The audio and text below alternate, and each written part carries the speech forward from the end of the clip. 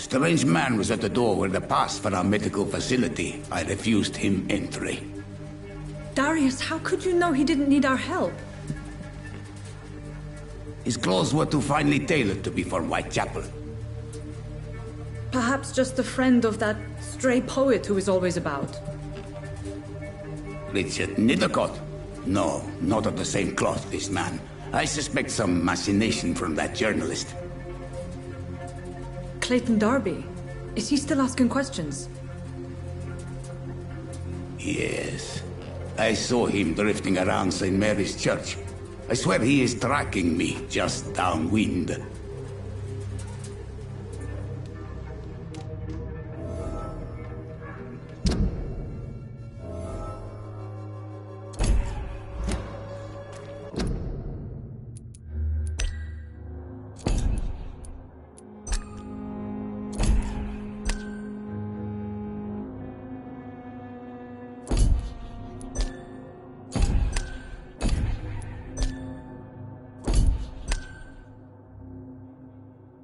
I must talk to that journalist or the poet. They must know about Darius. Nearby the church they just mentioned.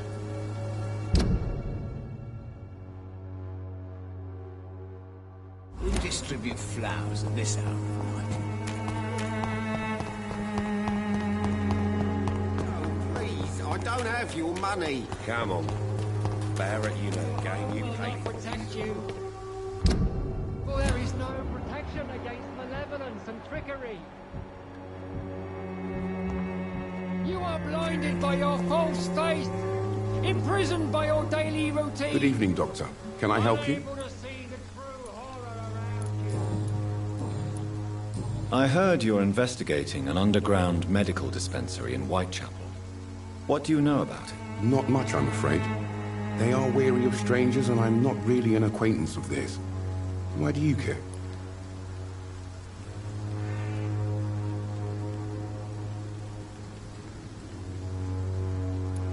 I'm afraid one of the nurses from the Pembroke Hospital may be involved with unsavory activities. Ah, could it be Dorothy Crane? Without a doubt, you are a damn fine journalist, Mr. Darby.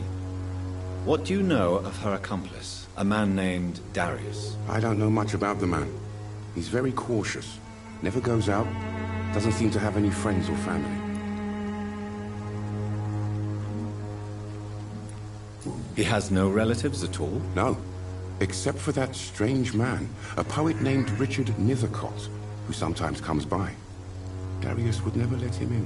Where can I find this Mr. Nethercott? He spends most of his time lurking around Whitechapel, talking to himself or declaring verses. These days, you can usually find him behind the church. He never goes out? No. A few days ago, he unexpectedly did. I followed him, but it was just a ruse to keep me away from his house. Really? How do you know? He went to the nearest mailbox, but just before posting his letter, he ripped it up and threw it away. Goodbye, Mr. Darby. Farewell.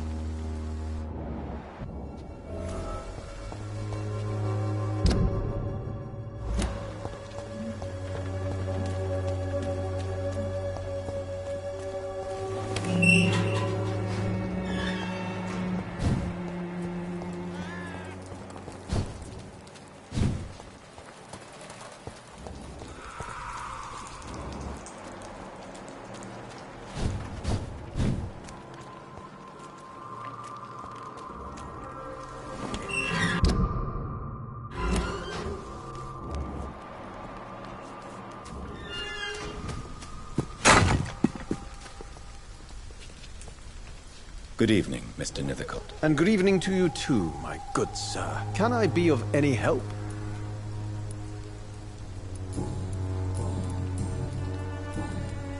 May I ask you a few questions about the district? Extraordinary part of town, is it not? I'll be glad to help you, if I can. I'm looking for Dorothy Crane, a nurse who lives in this vicinity. Dorothy Crane. Oh, I love the name.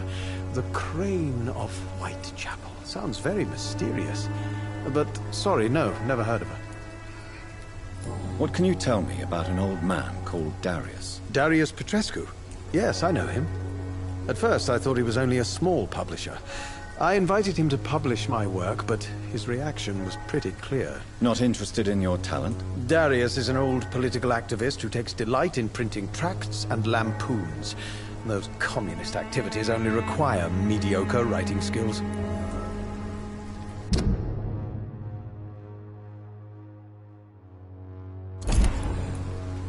I'll leave you alone, sir.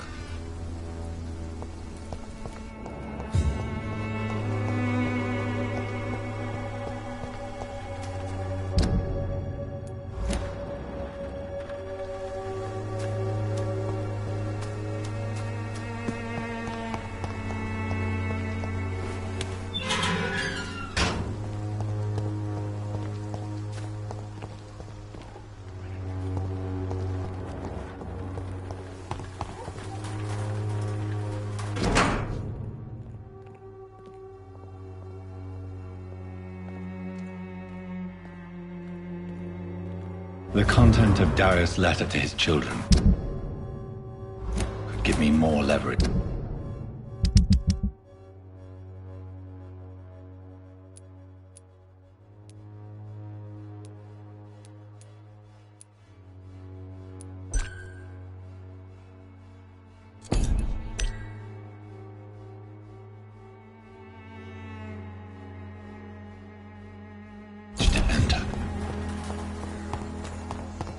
Darius is a bit less of a mystery now. It should not be that difficult to incite him to let me in.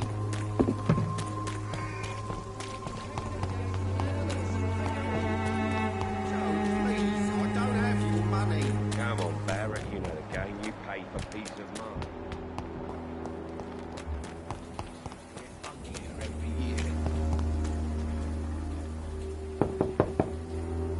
Mr. Petrescu, just 1 minute, please. You again? Go away. Sir, wait. Stop this nonsense. I know Nurse Crane is here. Shall we speak man to man, you and I? All right. Speak up. Don't you see we're on the same side? We fight to help the poor, sick, and abandoned. I'm nothing like you, Mr. Doctor. Yes, you are. You too believe in providing medical care without charge. You know what we have to sacrifice to make the world a better place. I have to admit your words have conviction. All right, I'll let you see Dorothea.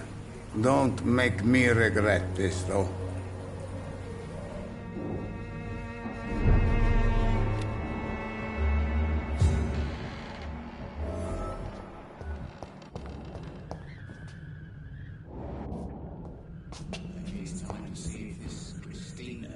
If you want to talk to Dorothea, you must go across the courtyard and take the stairs. We've not been formally introduced.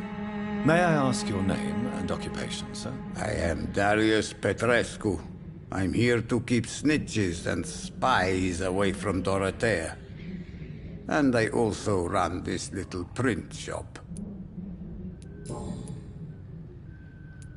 So Dorothy's real name is not Crane? Like myself and many people in this area, Dorothea is from occupied Romania. That's all you need to know. She seems important to the community. More than you can imagine. The West End does not want to hear of Whitechapel's misery.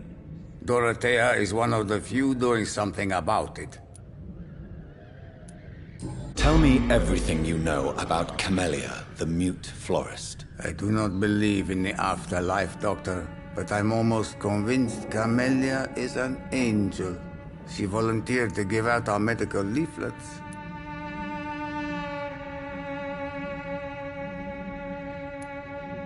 Are you not worried for her safety? She is as brave as she is tough, and clever, too.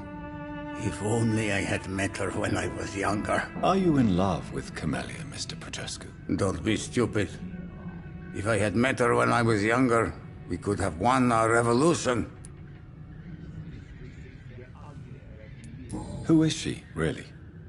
Do you know where she's from? She's not from around here, that's all we know. Camellia is not even her name.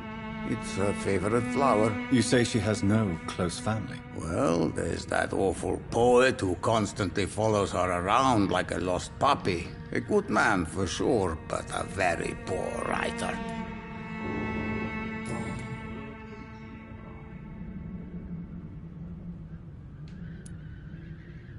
Tell me everything you know. I do not... Did you refuse to publish Richard Nethercott's previous works, Darius? Yes, his manuscript is as pompous as he is starched.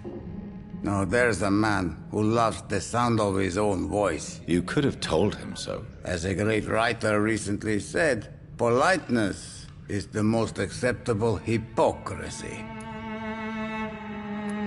I do...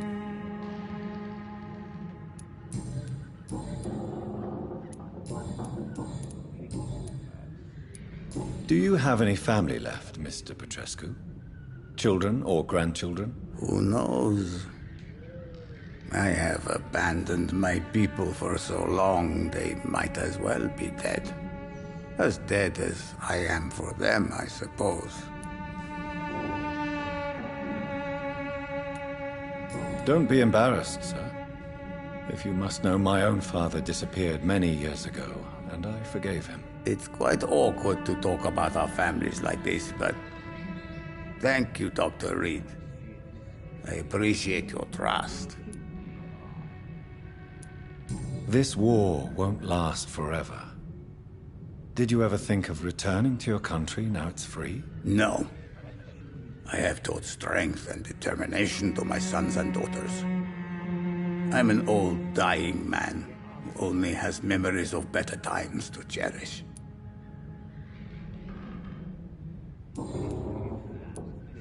How did you meet Nurse Crane, Darius?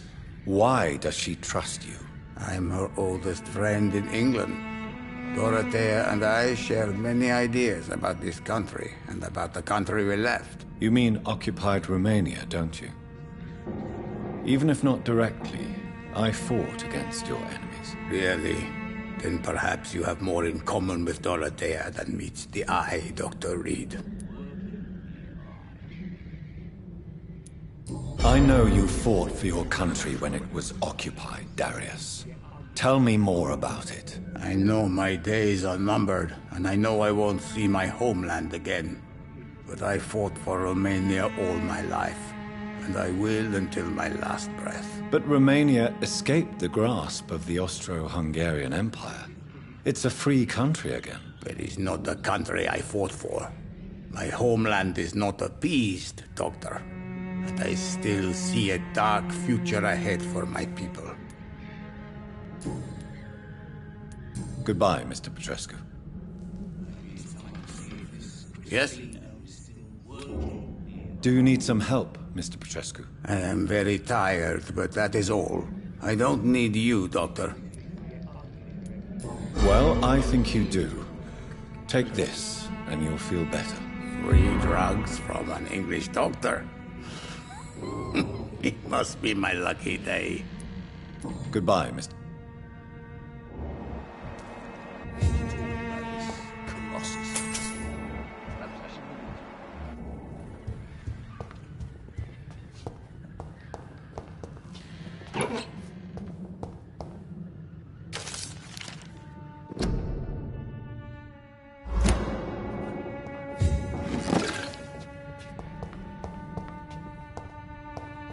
It's locked, all right.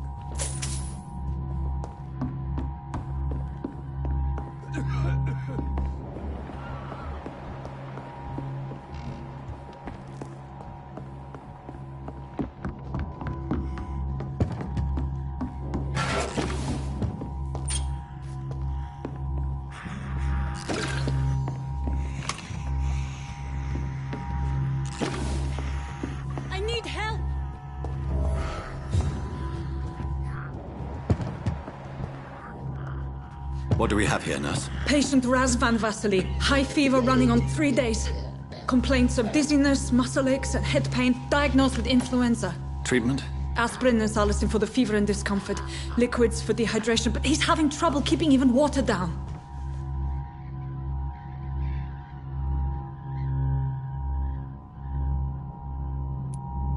Aspirin and salicin, you say? Why not some warm milk and a kiss on the cheek?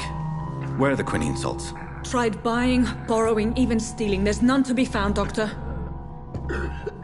He's not convulsing, he's choking. He's not getting any air. Scalpel! Hand me that scalpel! What can I do, Doctor?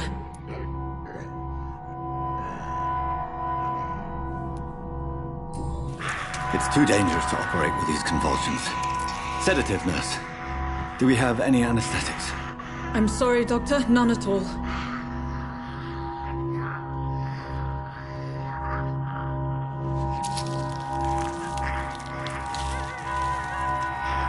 I need to perform a tracheostomy. Short pipe. That rubber tube will do. We're going to cut a passage for air through the neck. Yes, Doctor.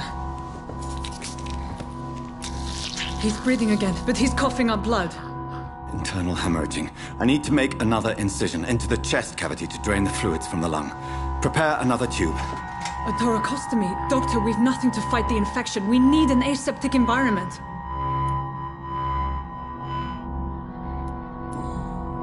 Right then, Nurse Crane. What do you suggest we do? I've no idea. I'm not the doctor. Time is of the essence. We need to perform a thoracic drain. Yes, Doctor.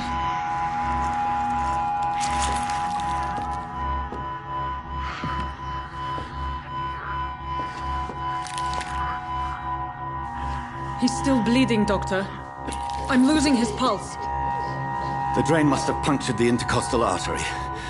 There's too much blood. Are you all right, Doctor? I can't see.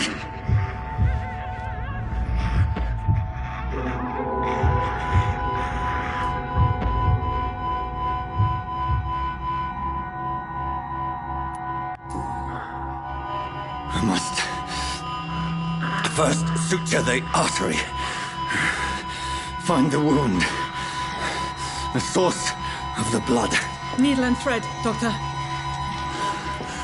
Good. The stitches are holding. How's he doing? We're losing him. We've lost his pulse. He's dying, Doctor.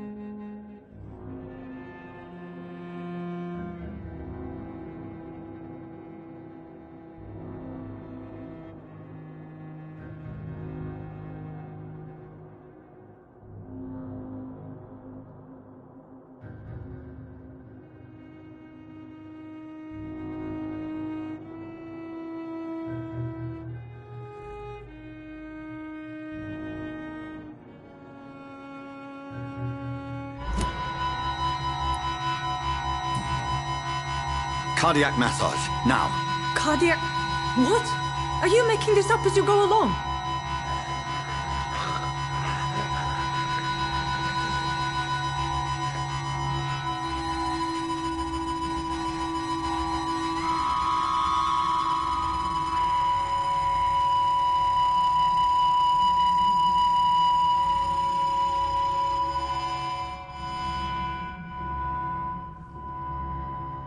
We've lost the pulse. He's gone, Doctor. Nurse, we did everything we could. Truly? Everything you could? Is that how you'll report this in your log? Is this how the war went? Piling up one poor corpse beside the next? This was not an influenza-induced seizure. I've never seen symptoms like these on the continent. Neither have I. But the previous symptoms leading up to this attack were the same, indistinguishable from the epidemic. No. There was something more vile in these reactions. Something primitive. There have been numerous reports of mental breakdowns caused by the fever that accompanies the flu itself, Doctor. Yes, but... I'd best take some samples of the blood for analysis.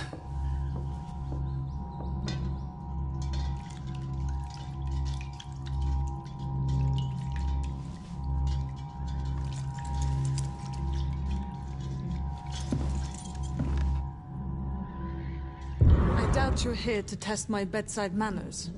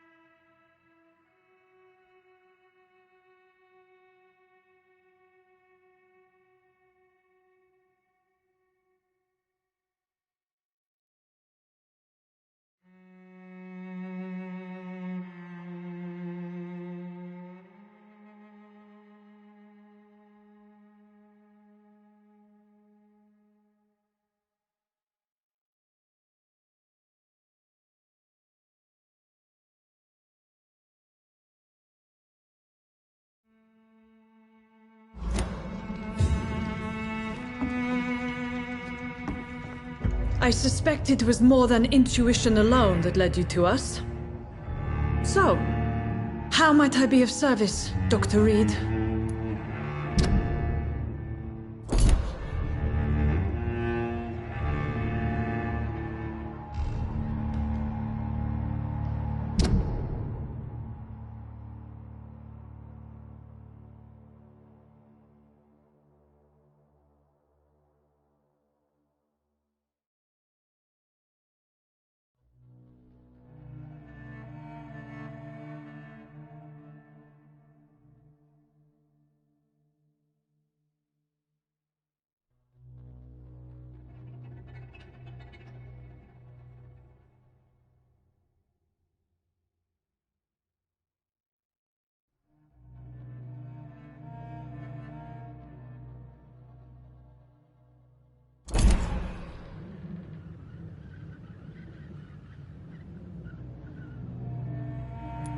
I've come to put an end to this insufferable blackmailing, Dorothy. Doctor, you think your warnings scare me? I've stolen and plied, blackmailed and lied, but what else am I to do? I'm all these people have.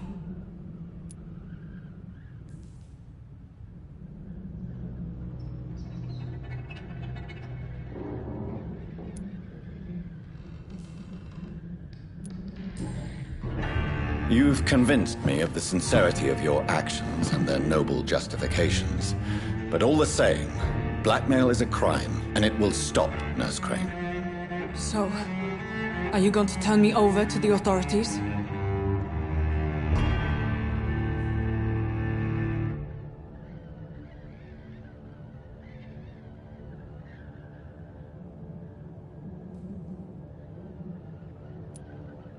Listen very carefully, Dorothy. You will erase from your memory everything you pretend to know about Lady Ashbury and Pembroke Hospital. Let that rich bitch off the hook over my dead Nurse body. Crane, enough.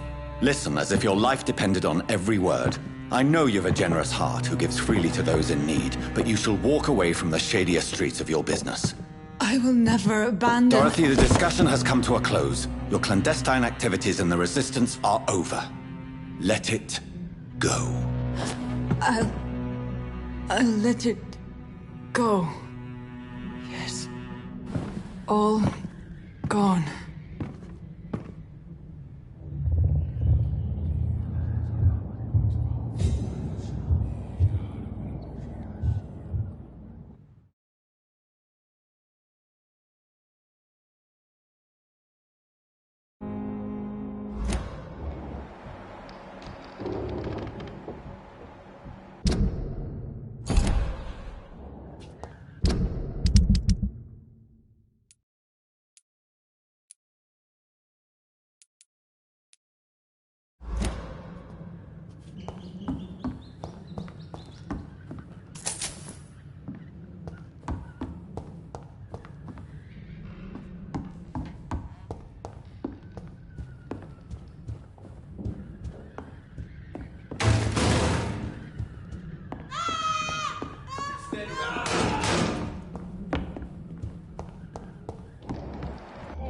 This one stinks already.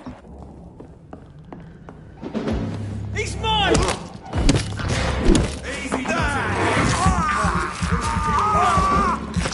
He's dead. Boom!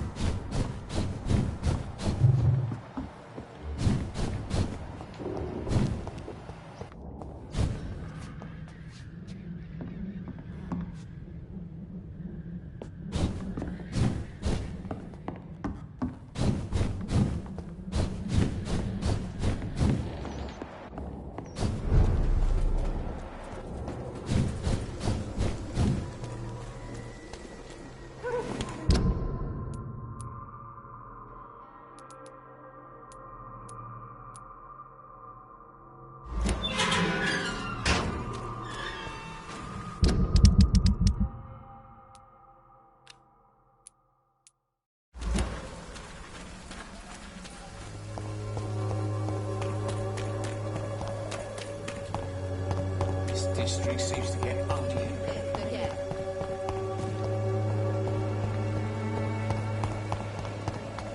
It's about to It's all a bloody joke to you. Yeah. Drugs for the sick and suffering. I want it done.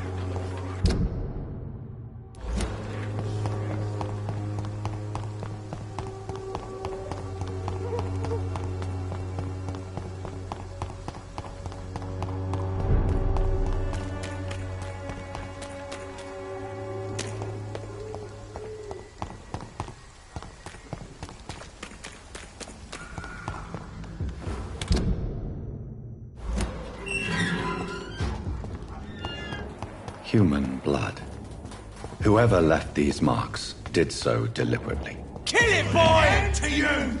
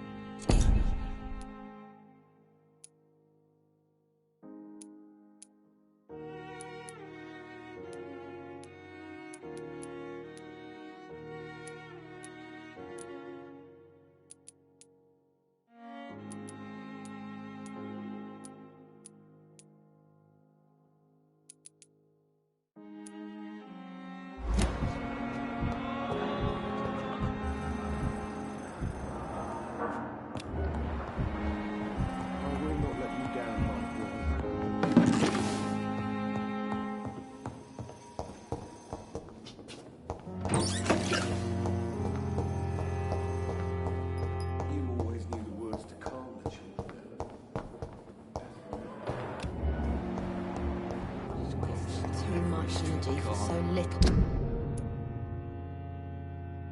result. The daily routine.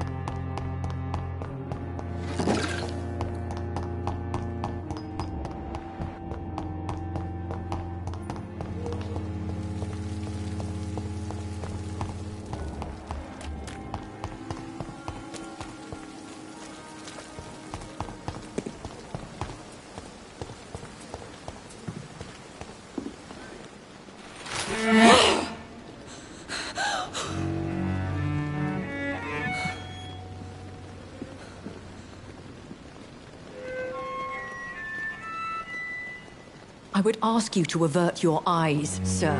Or did you not know it was rude to stare? I knew it. Speak up, Dr. Reed. I like a man who speaks his mind.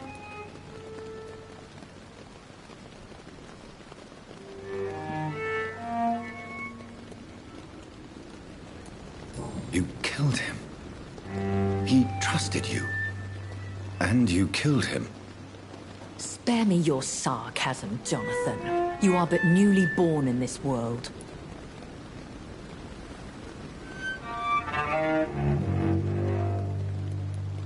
We are vampires. We live by leeching the blood from weaker prey. We are Darwin's next chapter. His cynical and perhaps ultimate expression. The situation is somewhat awkward nonetheless. I have not been observed sustaining myself for many decades. I have to say I'm a trifle embarrassed. Anyway, I have concluded my inquiries concerning your blackmailer. I see. Please excuse my agitated state. Under normal circumstances, I wouldn't let anyone see me in this condition. The case is closed, your ladyship. The person who took advantage of you has, shall we say, seen the error of her ways. So who was it? My lady, the blackmailer was dealt with using the utmost discretion. The culprit's identity is of no relevance. Thank you, Jonathan. That is exactly what I needed from you. You have proven your loyalty, so, as a friend, please accept this small token of my appreciation. Thank you, my lady. If you have an inclination to learn more about vampires or your current situation, I will be glad to aid you in your quest for knowledge.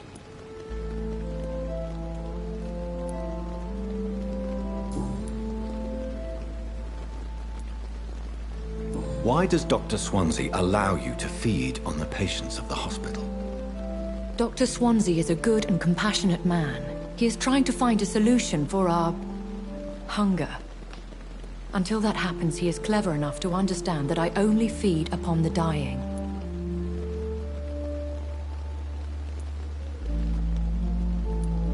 What do you know about this Brotherhood of St. Paul's Stole? The Brotherhood is well known amongst London vampire society. As long as our kind is discreet, and as long as they do not interfere, we have come to a mutual understanding. And no one suspected you of the murders? As you well know, suspicion has recently fallen on me of killing for pleasure. But you have my word, Jonathan. I take no pleasure in taking a life.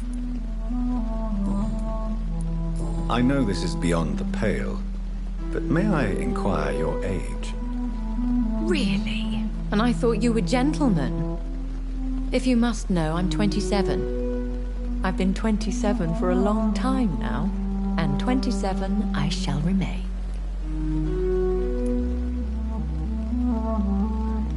Very well. But I believe there is more to this than you are saying. A lady has to have some secrets. And who bestowed upon you this eternal youth? My maker. He left this isle a long time ago. Why did you save me in the canning factory? I could hardly stand by and watch such a promising young blood as yourself be torn to shreds by some gutter scowl. William Bishop wasn't the vampire that created me then? No, Jonathan.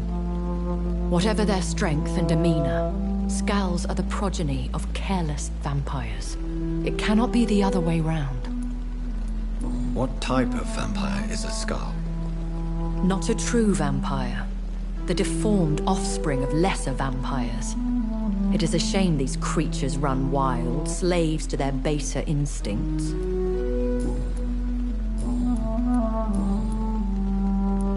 I've been away from London and England for 3 years. This isn't the city I remember. Things have gone from bad to worse here, Jonathan. I've lived in this city for a long time, and I've never seen it like this. The Spanish flu has hit London that bad? Yes, but it's not just that. I've heard things. Things I've not heard for a very, very long time. There are whispers in the shadows. Something far worse than the Spanish flu is here, in the city. What is it you fear? Fear has long since flown this form. But there is something malevolent circling us. I feel fear is merely waiting in the wings. When I awoke, changed, I was chased and attacked by vampire hunters. Prepared and well-trained. Though I can't be certain, more than likely it was the once glorious Guard of Priwen. Once glorious, but still dangerous. They have seen better days, but all fanatics are dangerous. You would be wise to stay clear. They are sworn to destroy our kind. You make them sound like some sort of cult. More a society. And like all the best ones, a secret society. I thought them almost gone, but it seemed they have been recruiting. Are there many vampires here in London? Immortals are of a rare breed, and we often tend to hide. But you may occasionally meet some of us at night. Do you know any of them? Have you an idea of the identity of the vampire who attacked me? You mean your maker? No, Jonathan, I have no clue. But I fear he or she is as careless as cruel. To let you discover your new condition by yourself. What do you mean? Every now and then, you may discover an immortal in the deep of the night. But we are a rare and reclusive breed. Our progeny is almost never accidental. Will they all be as affable as you, my lady? I do not see why not. But remember, even the shark smiles before he bites. That sounds like a lesson from experience. Vampire politics are as intricate and sometimes tedious as a game of chess in a gentleman's club. I've learned from experience it is best to decline to play.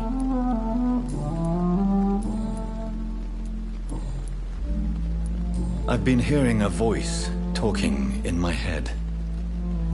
Is this some kind of insanity? It feels like the voice of the vampire that created me. Hush.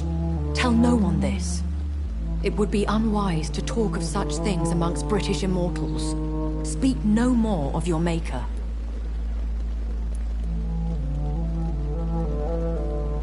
How could this cause offense? Only the powerful immortals can mentally call to their progeny. No vampire or hunter will sleep easy, knowing that an unidentified elder is stalking the streets of London.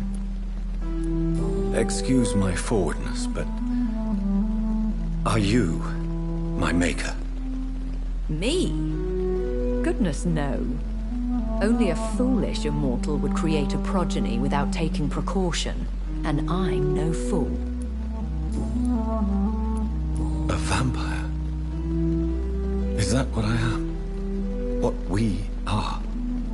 Such a crude word, defined by penny dreadfuls and drunken hacks. No. You are now an Ekon, and that you shall remain.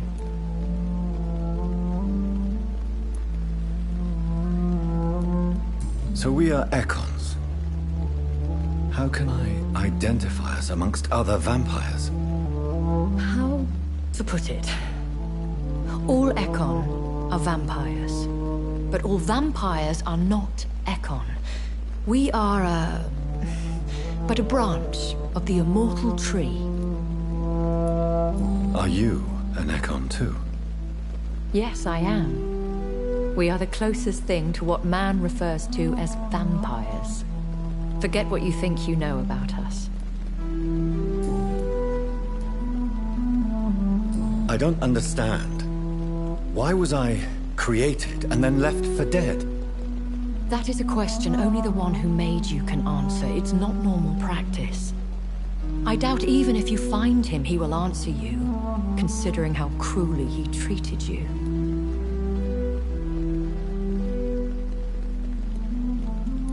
I'd like to avoid creating another vampire by mistake anyway. Tell me, how is it done? The process is dangerous. It could even kill your potential progeny. If you did decide to sire an offspring, they must drink of your blood, Jonathan. So me being a vampire could have been a mistake? I very much doubt it, Jonathan. Contrary to the legends, it is not as simple to make another vampire by just biting someone. I'd like to avoid creating... The process is dangerous. I'd like to avoid... The process is dangerous. It could even kill your potential progeny. If you did decide to sire an offspring, they must drink of your blood, Jonathan. I bid you farewell, for now, my lady. I must quickly analyze the blood I took from Nurse Crane's patient.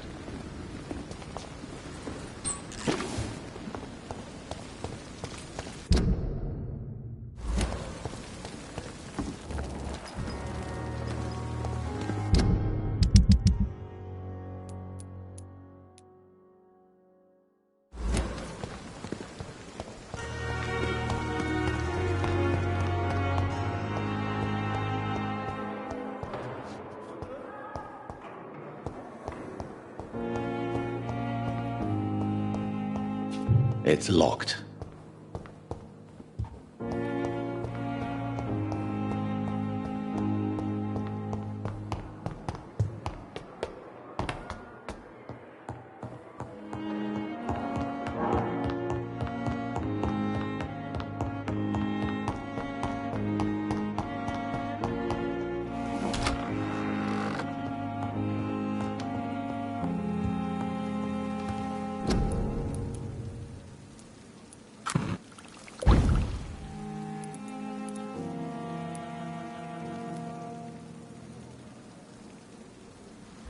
Razvan Vasily was infected by Spanish flu, but also has the highly unstable blood of the Scowls. Is the London vampire epidemic transmitted through the flu? I should talk to Dr. Swansea about it.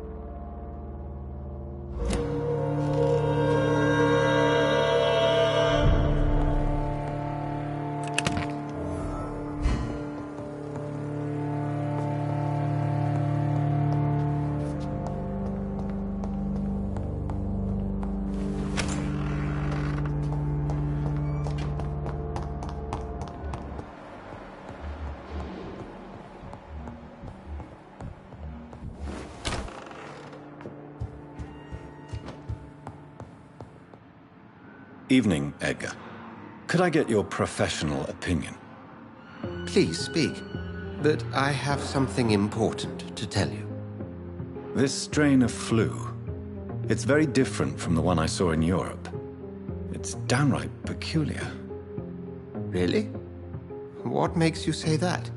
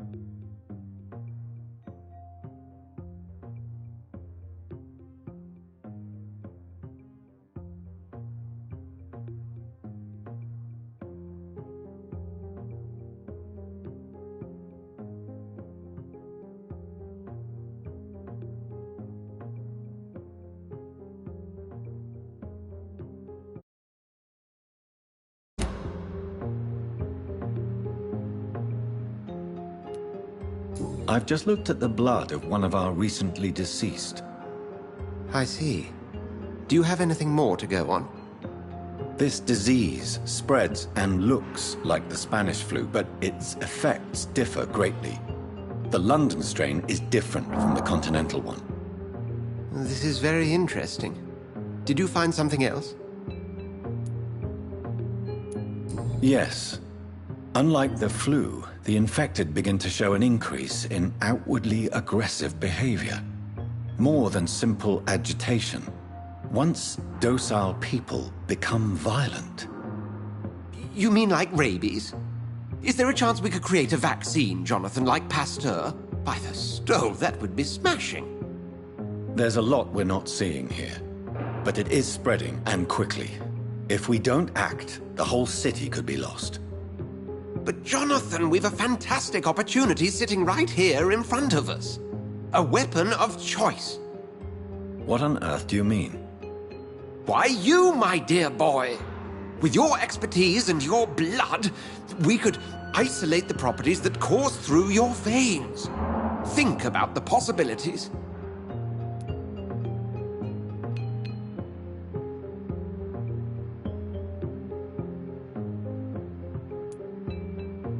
But the risk of infection using vampire blood could compound the situation.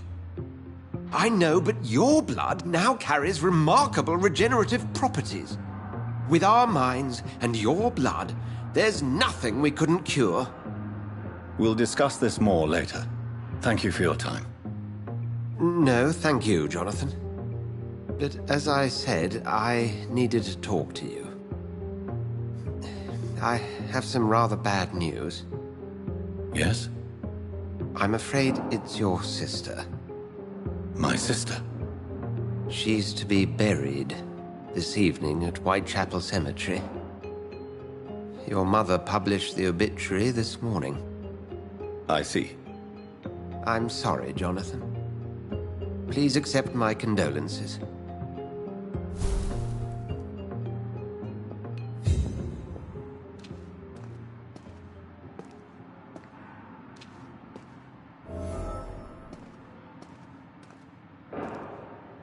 I need to talk to you. Please do.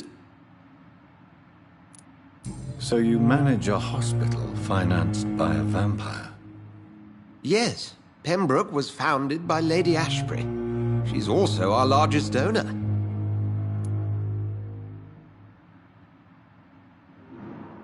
If I may inquire, how did you meet her? Well, Jonathan, she sought me out and offered me the position. It's been a very profitable partnership for both parties. A convenient yet expensive way to have a fresh supply of blood on hand, day and night, don't you think? All vampires drink blood by nature. Me, I praise the lady's exemplary moral fiber. Do you know anything about the vampire hunters in the East End? Without a doubt, it's the Guard of Prewen. Zealots to the last man. Where do they come from?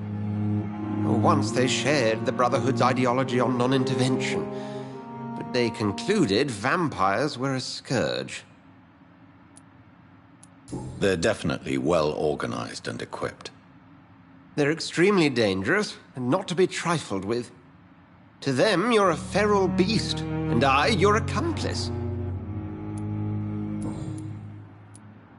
Nurse Crane will not be returning to Pembroke Hospital. Oh, really? Did something happen? She seems such a very capable woman.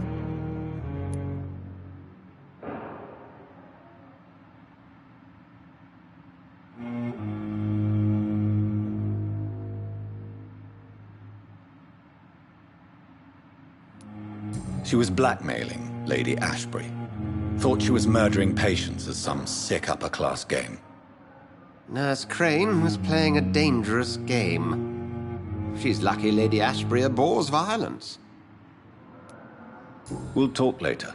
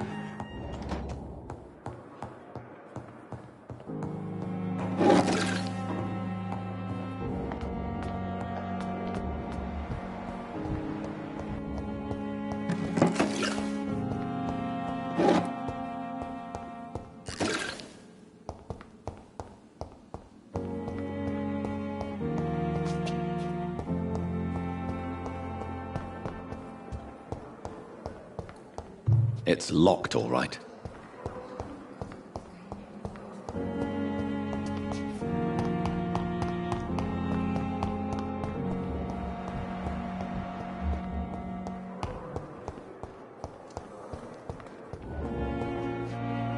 Good evening, nurse. Good evening. Goodbye.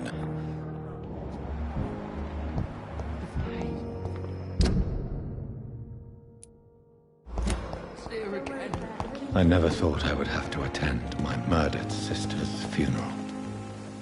Good evening. Good evening. I'd like... Why is your...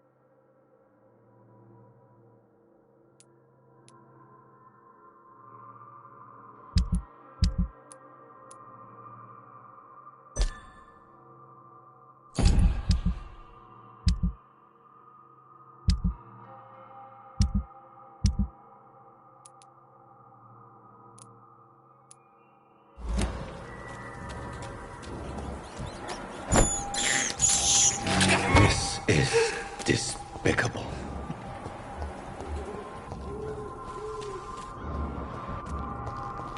It ain't you! Kill it! He's lost!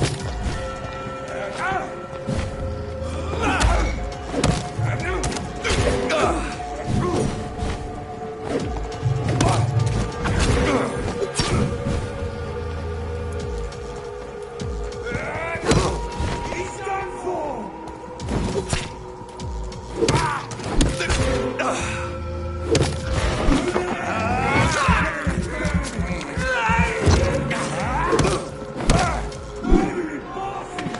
Filthy piece of shit!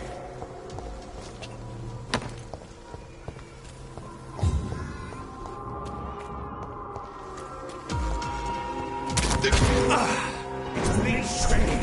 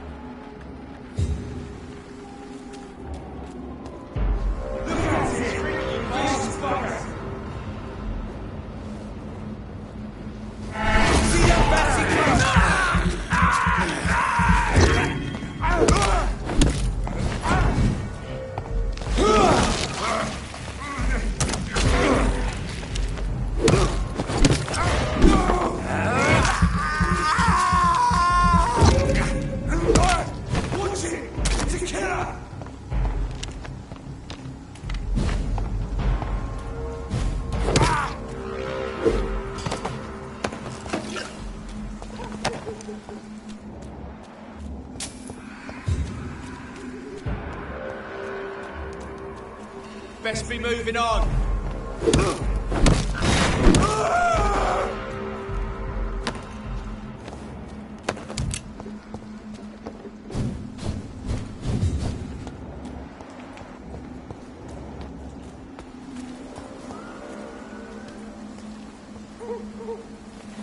My dear sister, I don't know if I have the strength.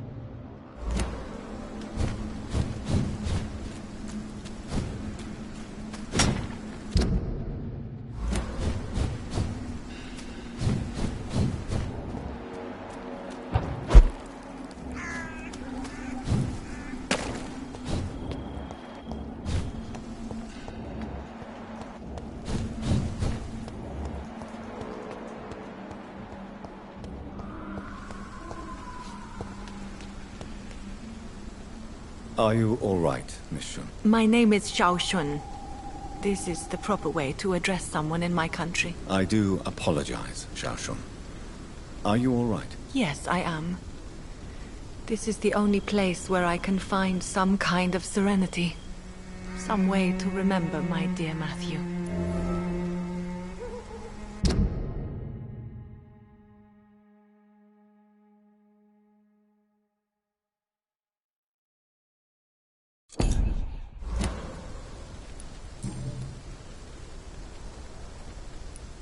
Are you on your own?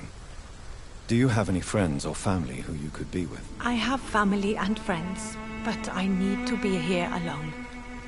One day maybe I'll go back to them, but not now. I need silence, and I need sadness.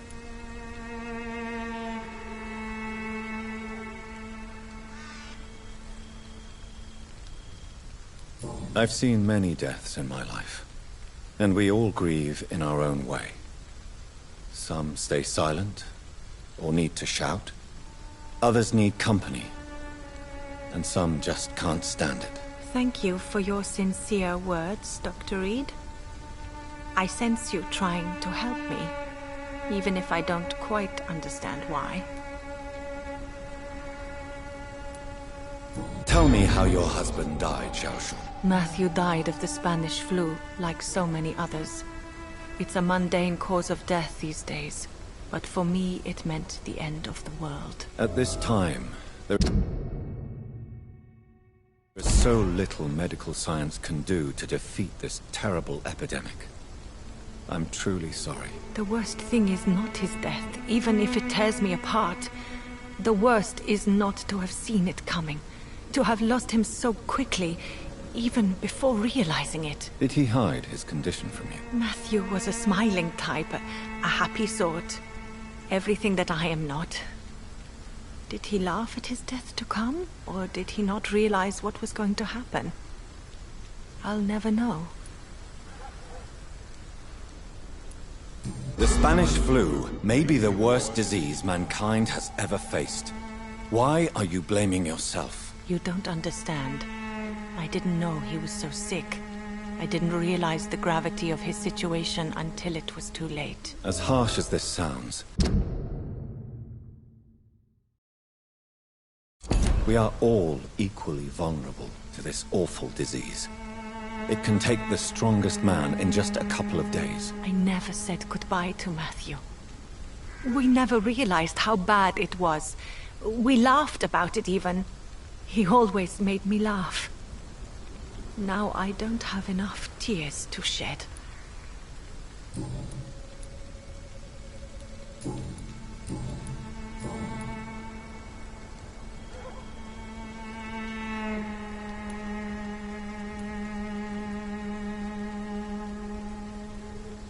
You realize you can't stay here forever, don't you? Eventually you'll have to leave the cemetery. Why? Why should I go? Since this is the only place I can find peace of mind.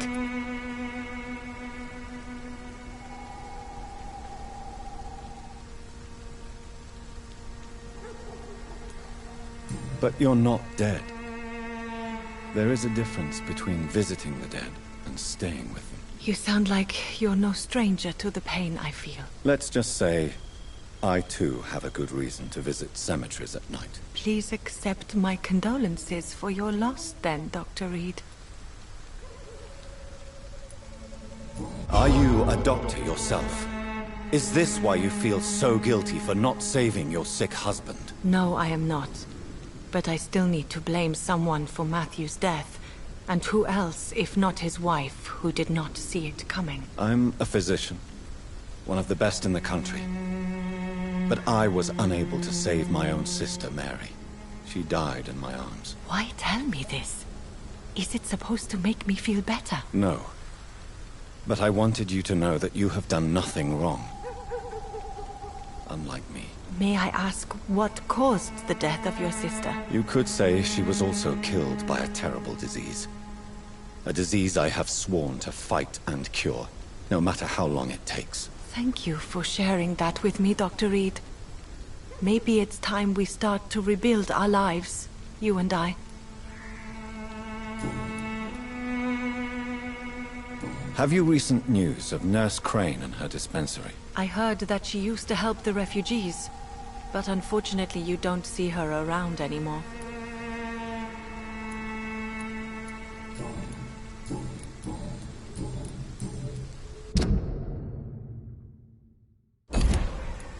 You should go home now. I think you're right. Cemeteries are for the dead, for they need silence too. Thank you for your honesty and your wisdom, Dr. Reed. Thank you for your company, Xiaoshun.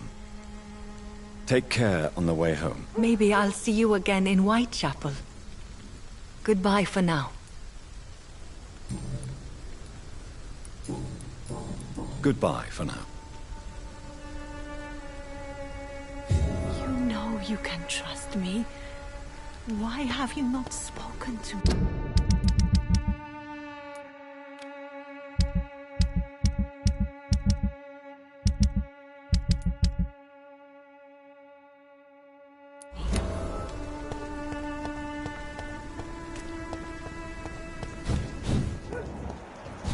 Since I can't reveal myself to my mother now, I must find a discreet spot to attend the ceremony.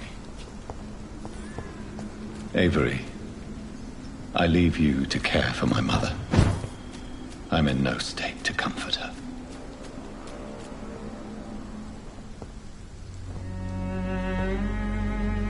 I am the resurrection and the life. He that believeth in me, though he were dead, yet shall he live. And whosoever liveth and believeth in me shall never die. We commend unto thy hands of mercy, most merciful Father, the soul of our sister departed, and we commit her body to the ground. Earth to earth, ashes to ashes, dust to dust.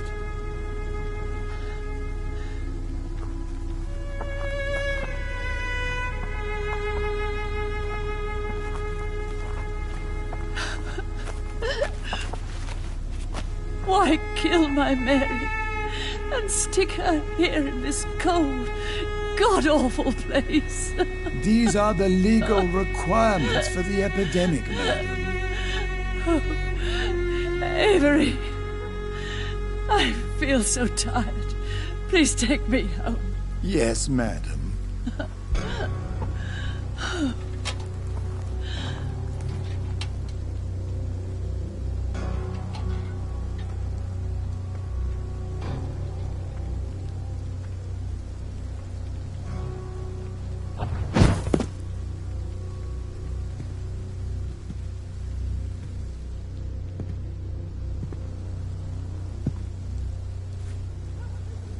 Oh, Mary.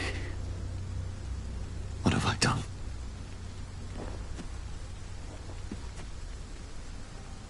If I could only change one thing. One thing. This is a nightmare. Jonathan, there is nothing you can do but accept it.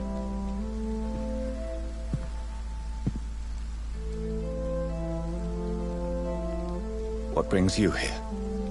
I thought you could use the company. I am so sorry for your loss, Jonathan.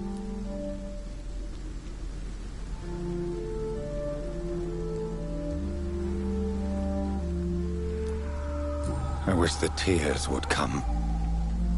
But I'm empty. And I feel a hypocrite.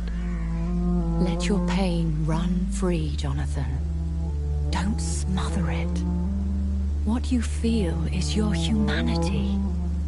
Don't be so quick to lose it. She had been scouring the most dangerous parts of London in search of me. And it led to her death. Jonathan, don't. I still hear her last thoughts. They echo in my head. Her mind shattered, and it haunts me. Jonathan, stop. Listen carefully. You must come to terms with this. You must learn to live with what happened.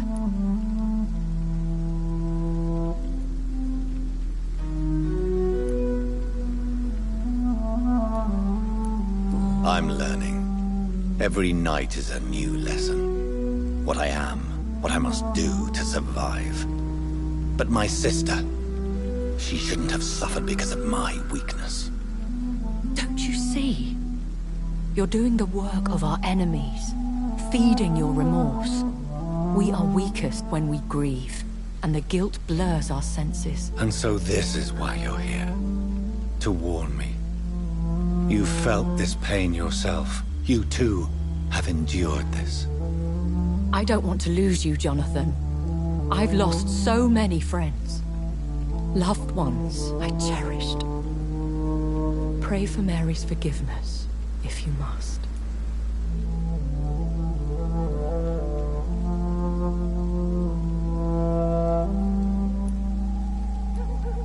You may be right. Of course. I've stared upon this world for centuries, and time has taught me to deal with guilt, if not erase it. What should I do then? St. Mary's Church is not far from here. Go there and make your peace. Find the solace you need. My lady wants me to confess. No, Jonathan. It's you who wants to confess, I think.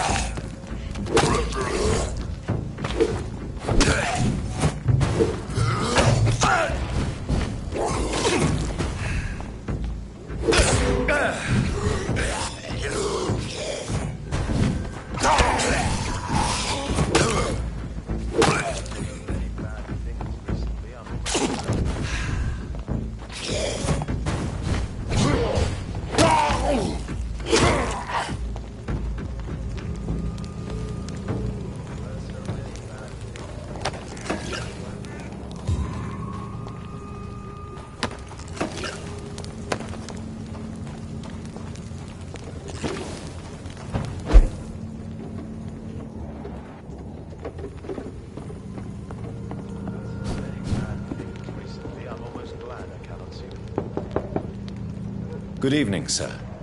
It's me again. Leave me alone, I say, whoever you are.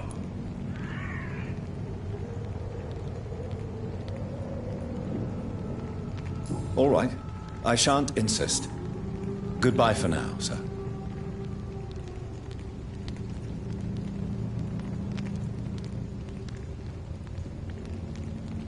I've heard so many bad things recently, I'm almost glad.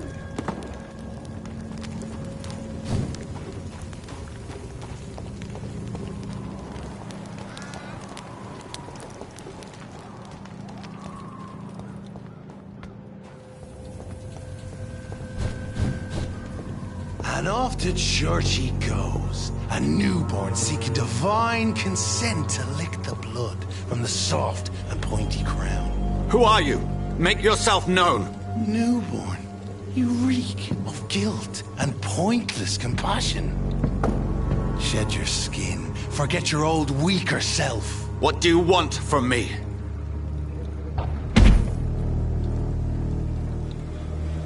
Ascalon does not approve of lone wolves who bring unwanted eyes to our pastures. So your name is Ascalon?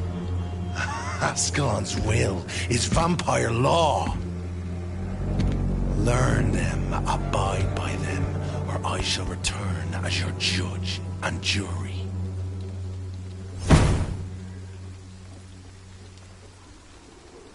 These immortals try my patience with their plans and unsolicited counsel.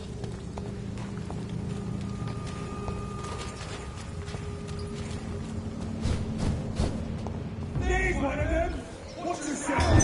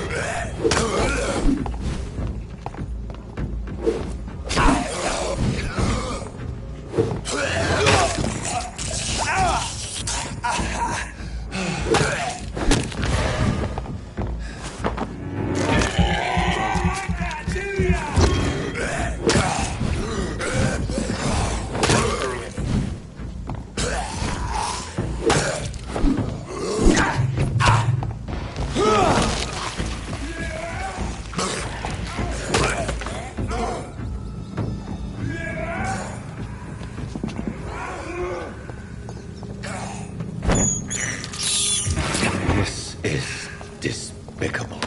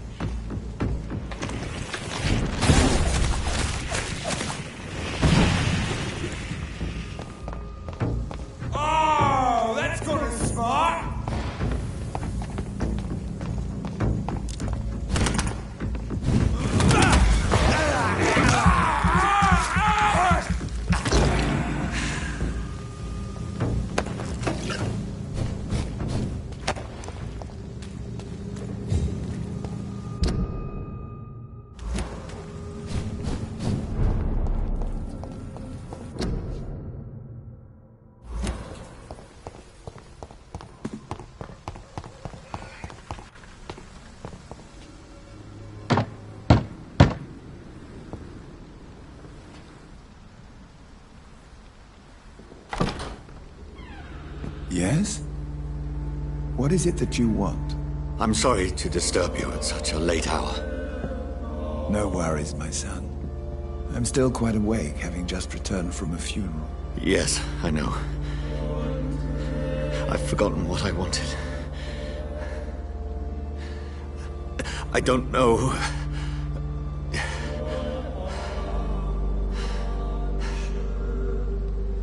May help you, child? You seem somewhat perturbed. I haven't the strength to cross the threshold.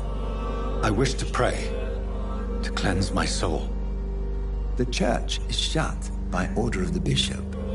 But I'm still the vicar of St. Mary's, if that is any use to you, my son.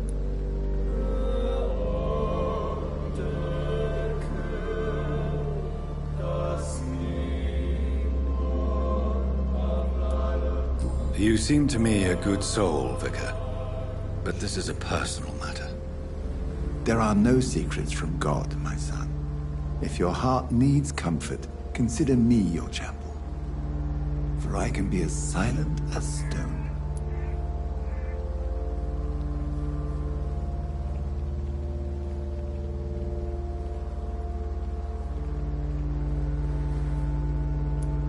I've words for one departed. They're not for living ears to hear. Your eyes burn with rage, yet I see the pain that lies beyond. I am here to lighten the burden of all God's creatures.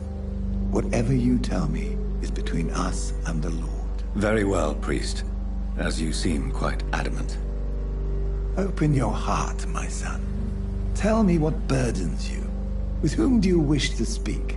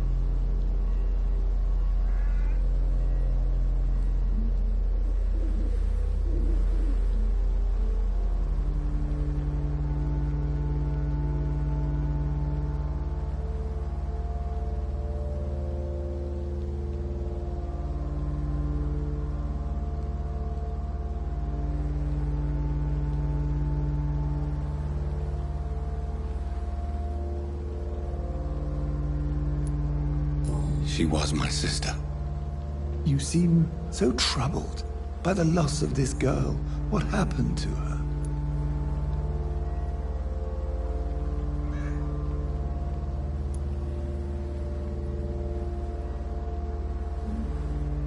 She was murdered. I see. And how are you feeling, my son?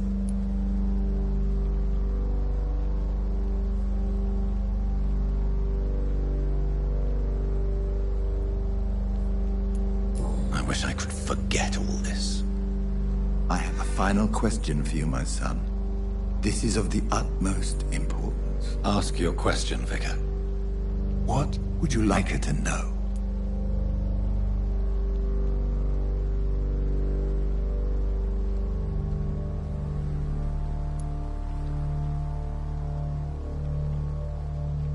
I killed you. There's no excuse. My dear Mary, forgive me. You have been heard, my son, and your burden will lighten if your words are sincere.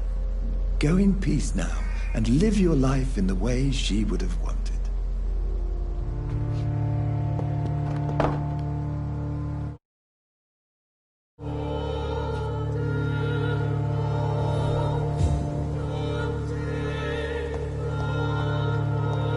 Whatever happened on this dock is between my sister and I. It does not concern God at all.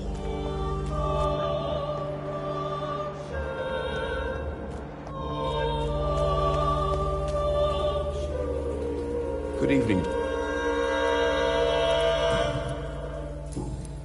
Have you any news of... It appears the dispensary is now a major source of contagion in Whitechapel.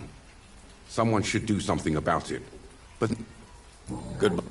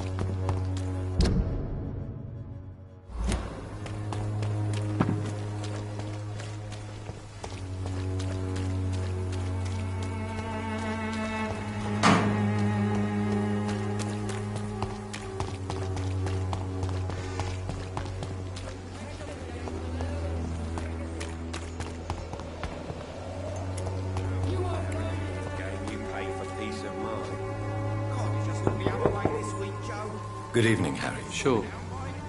Is there only pain and suffering in this world? So, I'm not have you... Nobody dares to enter the dispensary now. Rumours say the nurse has gone mad. Goodbye. Even my dreams are soaked with gloom.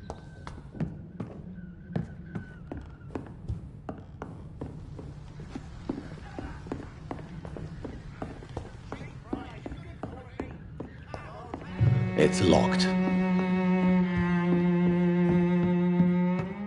Is there only pain and suffering in this world?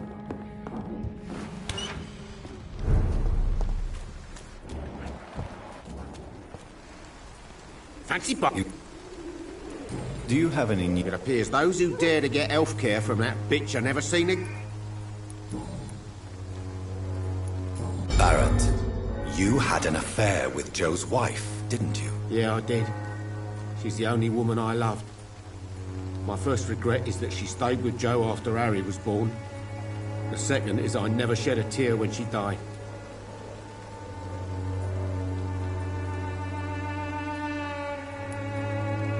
Do you mean you're Harry's father? No one will ever know for sure. And it's better that way. And I don't believe I'd have been all that bad as a dad. Did you ever try talking to Joe? Never. But I suspected he knew everything, even without knowing it. And he decided to make me pay in his own way. Right then.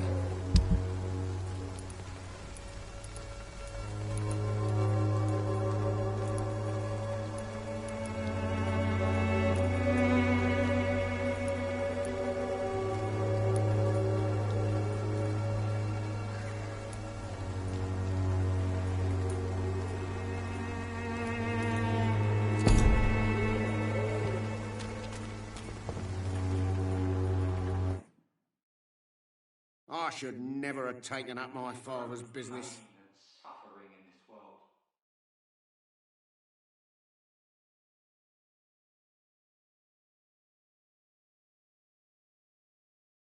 You again? What do you want this time?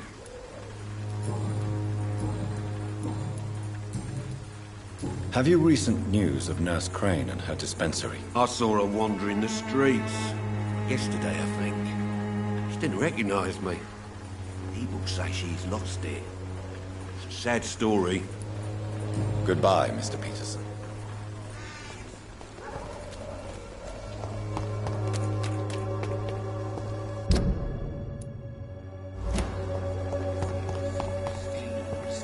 Working nearby. Mr. Bates. Evening. Have you... Not really.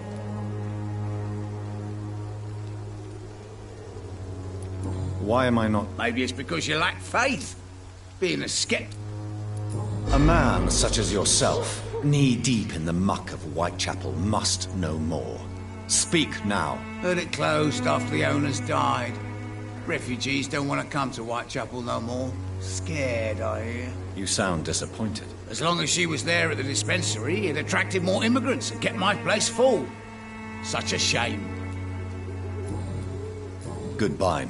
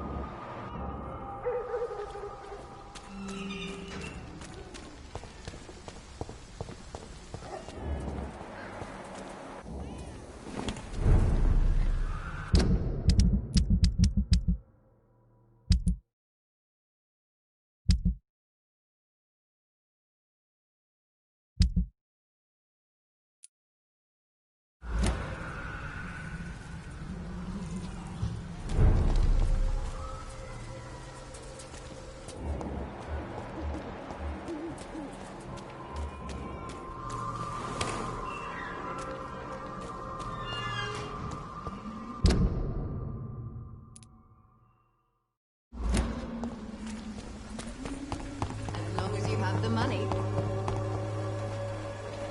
Good eve. Have you any? It seems her dispensary isn't so busy nowadays.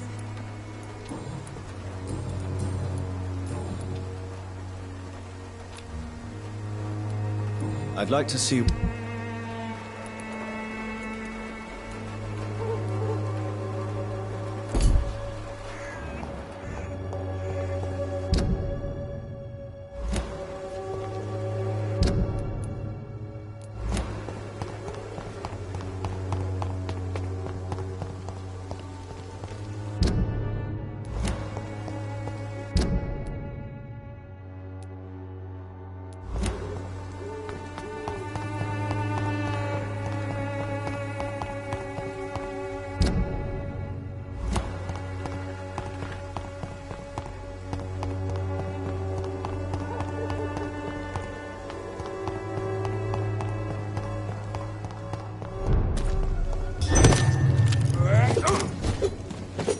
I shall fear no evil. You?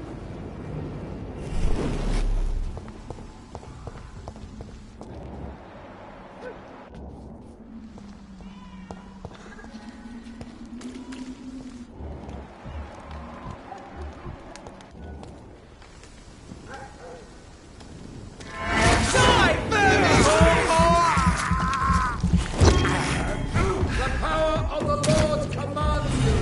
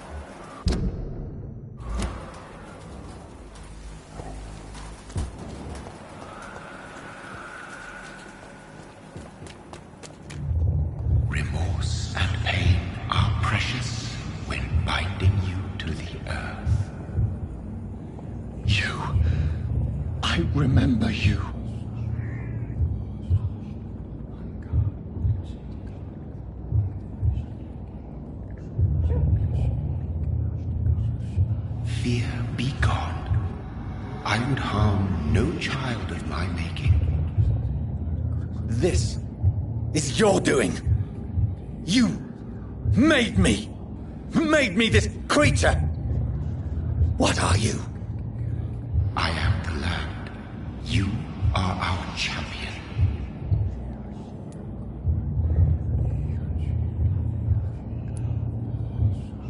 Riddles and rhymes. You took my life. Now you insult my mind. Be stilled, my child. I bring understanding. What is it you seek? This age is sickly. An ancient poison, an older rage, brewed in a cauldron newly forged. This has something to do with the epidemic. Seek truth, my champion. Defeat the serpent of knowing with iron spur.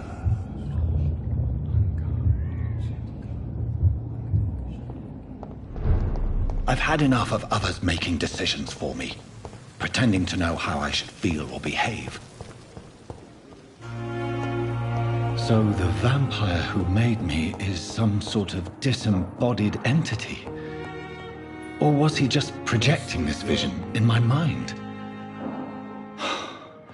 Maybe Edgar can... Good evening. I'm okay. I have to... Good evening, sir. Doctor.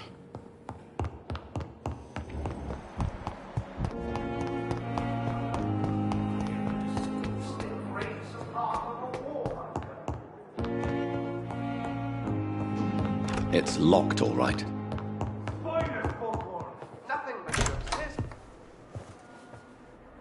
God protect us. You've got a leech in the hospital. Yes, my hospital. My mission is to heal while you go about warring. You've set the table for a snake. I wonder why there's venom in your food. I'm growing tired of your song. You're a woodsman, McCallum, not a doctor. Return to your hunt. Remember, I've a good nose for machinations. I can flare the scent at a mile. You can't hide from the god. Leave him, Jonathan. This is sacred ground. Neutral territory. And I just had the carpet cleaned.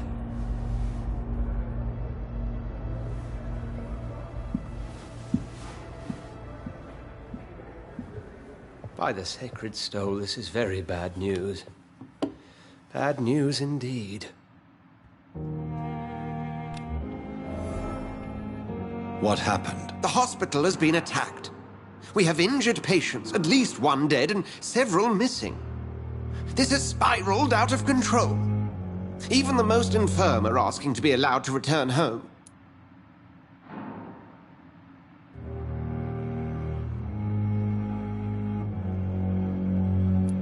We cannot have the people lose faith in this institution.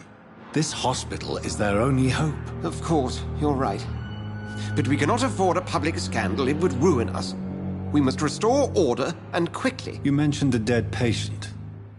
Who is he? She, Jonathan. She was Miss Harriet Jones. I found her room like a slaughterhouse. Blood everywhere. The duty nurse is taking care of the mess.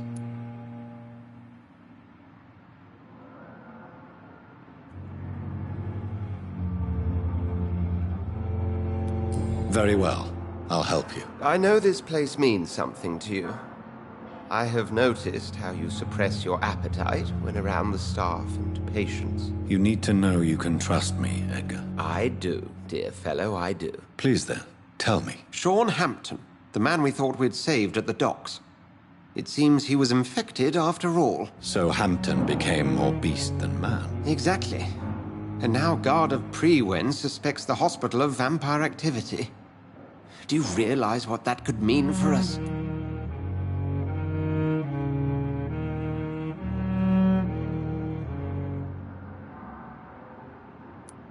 Rest assured, I will protect you. and your staff. McCullum is a fanatic.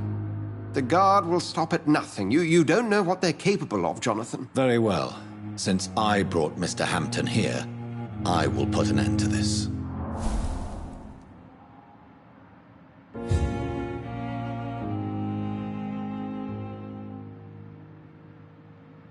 If you don't mind...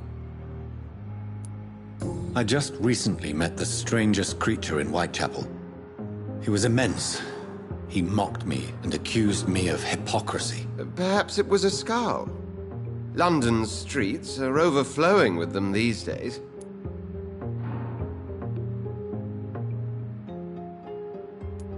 It was a vampire, all right. But what kind, I'm not sure. He was large and very fast. If you find anything more about this creature, the Brotherhood would greatly appreciate any information you could spare. He was observing me with the obvious intent to do me harm. His very presence evoked a palpable sense of menace. You need to be careful, Jonathan. You've no idea what this creature really is. I recently tried to enter a church. It has been a very unpleasant experience. The Brotherhood's research on the matter of faith and vampirism has proved somewhat insubstantial, to say the least. Is this proof that I'm cursed in the eyes of the divine? The wrath of the Almighty? There's no way of knowing. It could be subconscious guilt, or irrational fear, or deep-seated beliefs. It's hard to explain in terms of science, that's for sure. I'm sure Lady Ashbury will have far greater insight into this matter than little old me. What exactly happened here while I was absent? Hampton turned. Quite violently, as it happened. Lurking about. Attacked Miss Jones. To say he created quite a commotion would be an understatement.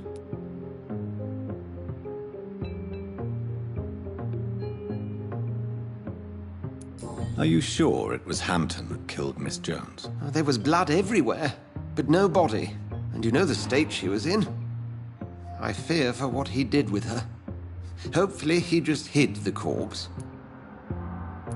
How did the Guard of Priwen come to hear of this? McCullum has spies everywhere. He will jump at any opportunity to disparage the Brotherhood and show his contempt. Who was that man in your office? Geoffrey McCullum, actual leader of the Guard of Priwen. I suspect he's the man behind the rebirth of this old and dusty society. They know I'm here now, don't they? I can guarantee one thing. The Guard of Priwen would never dare to attack the hospital while I'm in charge here. What do they hope to achieve? Their ultimate goal is the eradication of all vampires in the country. They see you as a threat to mankind, Jonathan. Thank you.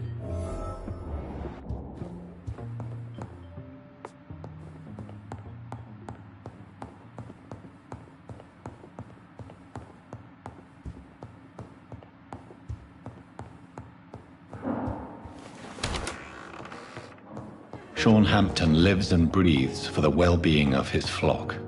There's no other place he would go but the docks. I wish I could be sick again.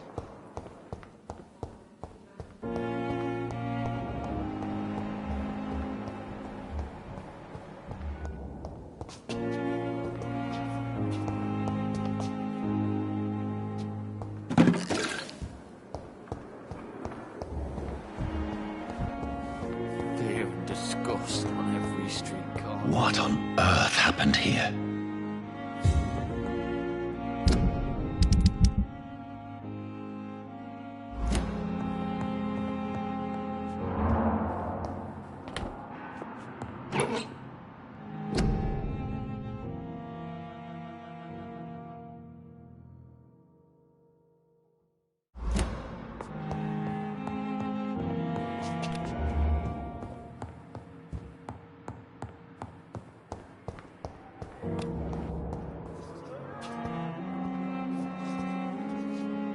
Good evening. Good evening, Doc.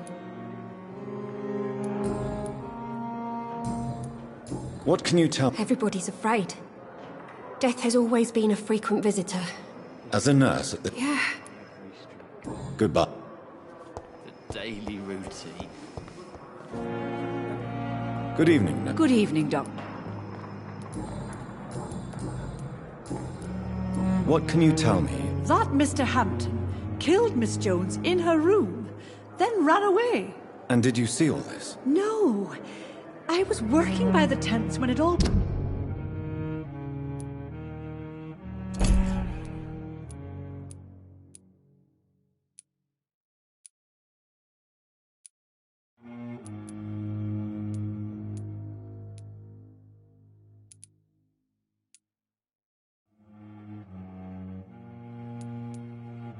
happened.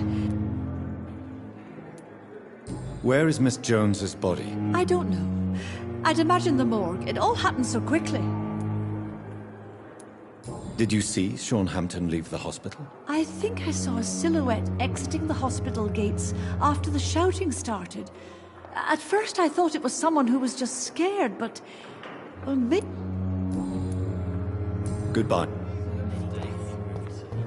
And what of my own life? Good evening. Is... But I can... I'll...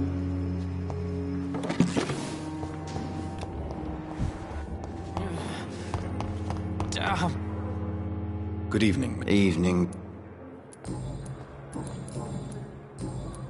Can you tell... Before the shouts and the noises, I think I heard whispers coming from the stairs. 2 voices, maybe more. Did you recognize the voices? What did they say? I couldn't hear. Sounded like they were arguing or something. Goodbye. Fear and disgust on every street corner. Daily routine.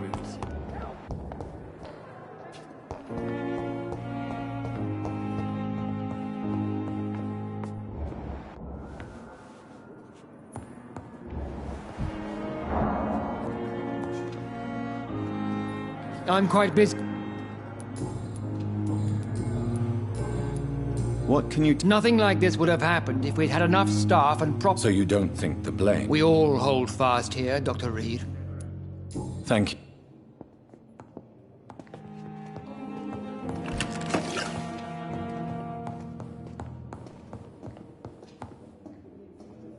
Good evening, Doctor. And good evening to you. Can you tell me anything about the recent commotion in the hospital? I'm sure it was not your fault, Dr. Reed. My fault? What do you mean? Oh, nothing. It's just... I heard it was you who brought the murderer inside our walls.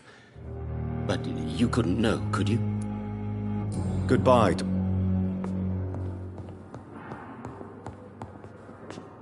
Good evening. Good evening, Doctor. Please. I heard Miss... Do you know? Not sure. Goodbye. You always knew the words to calm the children, Helen. As for me... Good evening. What can you... It's a disgrace. How on earth can patient... Goodbye.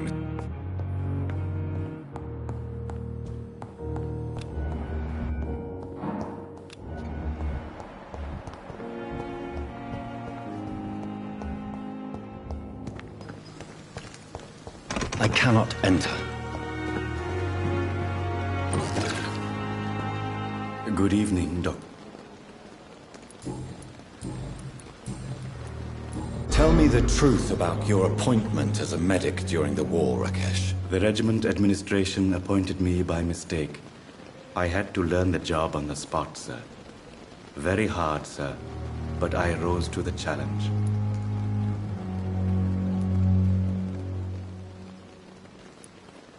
You can't impersonate a doctor. You can't improvise a medical education. People could die at your hands. You're absolutely right, sir.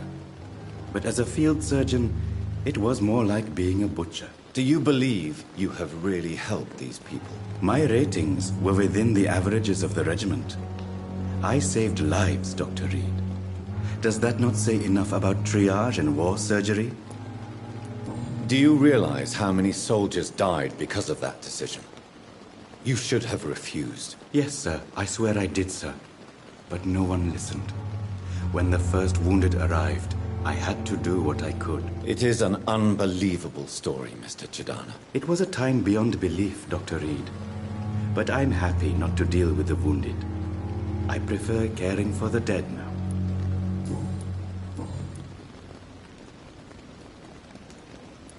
Can you tell me anything? Oh, goodness me. This whole story is such a shame, sir. I have no idea how it happened. What are you talking about? Poor Miss Jones. Her body is missing. Someone stole it. Miss Jones's body has gone missing? Yes. The body was brought here this morning. And now it's gone. Who could have That's exactly what I asked myself for the whole day. Who could do such a thing? These are terrible and shameful times, Dr. Reed. Please show me what you have to sell. Of course. It's just...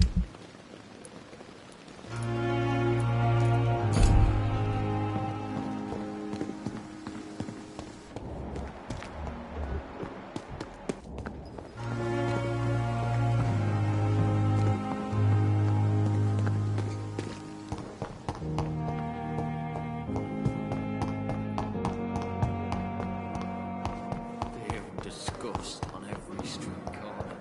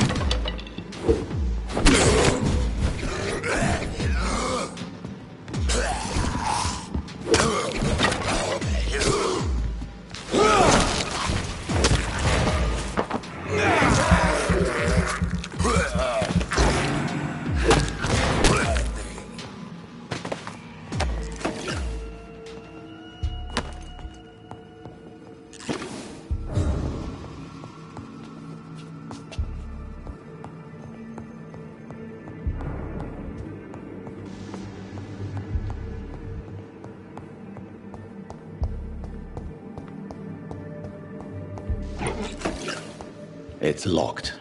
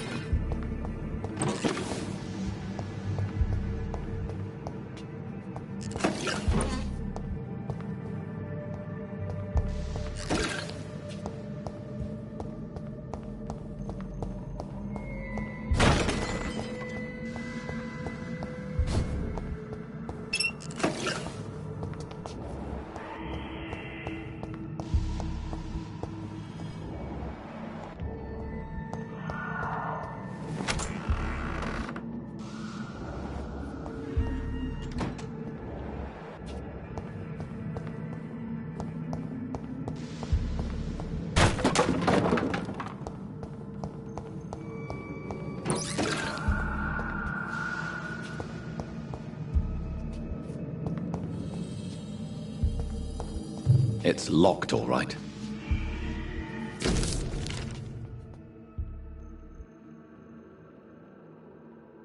Mr. Connor's injuries don't match the report. I'd bet to look into this.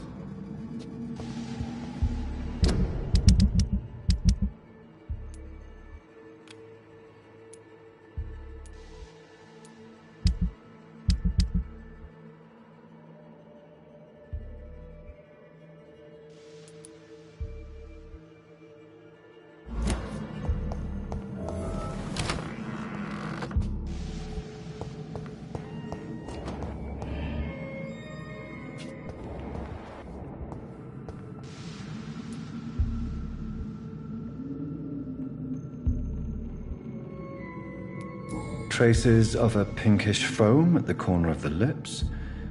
Some sort of drug overdose, perhaps? The chest was originally open to perform the operation. The sutures are clean, but the chest has been reopened. Multiple abrasions and scarring on the arms and legs. Old and distinctive injuries of a sailor or a fisherman. A puncture over the left lung, possibly a chest tube insertion. Not the cleanest work, but I think it was successful. Signs of internal bleeding. So, Dr. Tippett's anesthetics were incorrectly dosed, causing the patient's death. And then he tried to operate on him again. Tippett has made an egregious error. It's time we talked.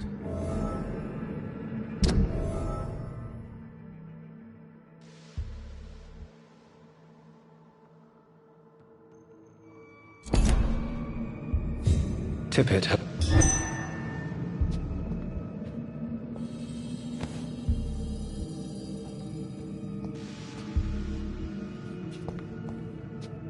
It's locked.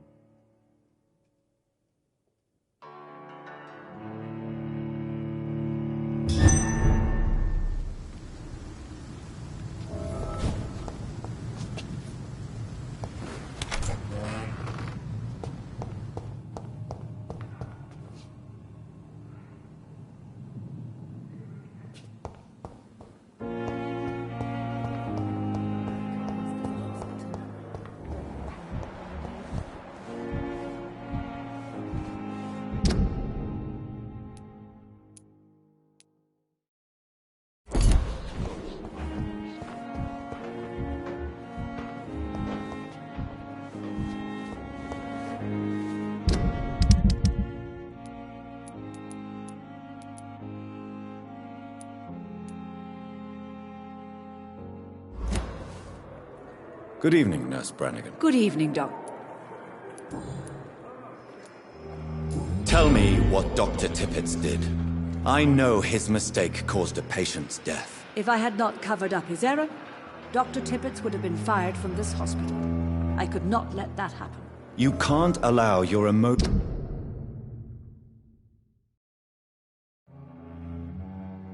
to dictate your conduct concerning patients, Nurse Brannigan. Look around you, Dr. Reed. Do you really think we can afford to lose a brilliant practitioner like Dr. Tippett's in our situation?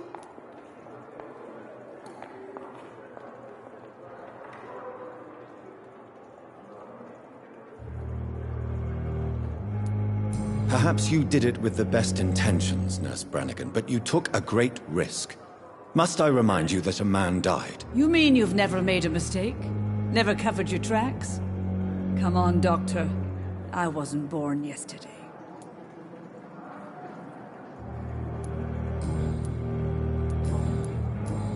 Goodbye now.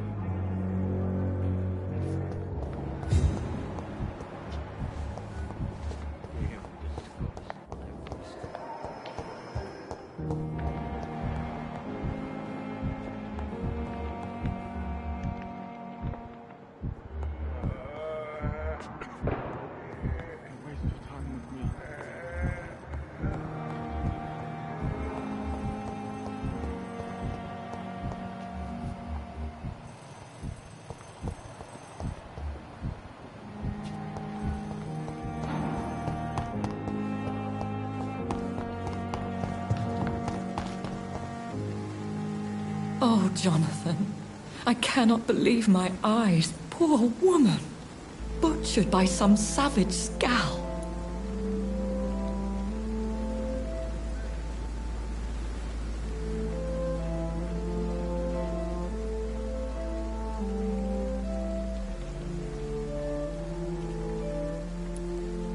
Yes, and I'm afraid I'm at least partially responsible. The man, the scowl, I brought him here. Jonathan, how could you say such a thing? Forgive me if I feel despondent, for there seems to be no end to the suffering and death that surrounds us. I'm always here for you, Jonathan.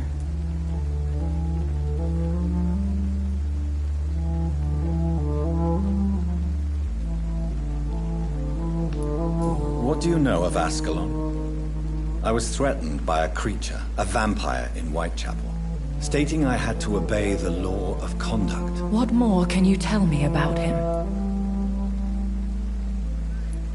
He was bigger than a man. Huge, in fact.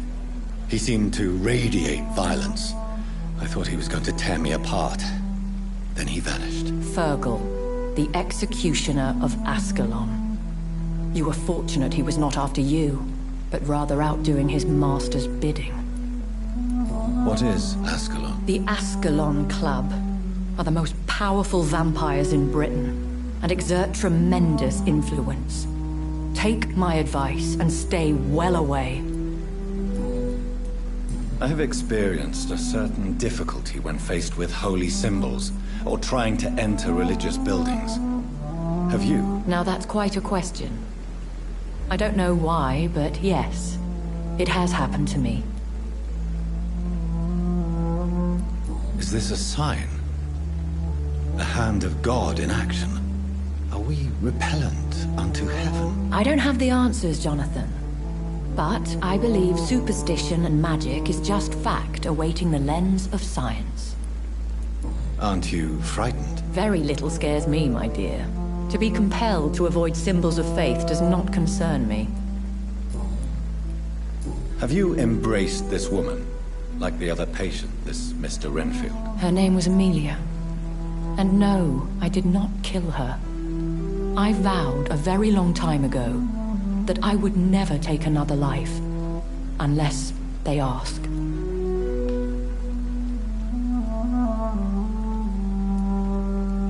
Is there sufficient vitality in the blood of the sick and dying patients? Yes, Jonathan. The hunger gnaws at me every waking hour. Frankly, I'm starving. Temptation surrounds us. Rich, vital.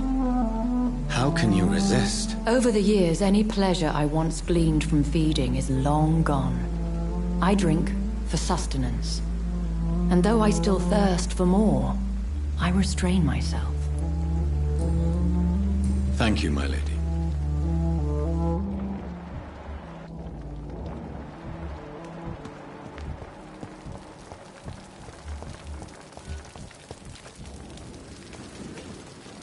Good evening, Doctor. Dr. Reed, any good... Corcoran, I want you to tell me about Mr. Connor. How did he die? What happened? He was my patient. He died because of my mistake. That's the blunt truth. What was the nature of the mistake? It was a twofold error. My diagnosis was wrong, and the administered dosage was too strong. Who was this patient? I don't know. Some sick man from the docks, maybe a fisherman. I had no time to talk with him. No one claimed a body. Why not stop practicing? Are you mad? I killed that man, I admit it, and it won't happen again. I have saved so many lives since then.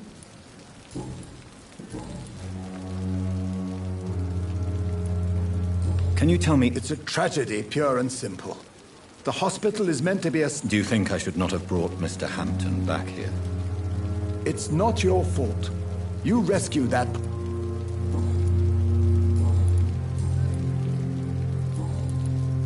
I will cover for you, Dr. Tibbets, by keeping what happened to Mr. Connor to myself. I don't know what to say, actually. I can't exactly force you to become my accomplice. You didn't force me. This is my decision to make. I believe you're still of use to the hospital, considering the situation. Then I can make you this promise. As soon as the epidemic is eradicated, I will resign.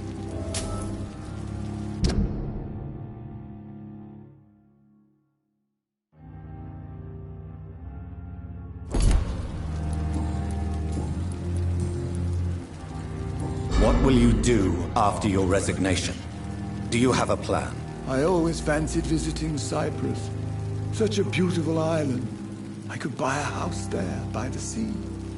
Read poetry and wait for death. Goodbye, Dr. Tibbet.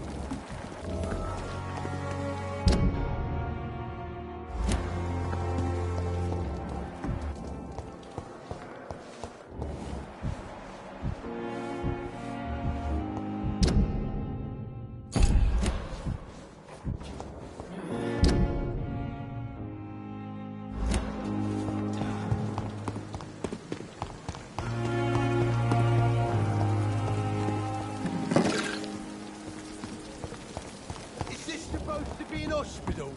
A pigsty would smell better.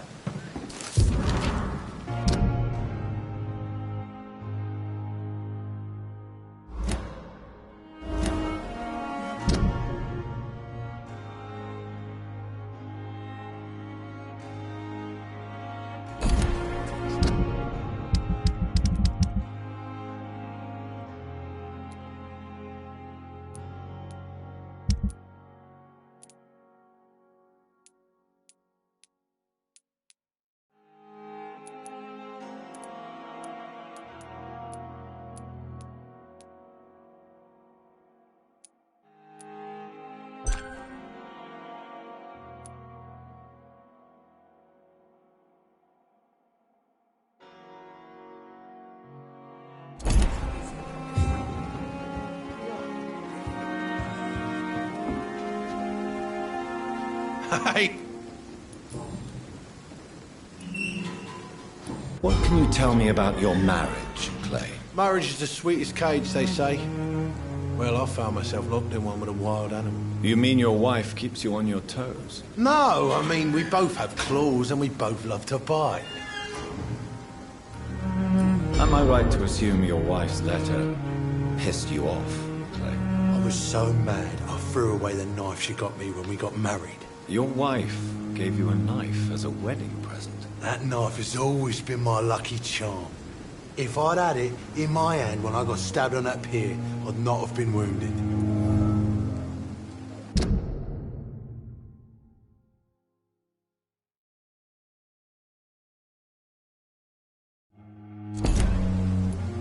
A lucky charm? I never would have... We all have our flaws, Doc.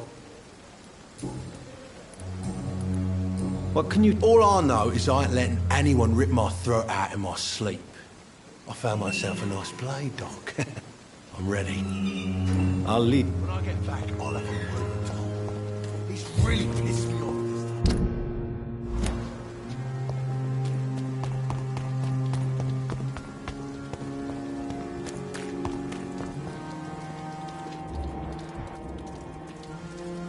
Hello again. Yes. Do you need medical attention? Don't get me wrong, sir. I'm grateful for what you've done, but I've never felt comfortable with doctors. I'm certain you have your reasons. But let me assure you, I'm not like other doctors you may have consulted with. It is true. You risked your life to save me, after all. It would be impolite to refuse your counsel. Mr. Thatcher, do you have a job? No. Since I came back from the war, I spent most of my time and energy just trying to forget. I understand what you mean. I was a soldier too. No. Nobody can truly understand what I've gone through. Why were you locked in that sewer? What happened? I went by the canal after an argument with a friend. Got chased by these fucking wankers and had to barricade myself in, despite my claustrophobia. Why did you run? What was the reason for your argument? Newton wanted me to go to a hospital. I can't stand being closed in. Makes me feel like I'm suffocating. Tell me about your claustrophobia. Has anyone given you an official diagnosis? That's what the bloody doctor said. But I don't want to go to a hospital to get checked again. I'll deal with it my own way.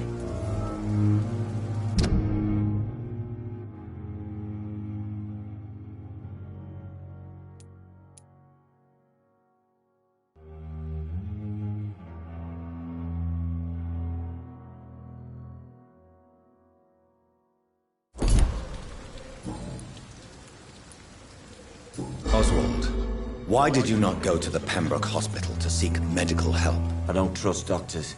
All they care about was their careers and processes. I won't be locked in any room again by anyone. Your fear of being trapped is not going to go away by itself. You need professional help. I've seen enough butchers in white coats to last a lifetime. Hospitals reek of chemicals and death. What I need is fresh air. Do you want to talk about why you have this fear of being enclosed, Mr. Thatcher? No, I really don't. An irrational fear like yours is usually rooted in a specific event. Perhaps it would help to talk about it. Well, Doctor, take a guess then, if you're so interested in my case.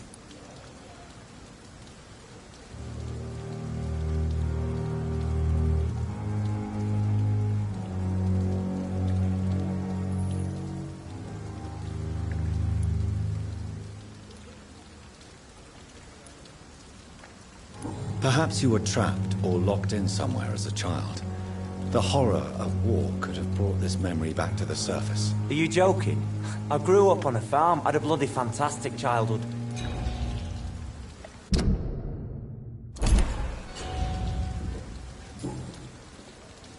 Goodbye.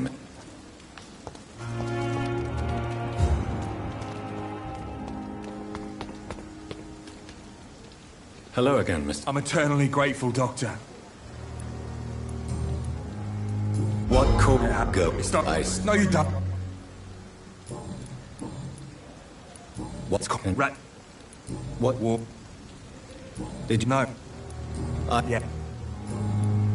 You are... I'm not... Could you... Goodbye.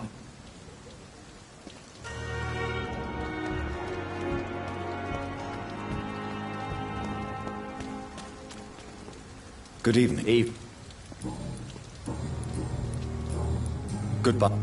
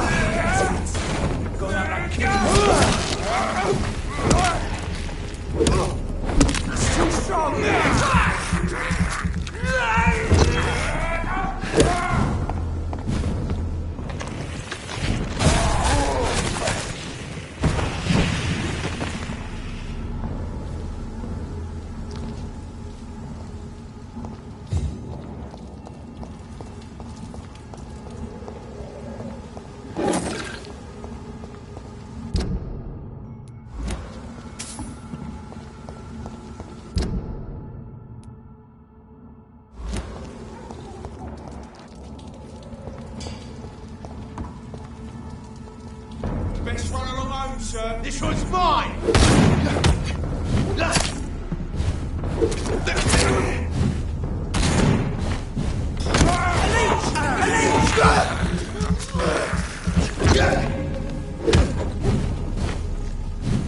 Clever fucking beasts.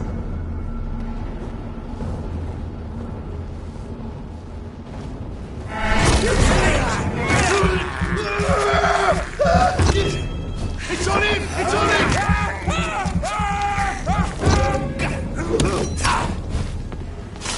Oh my god! Fuck! We have to stop it!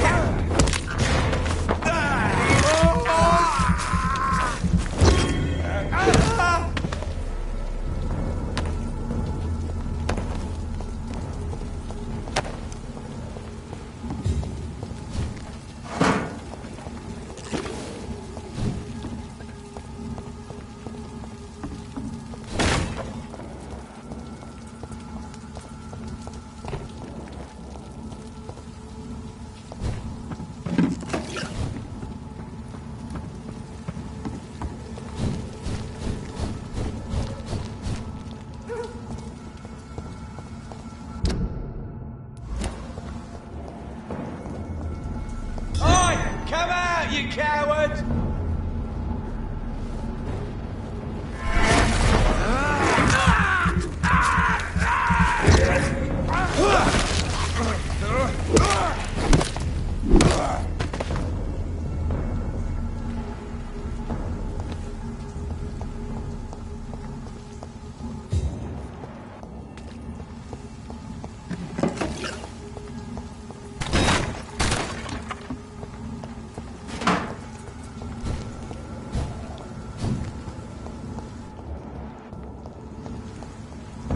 Steady, boys, we've got one! What's happening to you? Pay for this!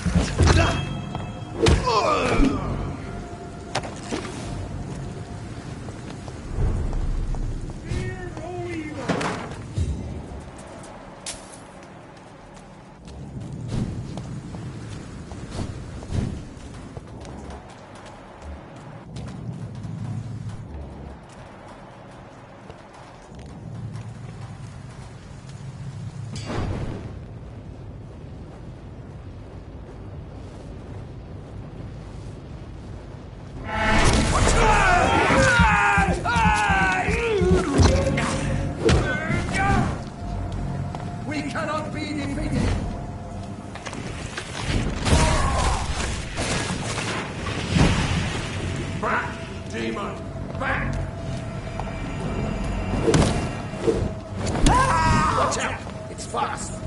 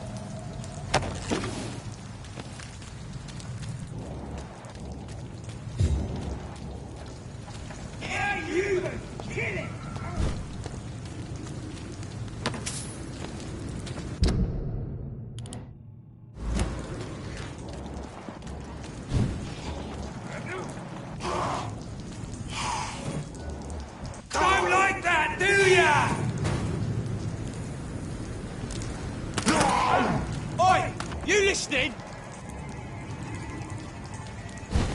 Stay away! Watch yourself! Watch it! It's a killer! Fucking fast!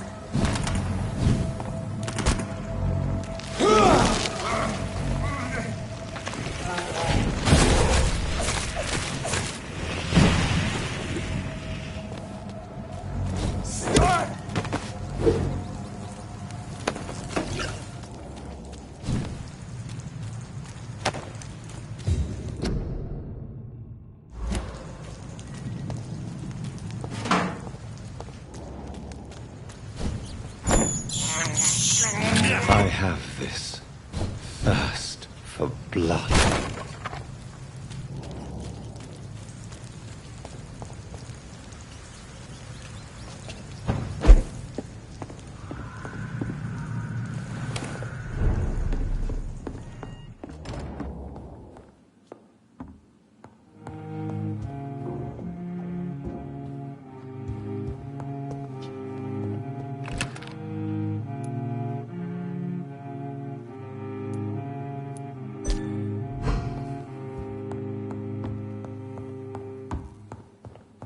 It's locked, all right.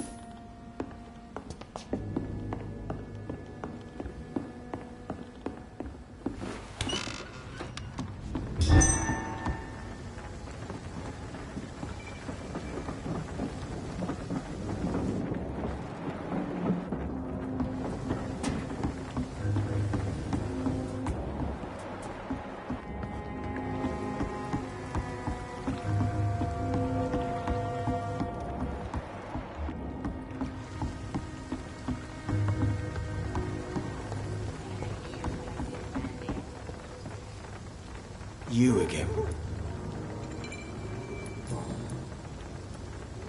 I know you're looking for an honest job, Booth. You're tired of this criminal life, aren't you? It's just an idea. Edwina loves to run things so much.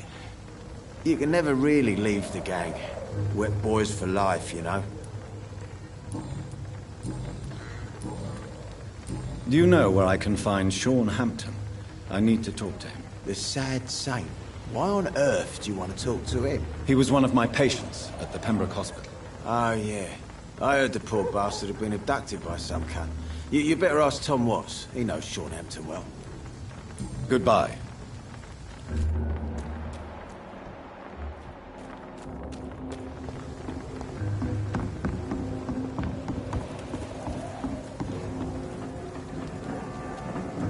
Good evening, Miss Cole. Hello again, Dr. Reed.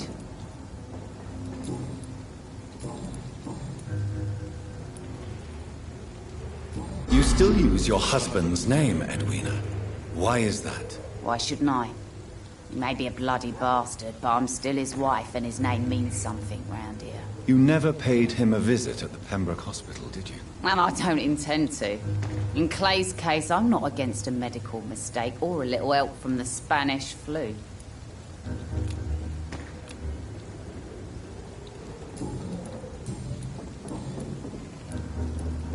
I'm looking for Mr. Sean Hampton. Do you know where I could find him? The sad saint? I heard he was mugged or something. Yes, he was. But he left hospital recently. You don't say. Well, I suppose it's good news for the homeless and the useless. Ask them, they must know something. Can I see you? As long as you have money.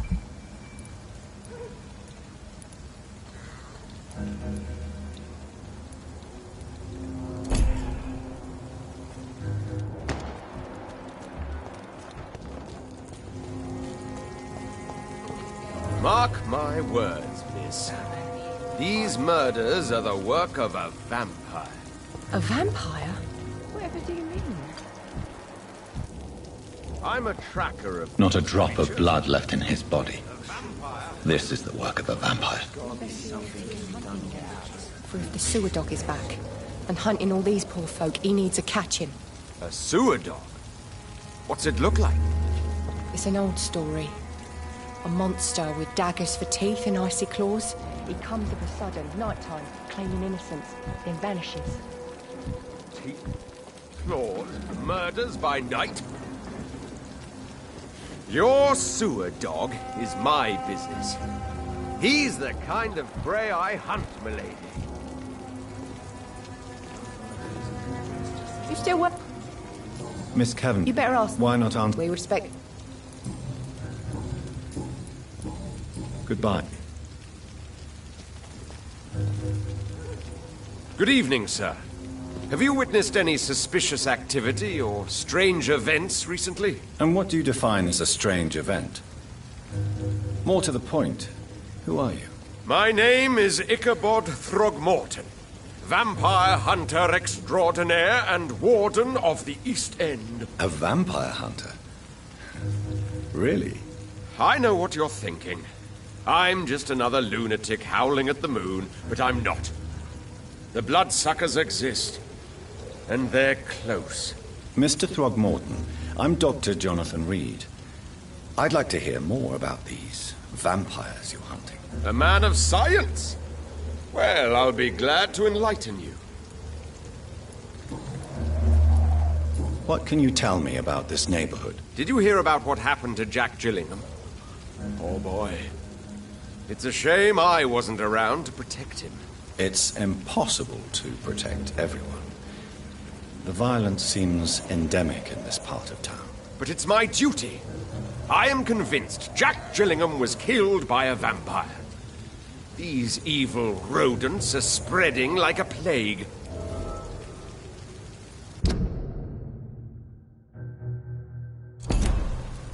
So, how exactly are you protecting these people? I'm curious. I patrol late at night, investigating anything unusual. I try and encourage people to stay indoors, but people are careless.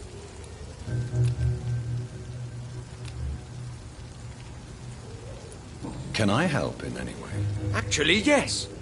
I plan to put up posters to alert the population to the vampire threat. Are you asking me to paste posters about vampires around the docks? If you wouldn't mind.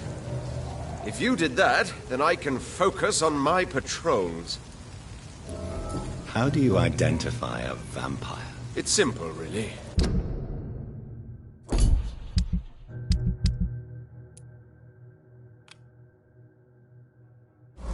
They can't stand daylight. They're afraid of garlic and holy symbols. They also cannot enter a house without being invited. Have you ever killed one of these creatures? Yourself, I mean. Of course I have. What kind of question is that? It's a dirty business, believe me.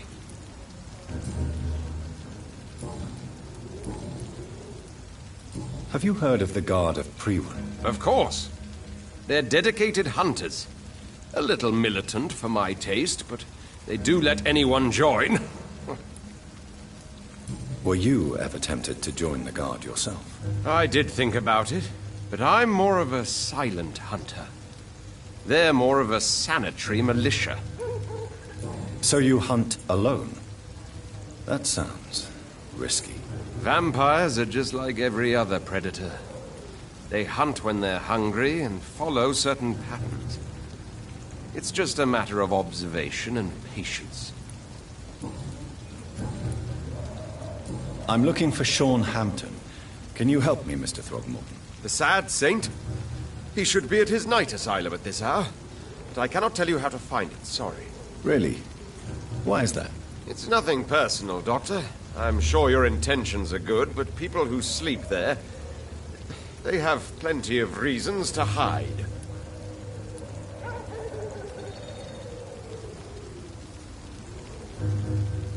I could make you tell me, but I respect your refusal. You really believe Sean is a saint, don't you? All I will say is this. Gossip has it that when he was a child, he was molested. By a priest of all people. Funny thing is, though, it only strengthened his faith.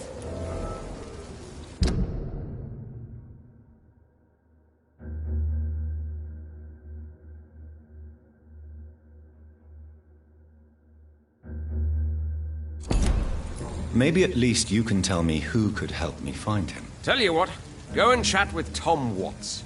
He's a bartender and good judge of character. If he talks to you, then it's fine by me. Goodbye.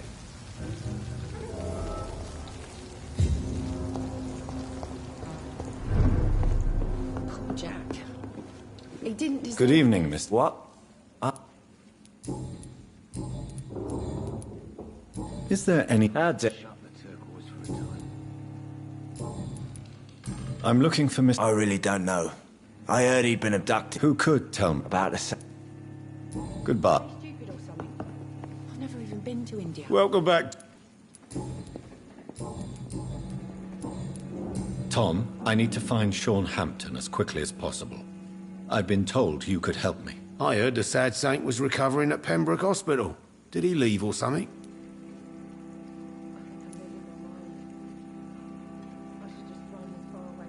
I believe he returned to his flock. Can you confirm that? Oh, I bet you're right. Sean can't help but worry about the poor and sick. Oh, I guess it has something to do with what happened to him as a baby. Please, tell me. Well, I don't like to gossip, but I heard that the sad saint was abandoned as a baby in front of a Catholic orphanage in Dublin. That would explain his faith and need to help everyone.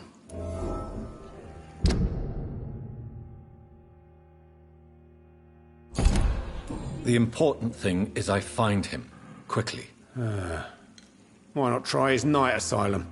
He takes care of those who need a meal or a roof there. Where is it? It's in an old warehouse, northwest of here. Just follow the bank to the west and go north when you reach the end of the pier. Goodbye, Miss...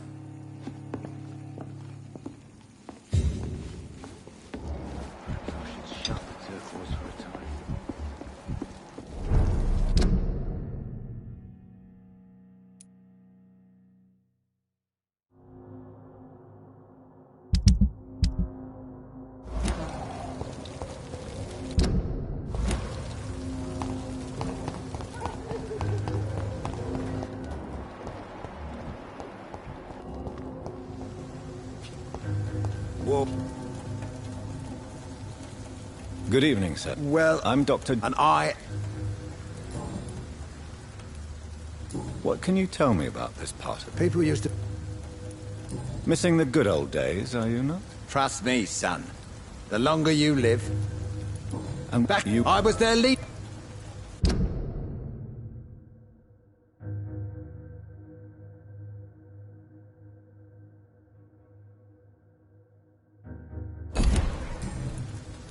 If you...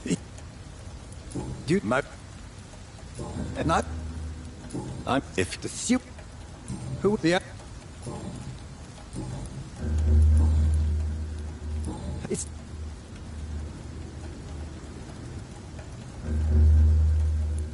As a practitioner... I'd like to believe you, Doctor. But what about... I've never... Tell me you... Yeah. And...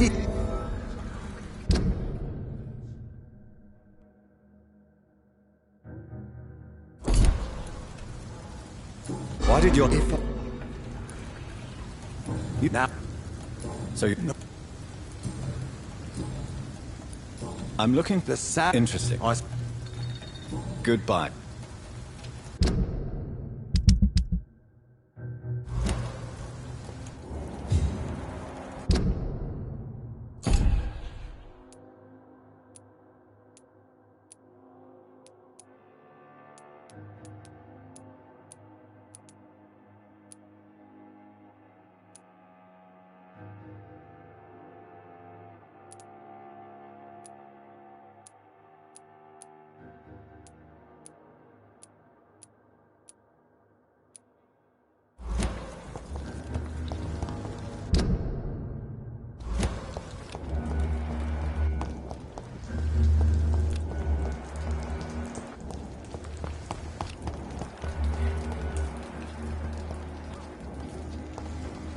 I cannot enter.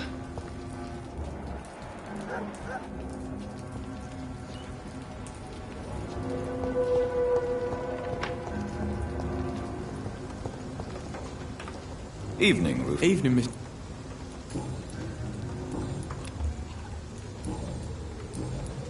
Do you... Sorry, well, thanks. So long. It's locked.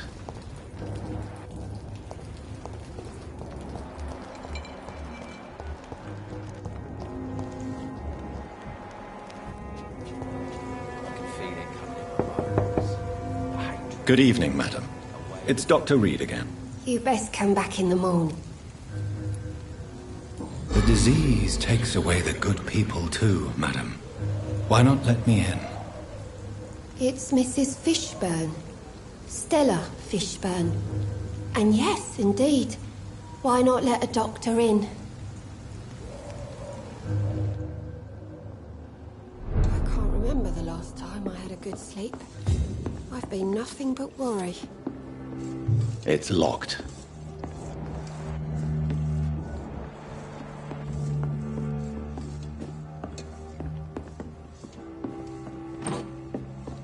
Please don't stay too long, sir.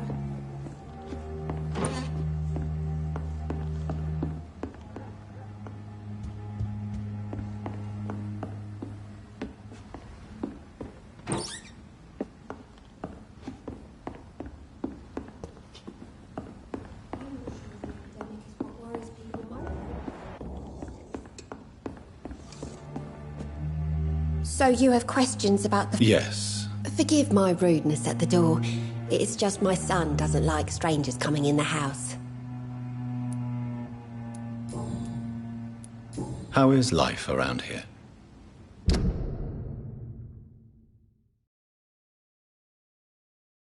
Life has always been hard in the East End. But it's everywhere nowadays, isn't it? Do you think the increase in violence has anything to do with the epidemic? Don't know. But it's most likely linked to the gangs, if you ask me. Recently, it's like everyone has had to pick a side. Violence has always fed on poverty, don't you think?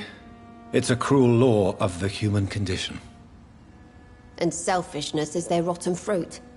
These days, you can just die in the gutter, and no one will bat an eye.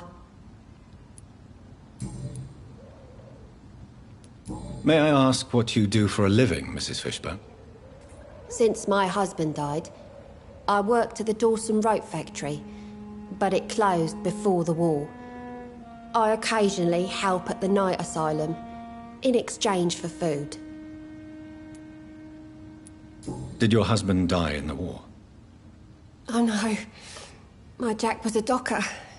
He died when my Seymour was just a lad. The poor boy saw his dad slip and fall from that scaffolding. How do you pay the rent, then? My Seymour works at the docks, just like his dad. He's very attached to the house he grew up in. It's not always easy, but we get by all right. The orphan that regards you as a mother. Please tell me about him, Stella. You mean Rufus? I wish I could do even more for the poor boy. Most people are so selfish. But you're not. Years may have passed, but I haven't forgotten how it feels to go through days with nothing but an empty stomach.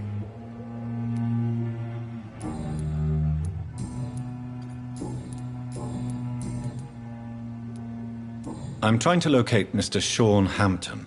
Do you know where he could be?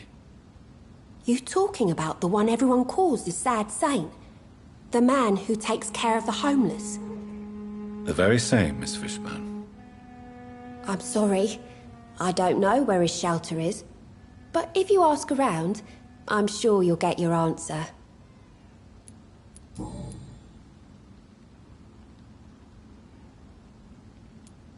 Your son's gone way beyond simply bullying people.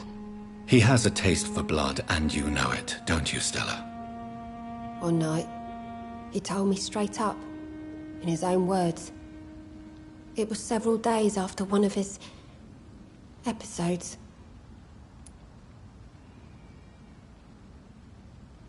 Why did he confess? Did you suspect something? No. I guess he wanted his old mum to help him fight his, demons. Did Seymour tell you everything that night? More than I could stand. The words he used to describe his hate, his rage, how he feels when he's done it. Stella, I know you are ashamed of your son's crimes. So why do you protect Seymour? I can't report my own son, can I? Not a burden I could bear. Burden? How do you mean? They'd hang him for sure. I won't send my only son to his death.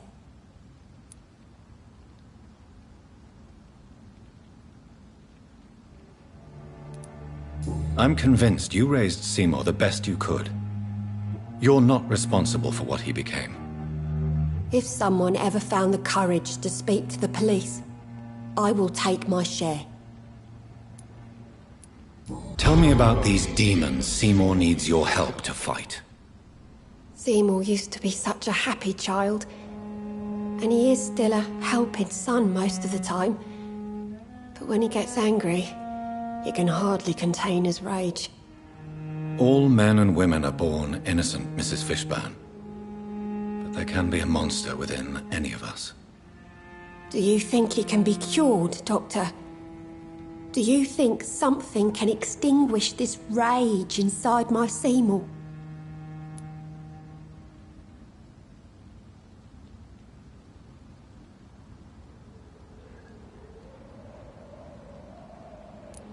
Science has only just begun to investigate the mysteries of the human mind. Currently, we have more assumptions than fact. There ain't no hope, then. Somehow, somewhere, my son has turned into a monster, and nothing will bring him back.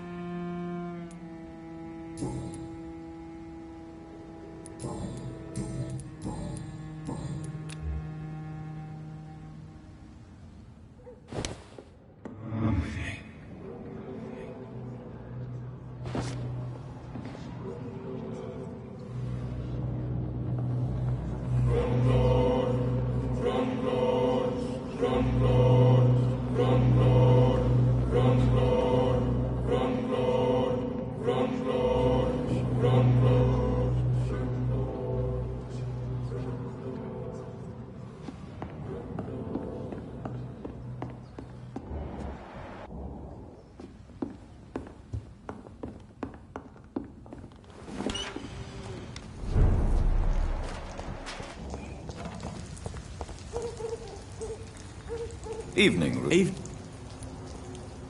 So long. Good evening. Yeah. Any The sad saint.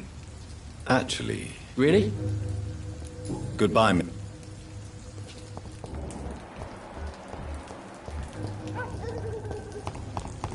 The fog's been hiding them of late. Eve. So long. So love to gaze at the stars.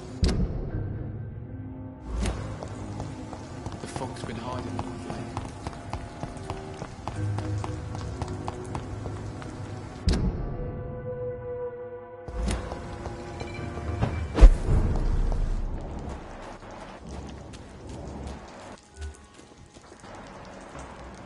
Another disgusting gold digger, don't you think?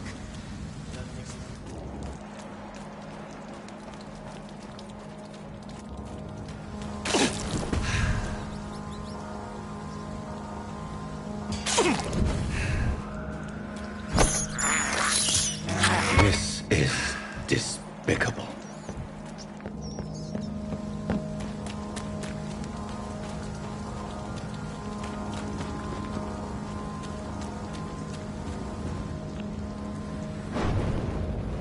Seems like the guard of Prewen is on Shorthampton's trail, too. Want some of this? Eat this!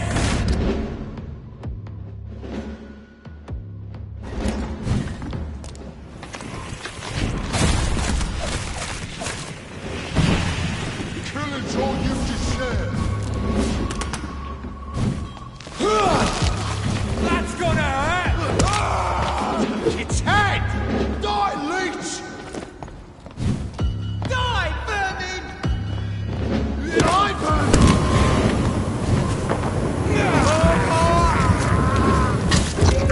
Crush the leech, boys! I hate leeches! Die, vermin!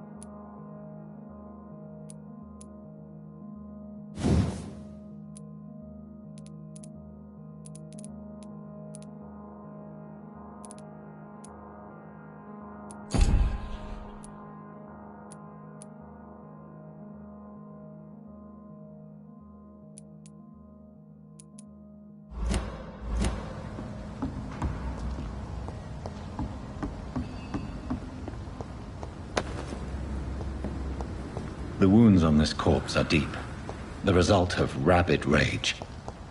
If this is Sean's doing, he's become a murderous beast.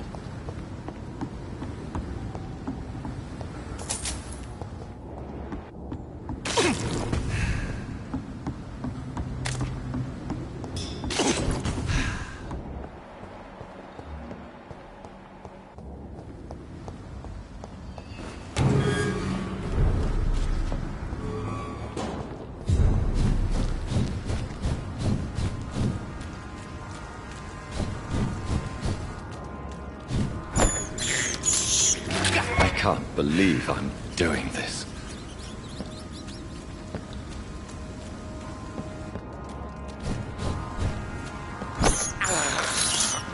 This is despicable.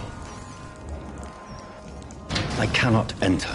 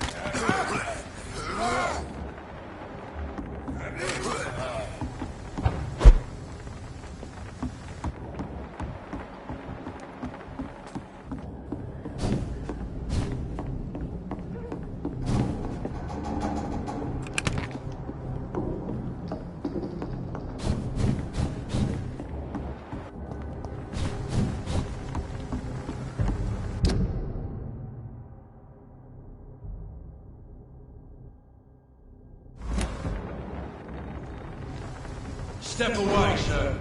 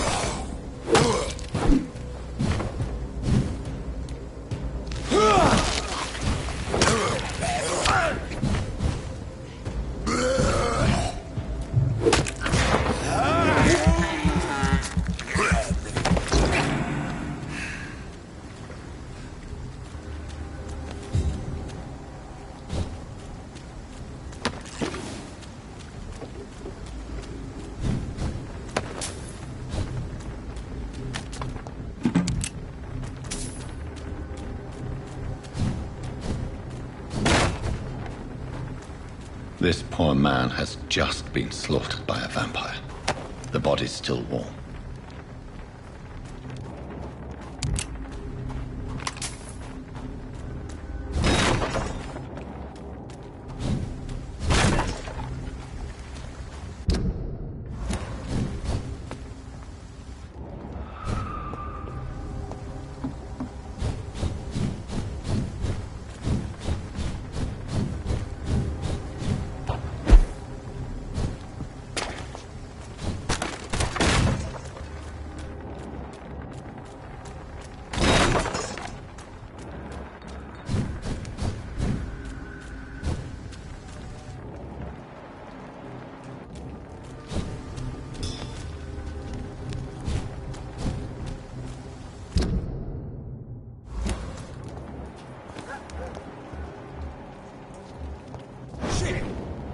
vanished.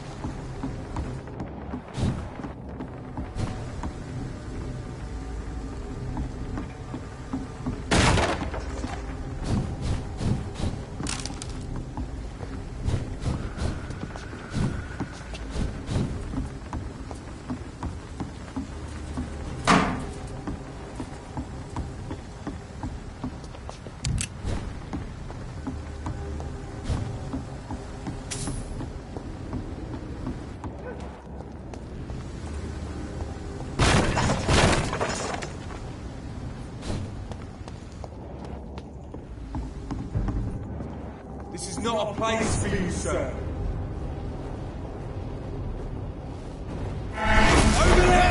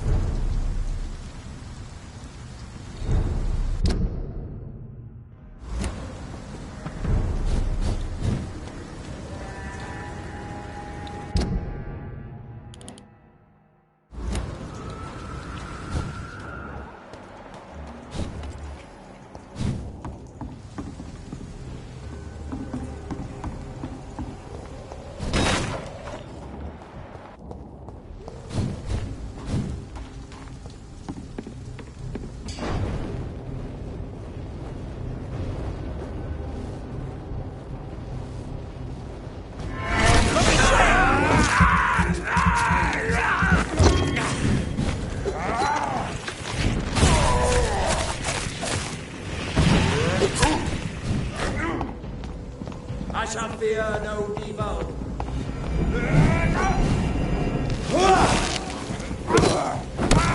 Christ, he's dead! Have faith, brothers!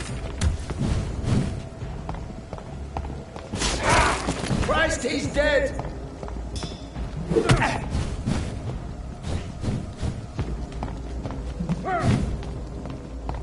God walks with me.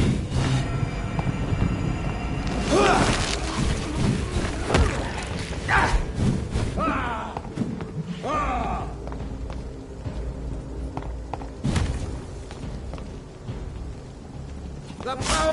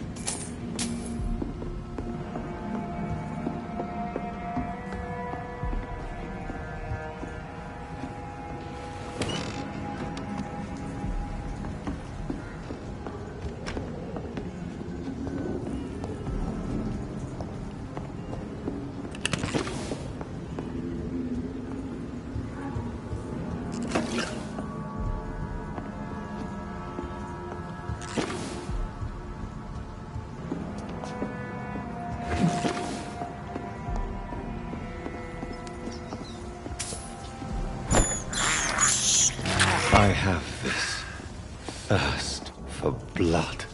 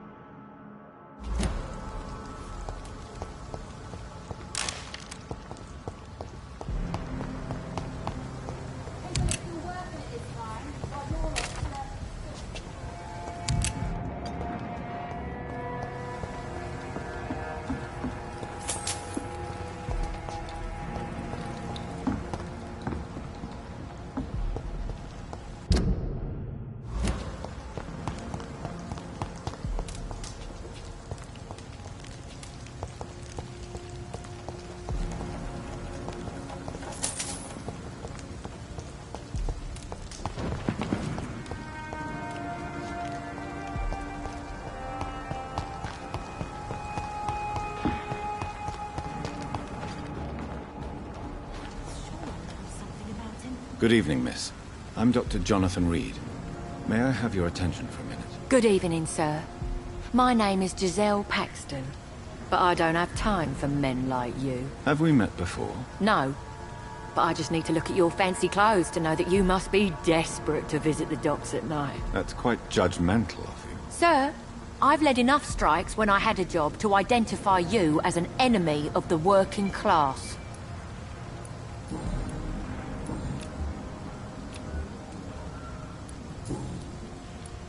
May I ask what you do for... I'm killing myself scraping for a living. And you? Have you ever had to struggle in your entire life? As I told you, I'm a doctor. You have to work a lot to earn that title. Oh, a Doctor. Born with money in a nice house, were we? Was Daddy a banker or a doctor himself? Why such hatred? Are you judging me by my clothes and my job? Course I am. Fuck, you're so blind. You don't even see your privilege. Lazy people like you disgust me. What can you tell me about this vicinity? Tell you what, just spend a few weeks here, and then ask me that question again. If you're still alive, I mean. If you have something to say, say it.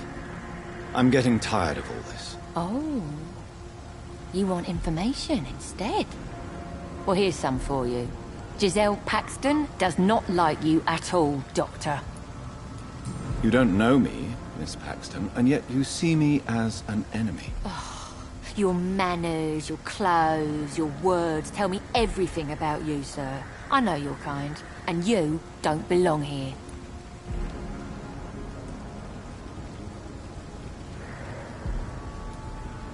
You're right. I have never suffered from poverty. But that doesn't mean I don't fight it and its consequences. I really doubt you ever had to fight for anything in your life, Dr. Reed.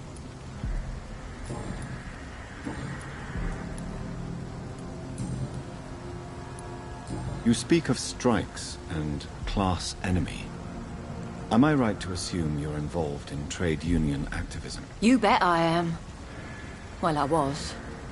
Nowadays, I'm just another worker blacklisted by the big companies.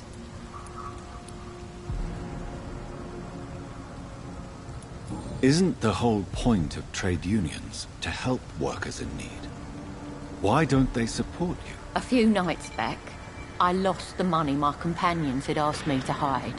With me and my sister being penniless, they thought I stole it. What really happened? I drank too much that night. Strange men saw me count the money in that bar. Some sort of militia in uniform. I'm sure they robbed me. You lost your job because of your beliefs. Those bastards really hate a worker who refuses slave wages and unsafe conditions, especially when it's a woman.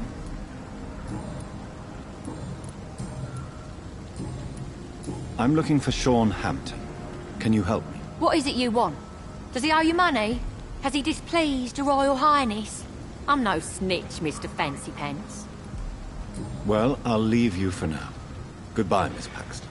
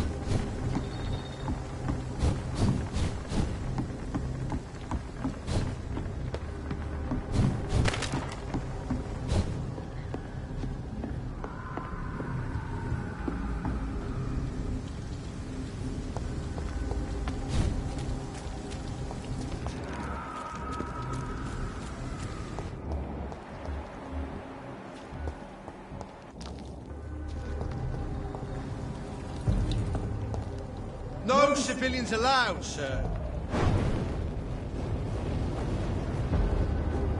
Easy does it, boys. We can deal with this vermin.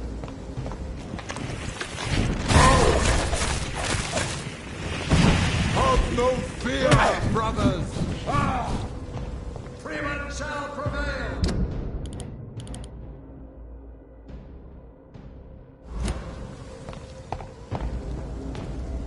I'll send you back to the bloody grave!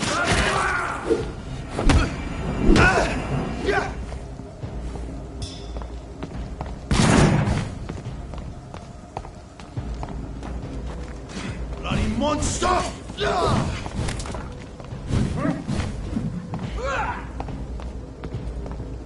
We'll crush this beast.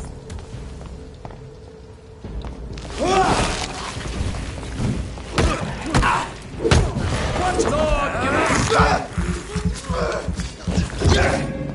Lord, filthy murdering bug! Roll back to the hell that followed you!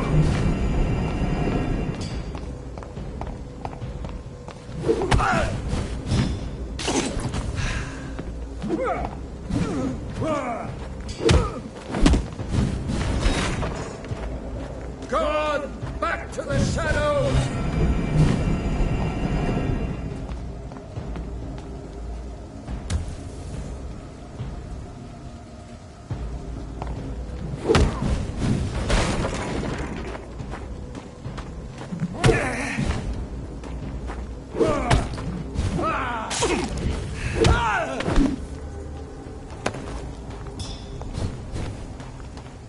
Informing London's inhabitants of the presence of vampires.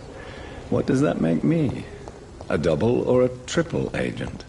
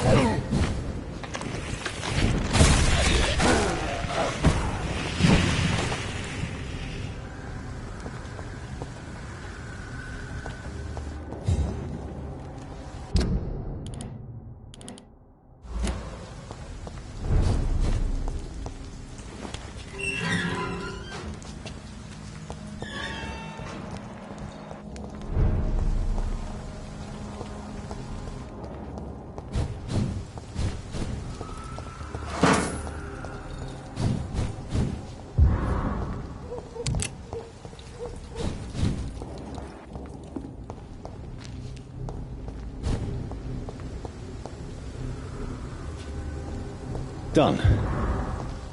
Mr. Throgmorton should be happy.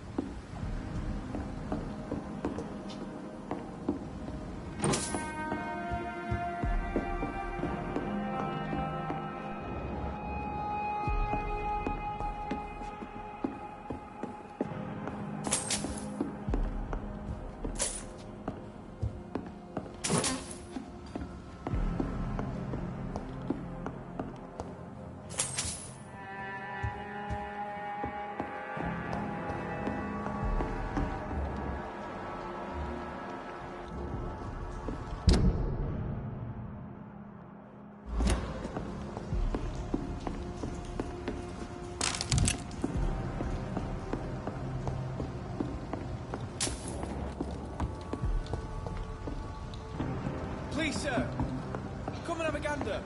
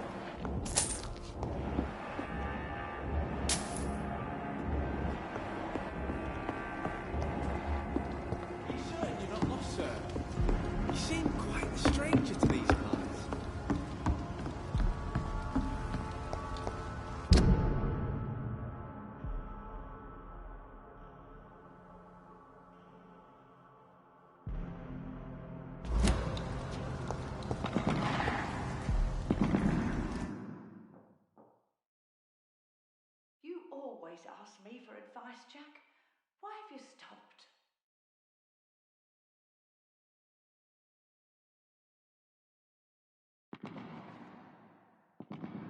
Good evening. I'm Dr. Reed. Do you need any help? Rest assured, I will help you, sir. Martin Nightingale, at your service. Please, take a look at my wares. Your merchandise. I don't really see anything worth having. No offense. None taken, sir. But please, I need to eat. Perhaps if you keep looking, you'd see something that takes your fancy.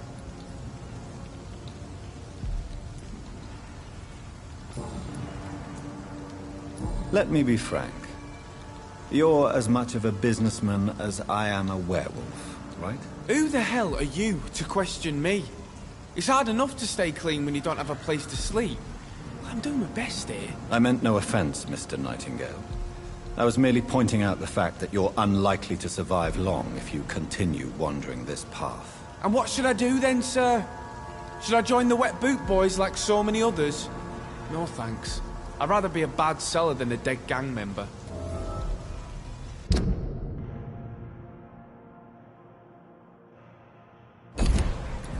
What can you tell me about the neighborhood? Have you got any friends around these parts? Not really. Miss Gillingham smiles and says kind words, but I know she's lost her marbles, especially since her son died. Tell me about this crazy woman. Madness is often mistaken for other conditions. The poor woman's mad, all right. Kind and all, but she has so much trouble remembering things. She's taken me for a son more than once.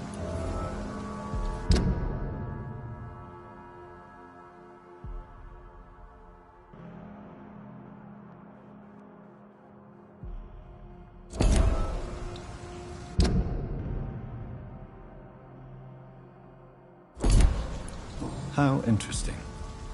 I don't suppose you know what happened to her son. Jack! Rumour has it he tried to tackle some gang lads. I didn't know him well, but I heard he was a nice enough chap. His old ma still thinks he's around.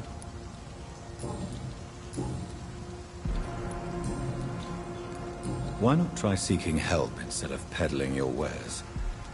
I'm sure there are people around here that would gladly help. There's always the night asylum. Heard it's run by a very nice man, but I'm no beggar. Not yet, at least. There is no shame in asking for help, my boy. Sometimes it can even be the best course of action. I don't feel okay with that. I'm gonna make a name for myself, and I'll do it by myself. I'm looking for Sean Hampton. Can you help me? He's a caretaker for the poor, is he not? Something like that, yes. Sorry, I don't know where he is.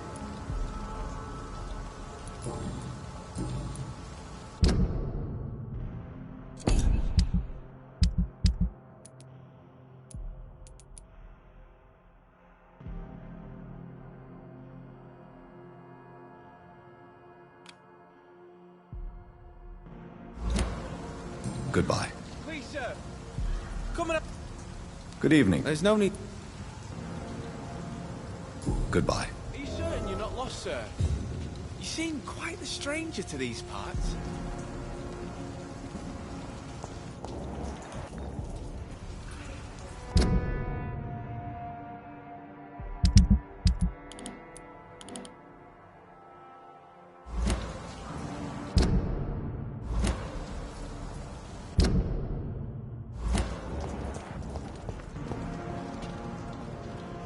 Please, sir. Good evening, miss. I'm Dr. Jonathan Reed. May I come in? I already took my medication, Doctor. But thank you. I'm sorry. Your medication? Have we met before? Don't tease me like that, Jack. Sorry, what? I think I should come in, miss. I'd like to check if everything is okay, what with the epidemic spreading across London. An epidemic, you say? How terrible. I had no idea. But where are my manners? Please do come in, Doctor. You are a doctor, yes?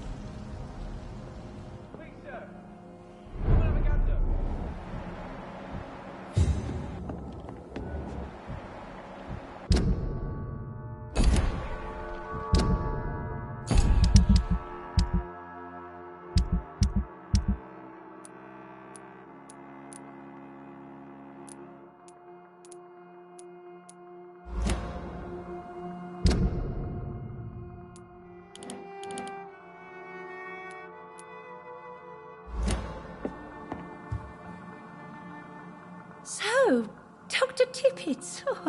What brings you back here? I heard whispers you had a job at that fancy hospital. I told you my name is Jonathan Reed. Don't you remember? Of course I do. I remember my name too. Gillingham. But you may call me Enid, Doctor. I'm very happy to see you again.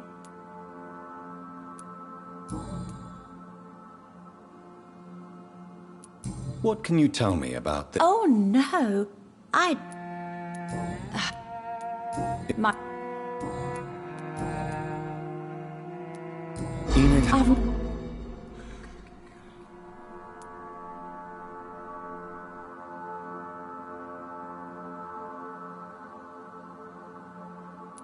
Jack is dead, Miss Gillingham. Of course he's not. I've seen him. Tonight, in fact. Ever the joker, Dr. Tippets.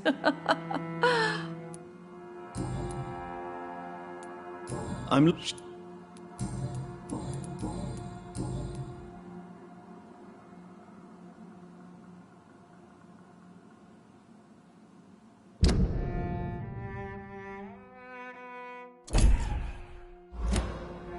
Goodbye, Mr.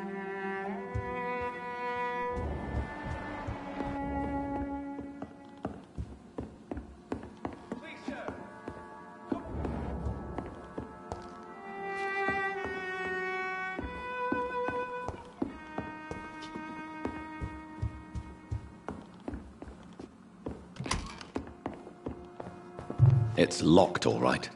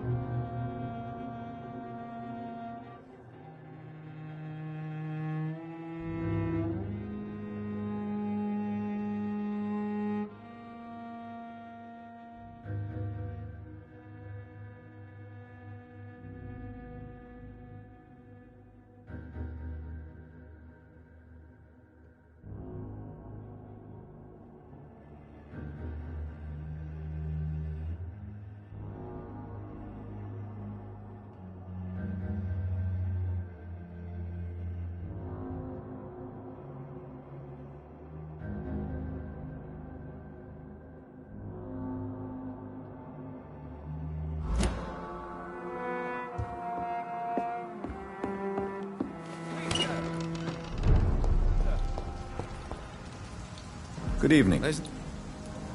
I found this watch. It belonged to Miss Gillingham, but I thought you might find it useful. That makes sense. She would have forgotten about the watch by the next day. If you say so. Take this for your trouble, Dr. Reed. I will not forget your gesture, I swear. Show me what you have to offer then, Mr. Nightingale.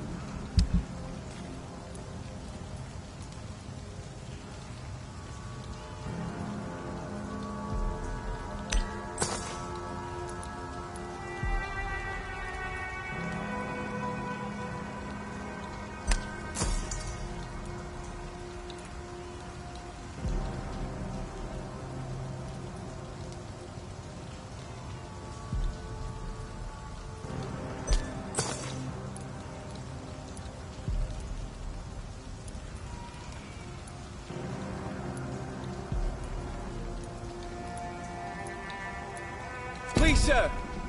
Come and have a gander. Good evening.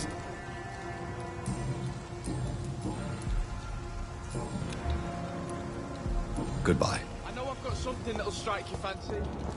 If not, I'll find you something.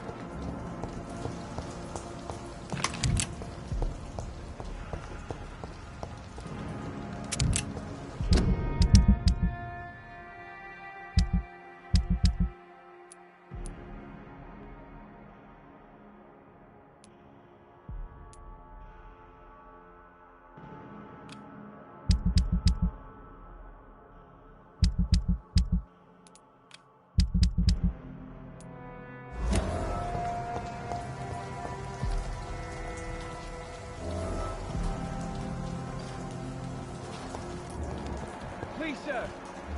Come and have a gander.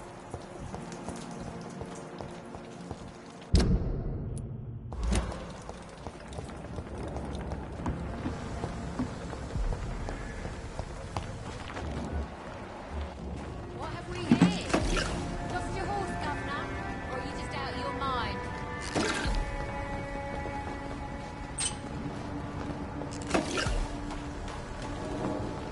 It's locked.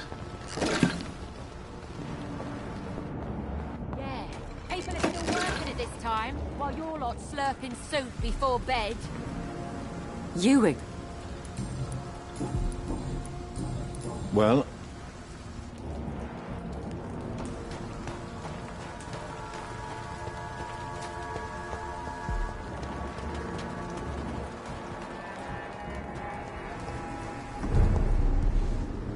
good evening, miss. I'm Dr. Jonathan Reed. Can I help you? A fancy doctor lurking at night by the docks? Not fishy at all. And what about you?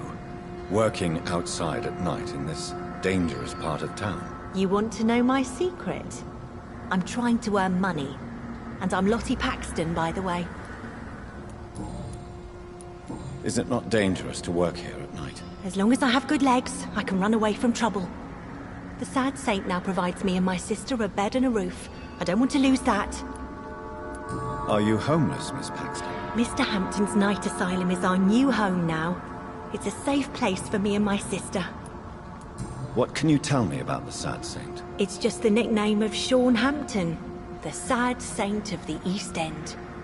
He gave me shelter, and he's not always sad. What can you tell me about this place? How are things here? It may be okay for a strong girl like me, but a dandy doctor from the city like yourself, you better watch your back, Mr. Reed.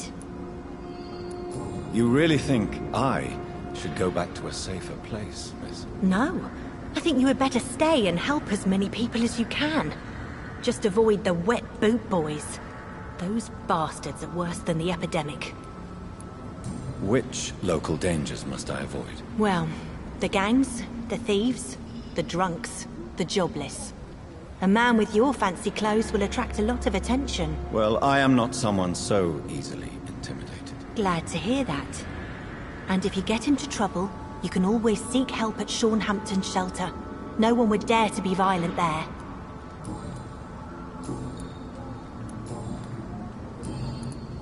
I'm looking for Sean Hampton. Can you help me? Mr. Hampton must be in his office at the night asylum he manages, I suppose. Why do you want to see him? He was a patient of mine at the Pembroke Hospital, but he left abruptly. I see. Well, Mr. Hampton is a discreet and dedicated man. I'm sure you'll find him soon enough. Goodbye, Miss... I know I promised you I'd make everything right, Mum, but it's not been that simple.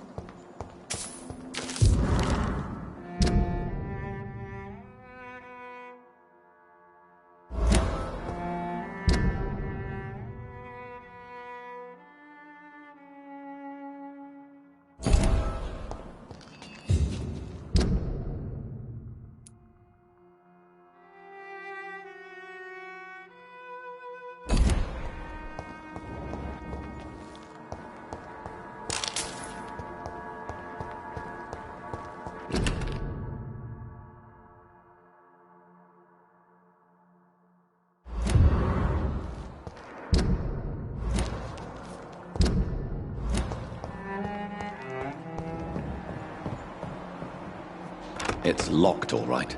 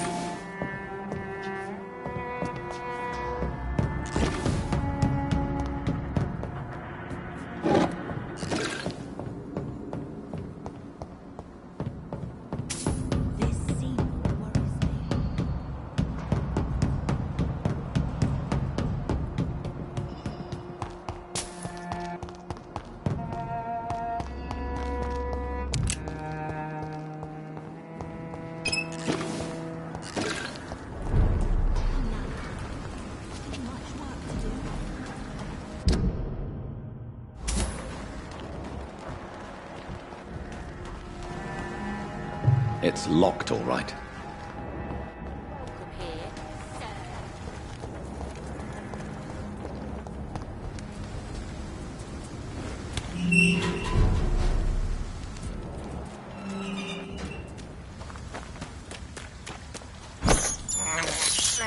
I can't believe I'm doing this.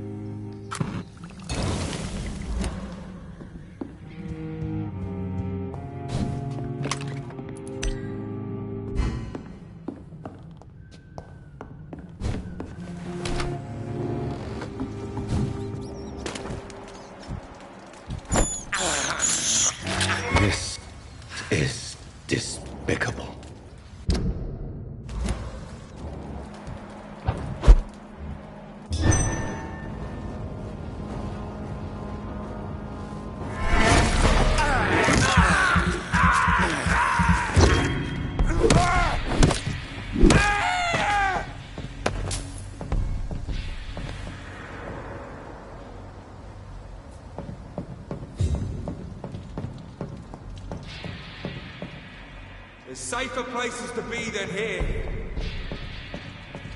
Sir, step away! Easy does it, boys.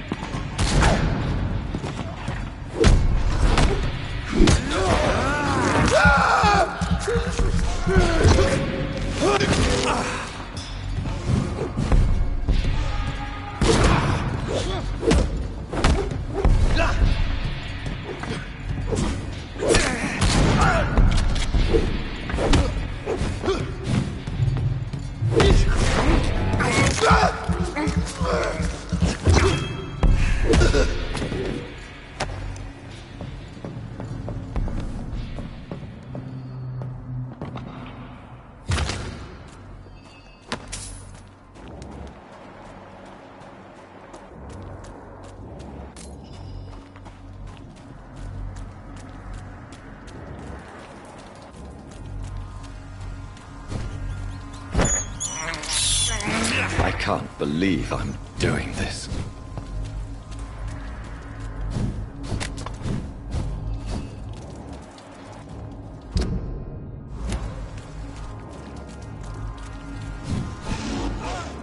Murdering bosses! Bloody late!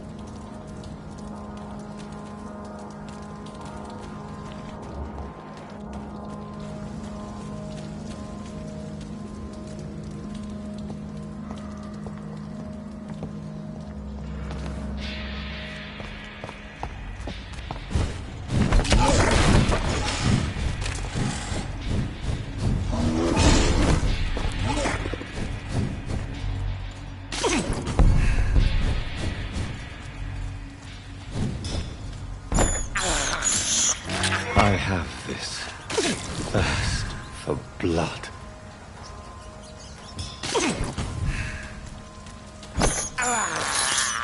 I can't believe I'm doing this.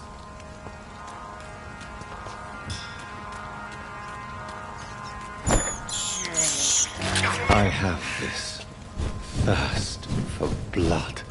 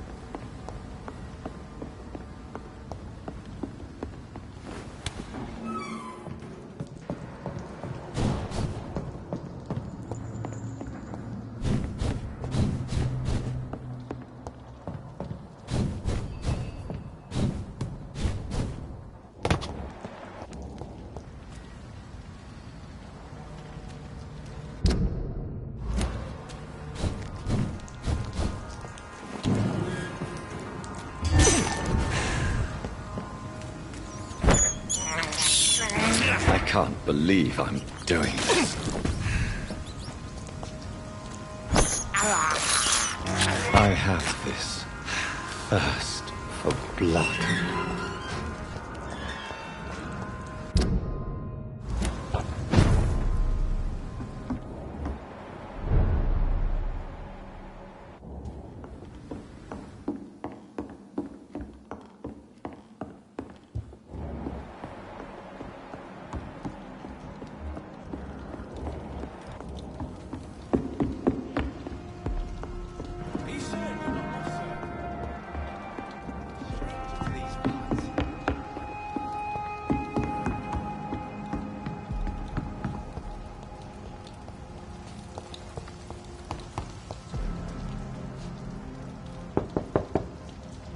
Good evening, Miss Gillingham. Of course.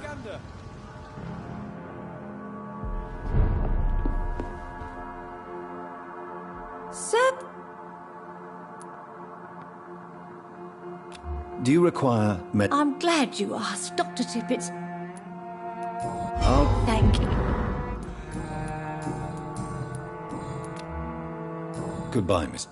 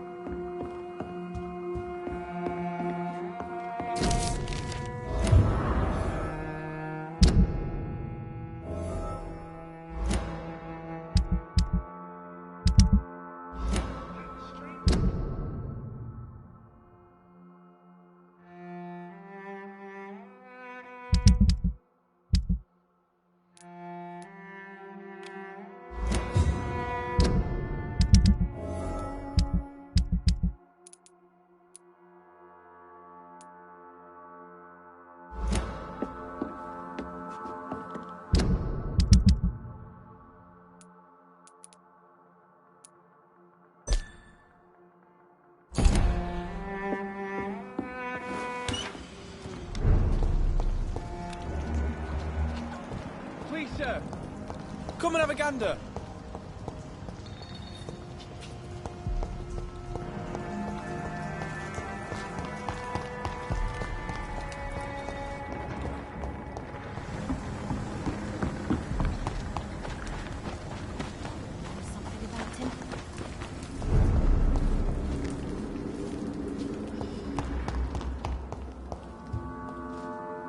Why the long face, Doctor?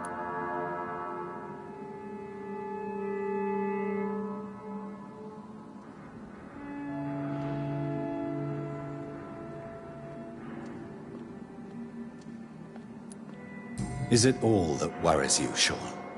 My long face? Really? This is a blessing for me, to become a Skal. Immortality gives me more time and energy, if truth be known, to run a shelter. What more could I want? Since you left Pembroke, the amount of blood that has been shed, it's hard to believe you, Sean. Ask what you will. As the Lord is my shepherd, I will not speak a lie to you.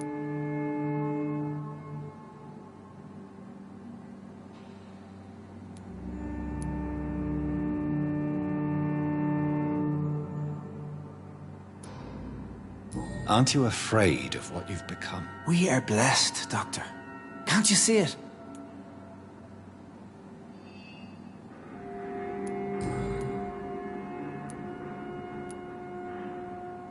Aren't you We are Do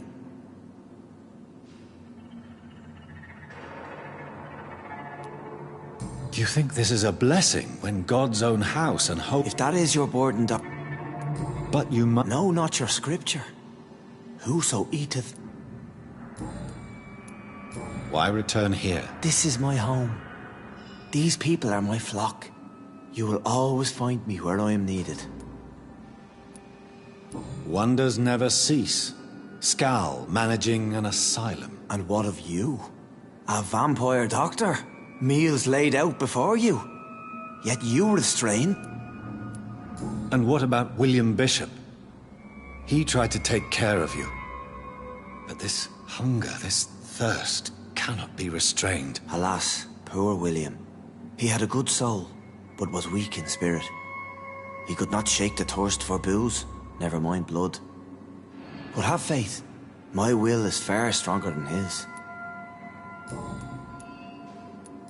We are But you must drink... No, not your scripture. Whoso eateth my flesh and drinketh my blood hath eternal life, and I will raise him up at the last day. So saith the Lord.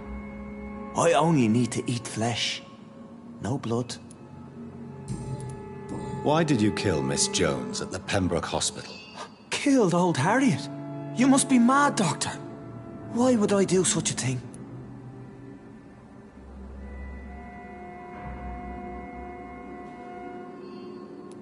So you claim Miss Jones' death was not by your hand, nor the other incidents at Pembroke? Though Harriet was an angry, spiteful woman, she was one of God's creatures. I have nothing but love for all he has made. But you were close to her? Of course. But she was lost, separated from the fold. She did not see the hand of the divine in my blessed condition. People have been murdered. I've seen the blood. I don't believe you can be trusted. Have a little faith, Doctor. If you will follow, I will guide you to the light. How do you plan to do that? Take this key of the old sewers.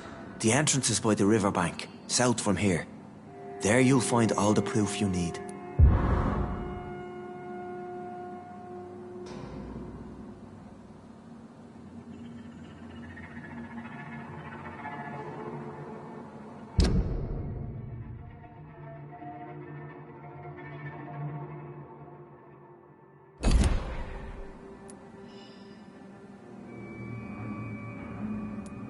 I will not look kindly on you if you're trying to trick me. I'll be here when you return.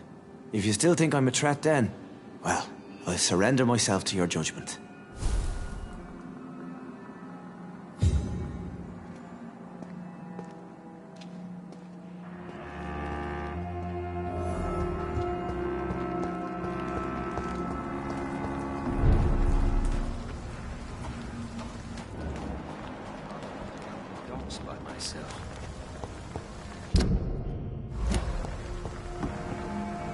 Good evening, Mr. Throg. Doctor...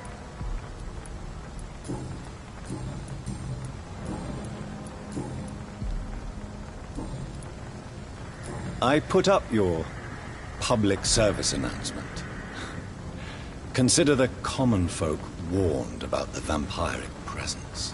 Thank you, Dr. Reed. You may not realize it, but you saved a great many lives today. Do you really think they could be useful? See the sad saint of the East End? How a single man can help so many people? I consider myself the discreet protector of these men and women.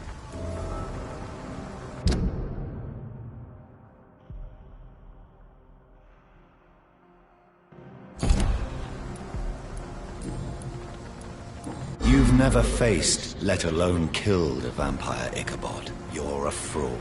No, I'm not. I may embellish the truth concerning my achievements, but I'm totally dedicated to my quest.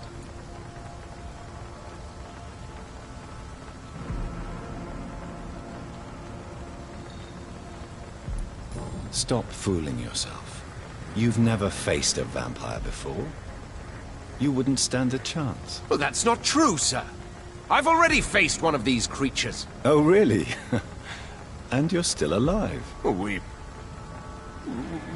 We did not actually fight. I let it go. What do you mean? I entered the vampire's den. The stench was terrible. I was ready to kill it. But then I saw it. Just a suffering soul like you and me. I spared her.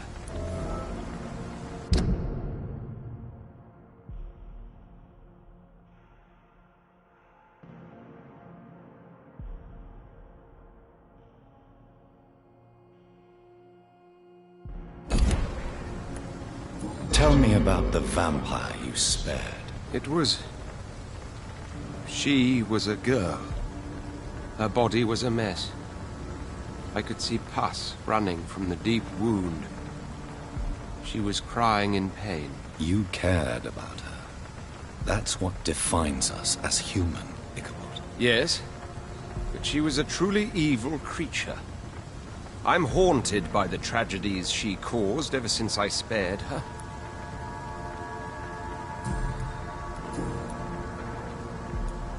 Tell me, Ichabod, why do you consider yourself the protector of Sean Hampton's shelter? He is a truly inspiring example.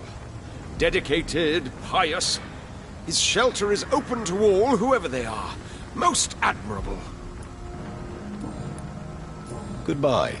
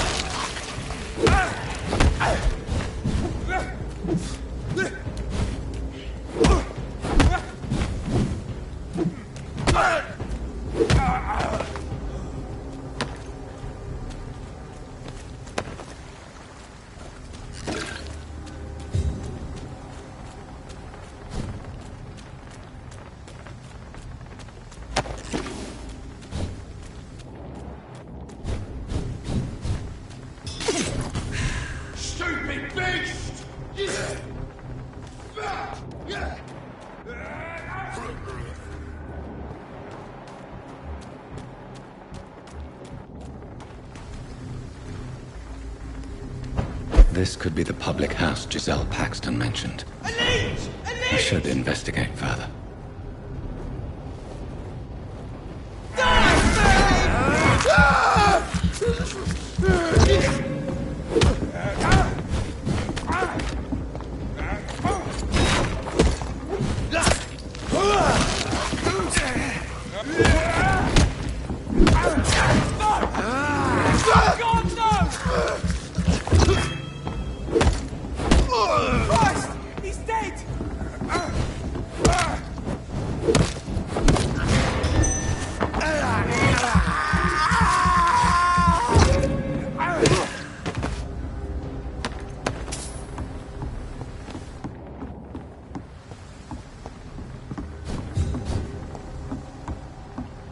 Giselle's stolen money.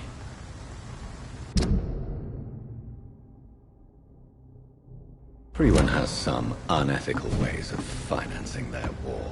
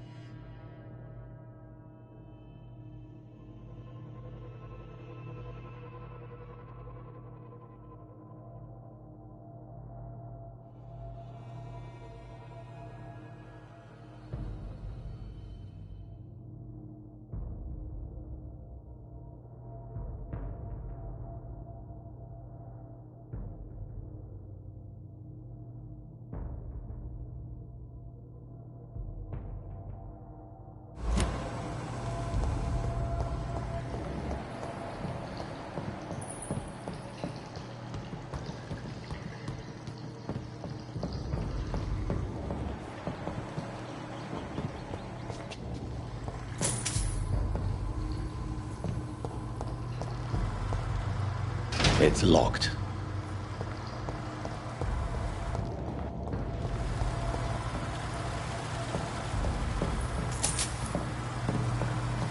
That doesn't work. That doesn't work.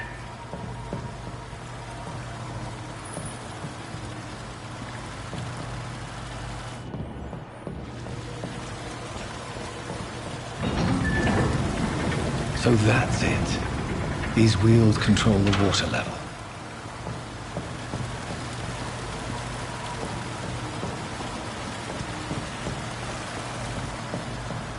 That doesn't work.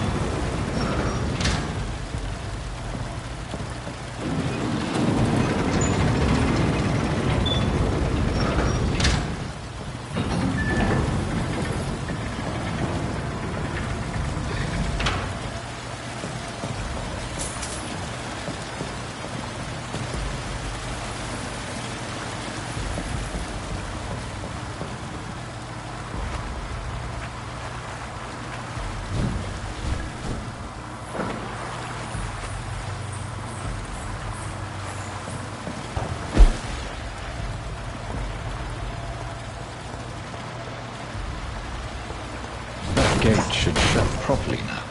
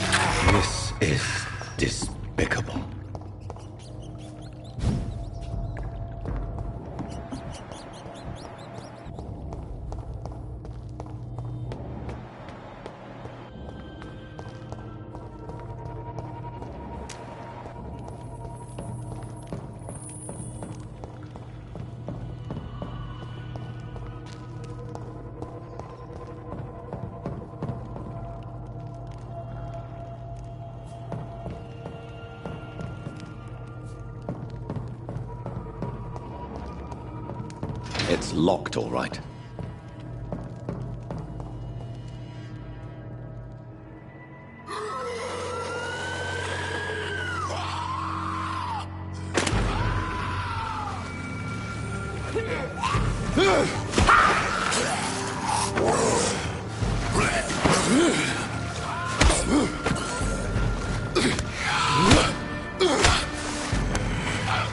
These maggots have escaped the wrath of Ascalon for too long.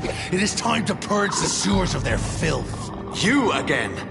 The one they call the sewer dog. Hold your tongue, newborn, or I'll crush you like a maggot. You've let the beast consume you. Finally! A touch of lucidity. You'll learn to respect the laws of Ascalon!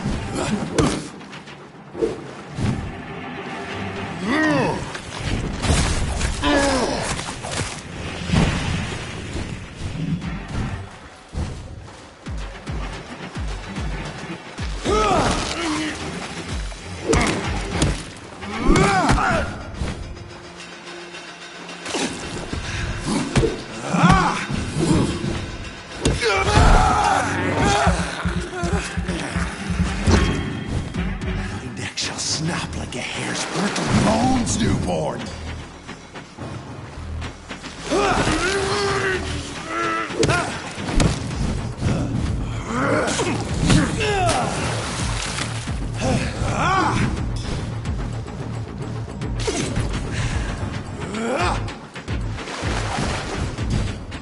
Fergal Banshee, the hand that crushes all!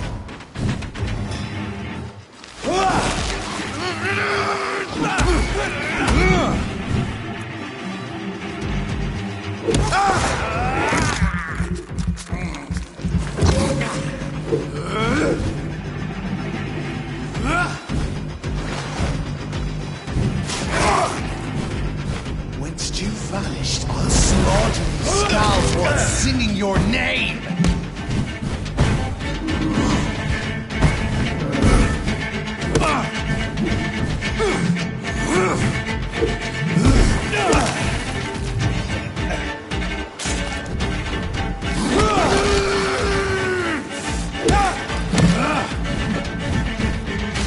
Foolish Ekon!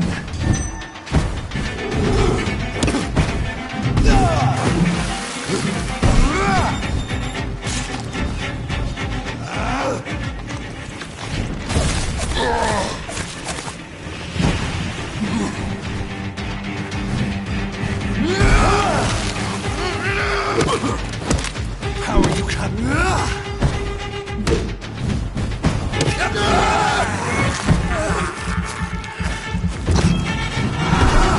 Tear them apart and spill my blood to the pit. You found your death in me.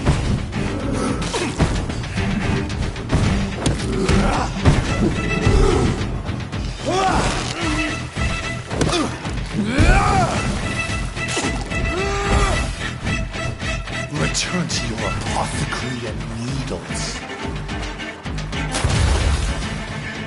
Your blood is now mine.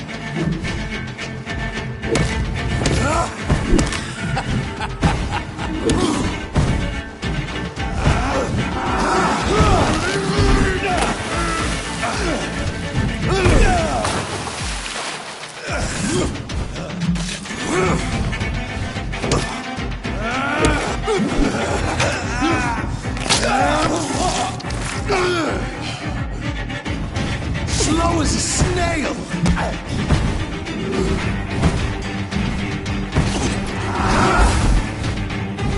Down, stay down. I shall crush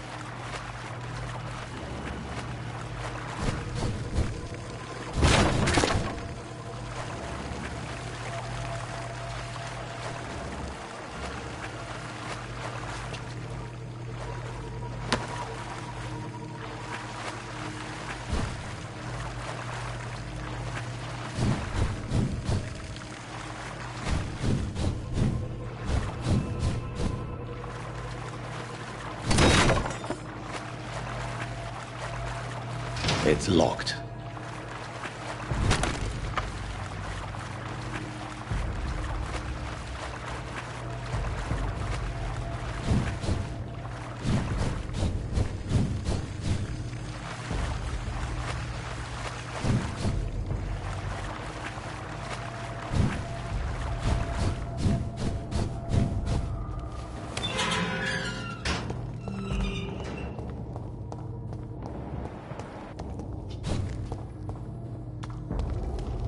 At least one Skull escaped Virgil's wrath.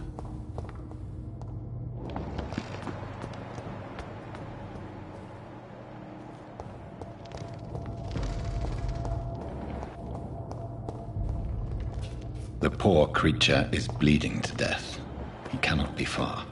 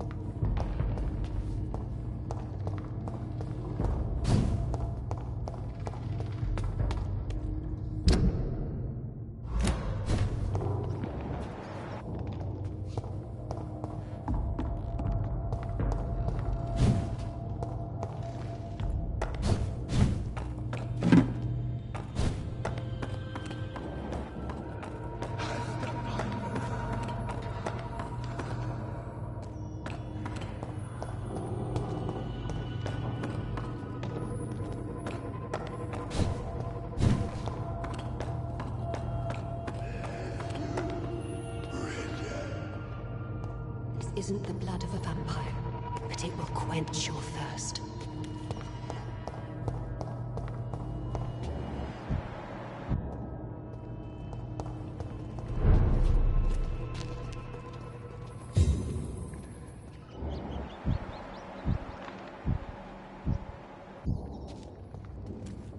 This is our domain, not yours. You've been warned. Wait, I saved you from this creature. That must count for something. Thank you.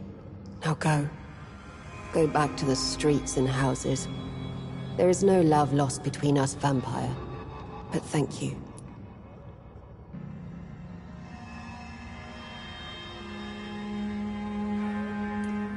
Sean Hampton sent me here. I believe he wanted me to find you. Who are you? If you must know, they call me Old Bridget. And this shelter is where we live. I'm Jonathan Reed. I'm a newborn Ekon. I'm afraid I'm not sure what's going on. I shall not bend a knee, young Ekon, but I sense your pain. Ask, and I will afford you my attention. Why was that creature after you? Virgil is the blunt instrument of the Ascalon Club. His masters would see us dead or turned into slaves, if they had their way. What the hell was that thing? He wasn't an Ekon or a Skull. They are known as Volkod, an ancient offshoot of immortals. Blood drives them, enrages them. What of this Ascalon Club? Vampire Society's elite in the Empire. They make the rules and enforce their judgment upon us whom they see as lessers. So is it you that Sean Hampton sent me to find? Perhaps. The sad saint was always kind to us. He must trust you if he revealed our location.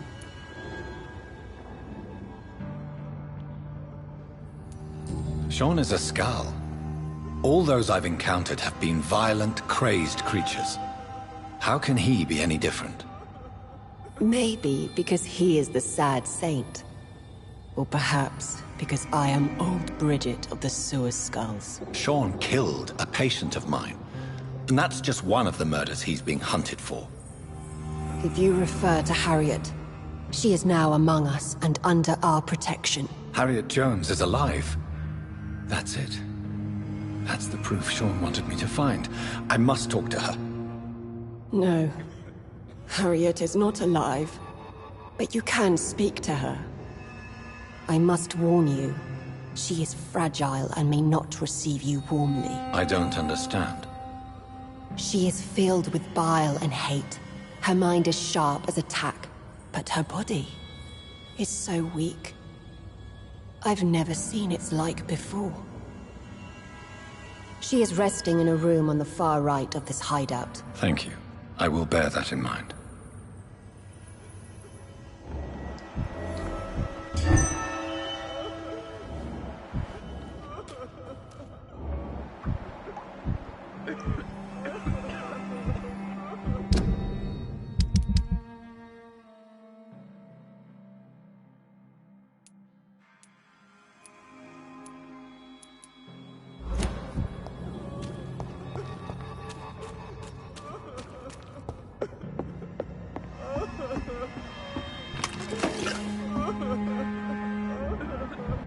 Eternal gratitude for your protection, Master.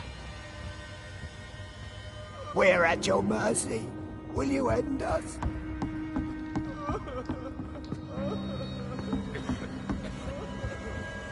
Old Bridget says you are one to trust. Keep your distance, Echo.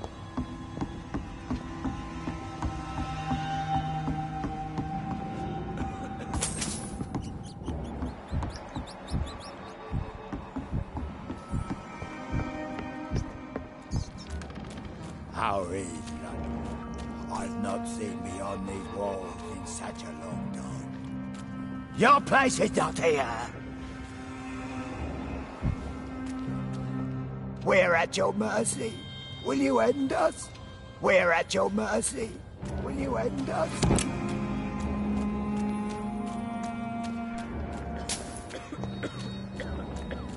We're at your mercy. Will you end us? Keep your distance, Echo. Oh, Bridget allowed me to wander above some years back.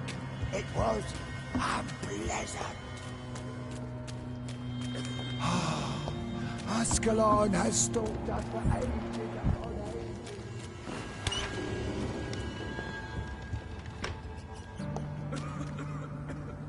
Hello, Harriet. Do you recognize me? Yes, you were from the Pembroke Hospital. The young doctor. So full of secrets. I've so many questions I need to ask you, Harriet. If you would. I love questions. As for the answers, you may not like them.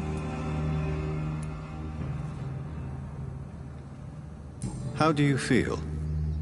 I can't see. I can't move. My body's burning. I feel as if I'm dying over and over again. Have you tried to eat or drink something? People here tried to feed me, but I'm just not hungry. I don't have the strength. Does the pain ever stop? It is not pain I feel. It's like I can't stop feeling every inch of my body. But at the same time, each muscle and bone is the wrong place. Your room, the blood. What brought you to fake your death in such a gruesome fashion? To see if I would be mourned. Why flee with Sean Hampton? Oh, it's always a pleasure to see a saint fall to sin. But the coward still won't kill. Do you take pleasure in causing so much pain and sorrow? Nobody gave a damn about me. Not a tear shed. Poor Harriet. Always the discarded. Why did you come here? And why not? This is where I live now. Leave me be. Will you respect old Bridget's wishes? Will you obey her?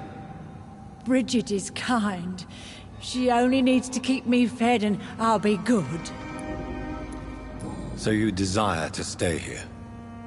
Yes, I'm with my own kind. Birds of a feather, so to speak. Poor Harriet. Always alone. I have a question of the utmost importance to ask. Will you answer? Questions, questions, questions. The good doctor, always searching for answers. Do you remember what you did after leaving the hospital? Did you kill anyone? First, a question from me. You answer first. Very well then. What do you want to know? Are you like me? Are you also dead?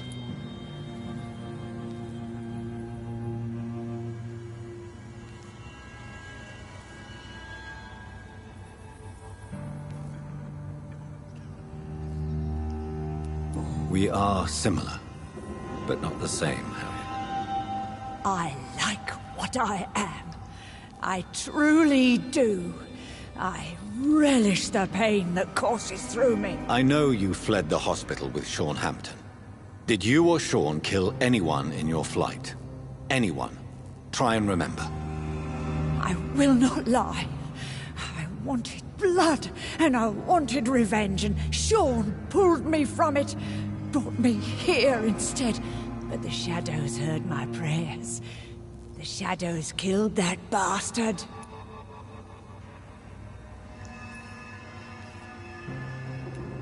Who was that man? The one murdered in the street? He used to be my landlord. I lived here for many years before falling ill. Oh, he was an awful man. Disgusting and cruel. So cruel. You sought vengeance by your own hand, and someone else obliged you. Very convenient. Don't lie to me. I don't lie. I saw him near the docks, and rightly I wished him dead. And I am happy he is. It's true. But I didn't kill him. I was too tired. Shadows? Tell me what you saw. The shadows, they heard me and answered. Something in the deep darkness, quick, deadly.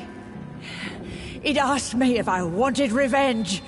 I answered, yes. And these shadows, this presence, do you still hear it? Was it a vampire? Did Sean see it? It spoke only to me, and now it is silent, but it is born of hatred. And it will kill again. And it hates you, Doctor. Oh, it hates you. What makes you say that? It whispered your name, Dr. Reed. It wanted to know who you were and where you went. Questions about me? What did you say? Nothing, Doctor. I said nothing. There was nothing it didn't already know. Oh, I'm tired now. Let me rest.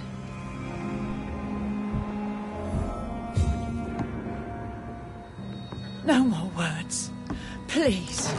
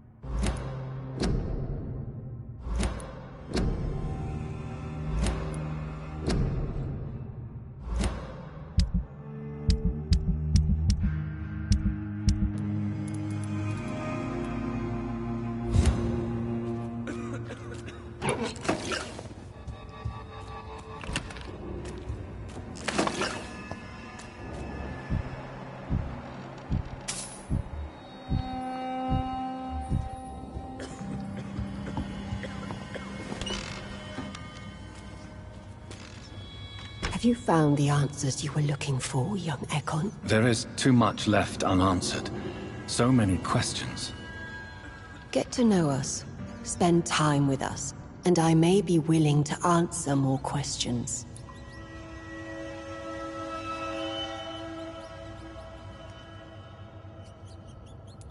Your diction, your words. You do not carry yourself like most Skulls I've encountered. True. I'm not like most Skulls. You were once someone else. What happened to you? It is as sad as it is long, young Ekon, but it will remain mine. Can I be of service to you? We ask but one thing. Reveal to no one our secrets. Do not betray us. Why do you live here, amongst filth and vermin? Live. Here we hide.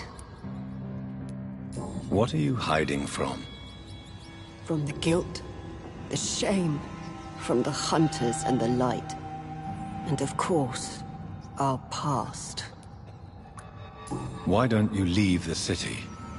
Hide somewhere far from the guard of Priwen, the Ascalon Club. We are the Sewer Skulls. This is our domain. We have run as far as we can, and now we hide. For how long have you been in hiding here?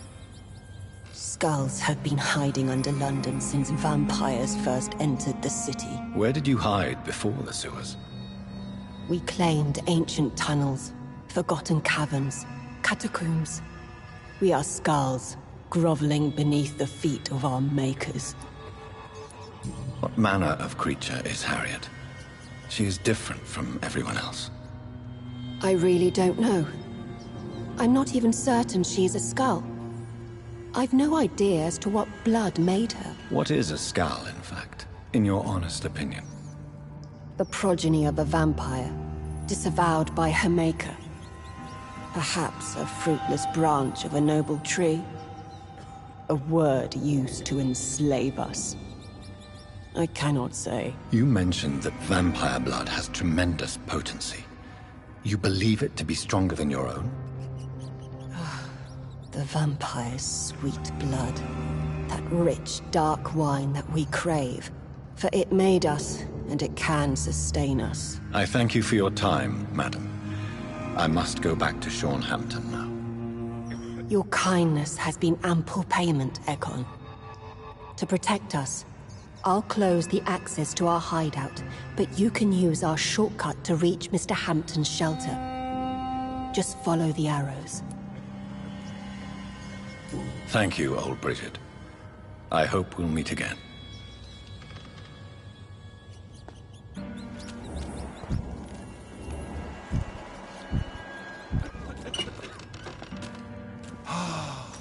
Ascalon has stalked us for ages upon ages.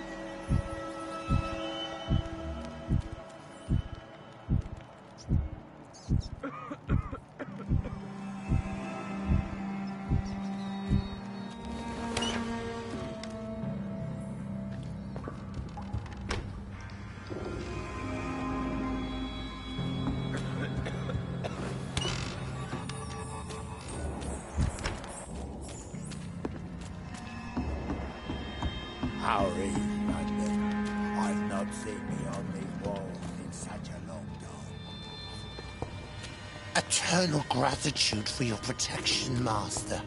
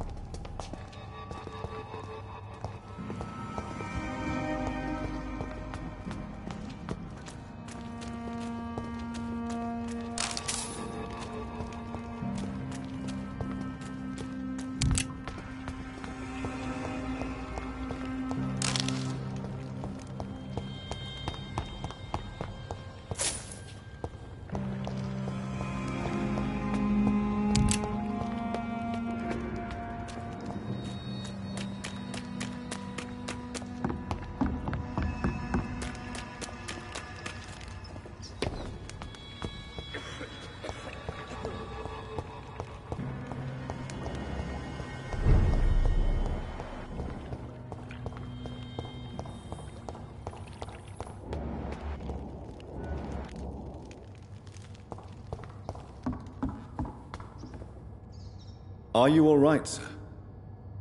What are you doing here? I could ask you the same question. Don't you know this is a quarantine zone? I'm Dr. Jonathan Reed. I'm investigating the epidemic. You had better get to a safe place while you still can. Oh, really? Well, go investigate somewhere else and leave me be. I beg your pardon? I said go. Leave me alone, sir. Rodney, you're the man who killed that gang member, are you not? Is that... Yes, I did. Then why... That ass...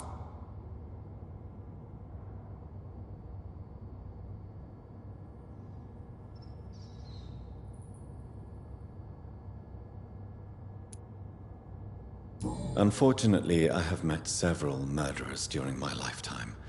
You don't look like them.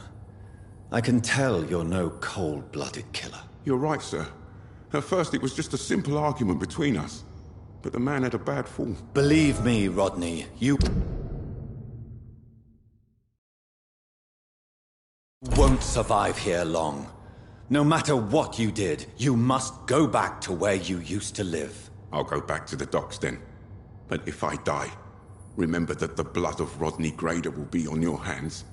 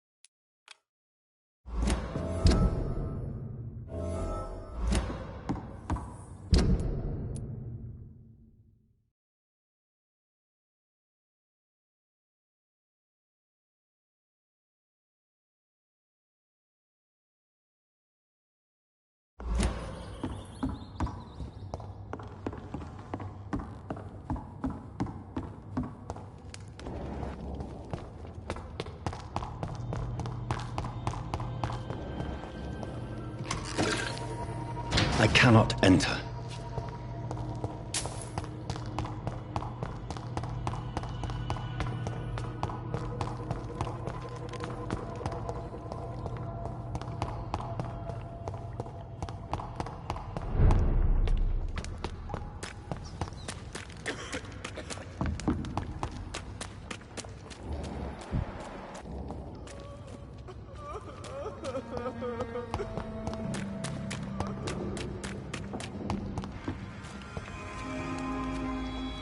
Your spare little Isaac, so sweet of blood. Eternal gratitude for your protection, Master.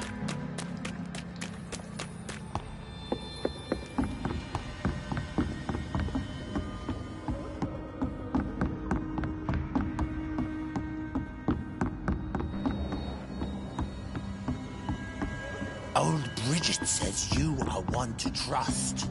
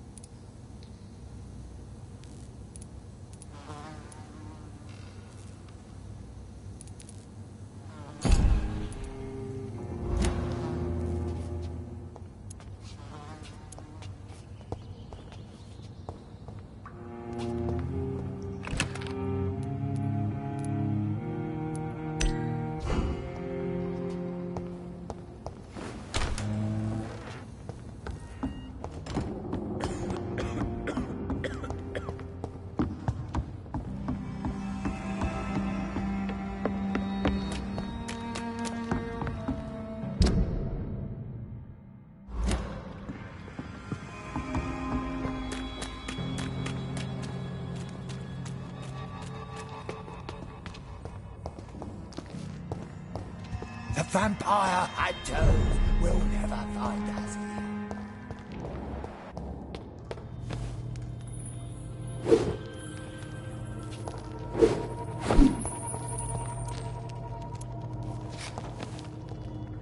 It's locked, all right.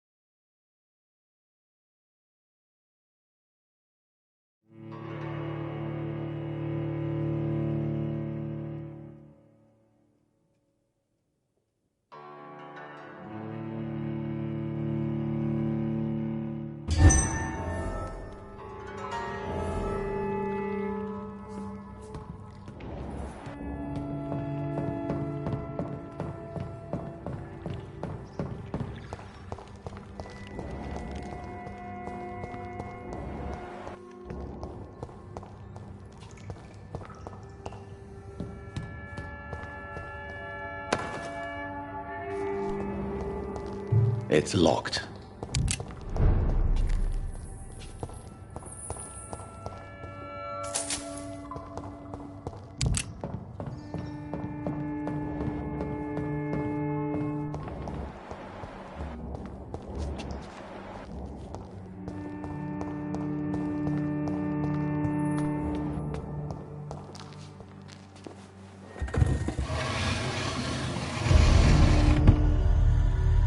Welcome back, Dr. Reed. Would you like to take communion with me now? Sean, are you eating raw flesh? It is the sacred flesh of the mortal lamb. Our Lord's bountiful transmutation for the sustenance of his believers.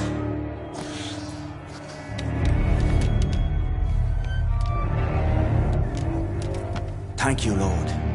I am your most humble servant. So, true to your word, you waited for my return. I told you, Dr. Reed, I was a man to be trusted. Did you have words with the poor Harriet?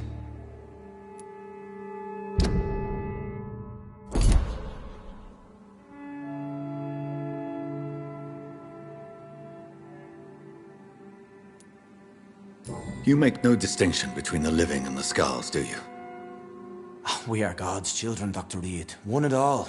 And he's determined to save us.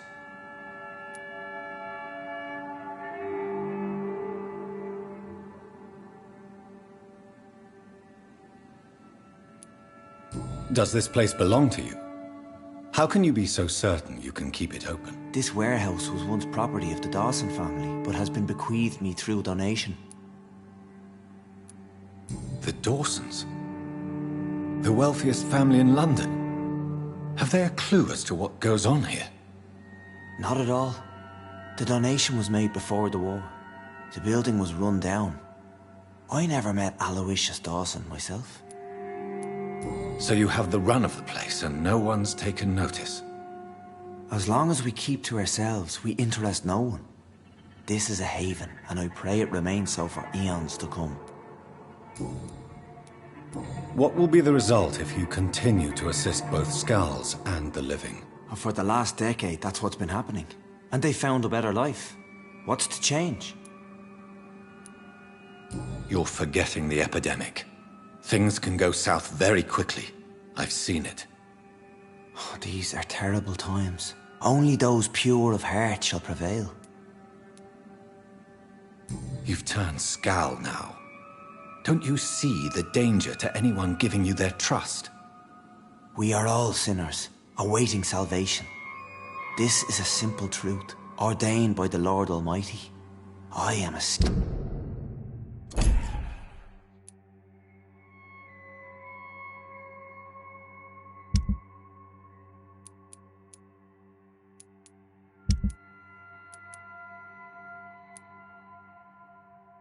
of his glorious light.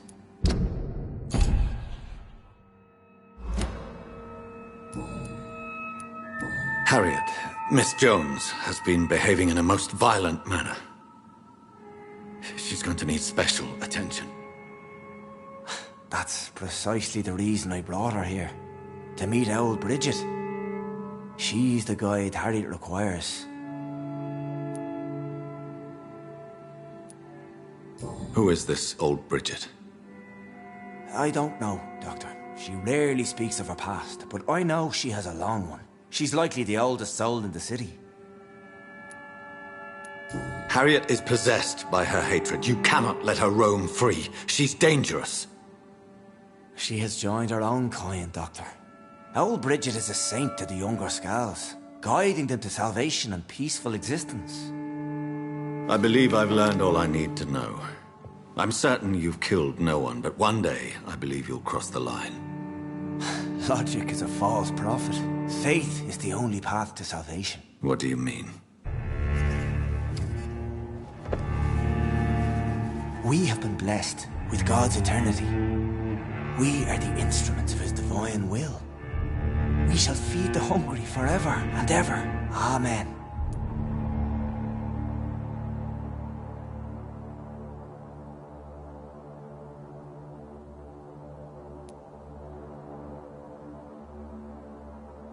I haven't the luxury of being able to satisfy my hunger on staunched blood and lifeless flesh. Give yourself over to God, Doctor. Expel your urges and kneel before the Lord in praise. These urges... You know the hunger will never be satisfied. I've come to embrace the everlasting craving. I have sworn to feed only upon the flesh of the dead. It is now my sacrament. Take, eat. This is my body. So saith the Lord.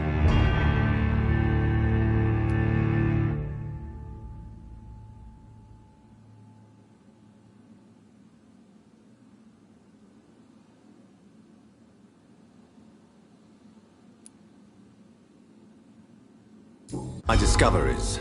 Vampire blood would enhance your metabolism, perhaps even heal you. If what old Bridget says is true, I'll give you some of mine. I'd rather not. It would be extremely awkward. You have no choice, Sean. It's the only way to protect your chetl, those still amongst the living. No, Dr. Reed. God made me this way. Who am I to disobey his will? You believe that God's plan was for you to be abandoned at birth? The Lord works in mysterious ways. I can't imagine God intended for you to be molested by a priest in an orphanage.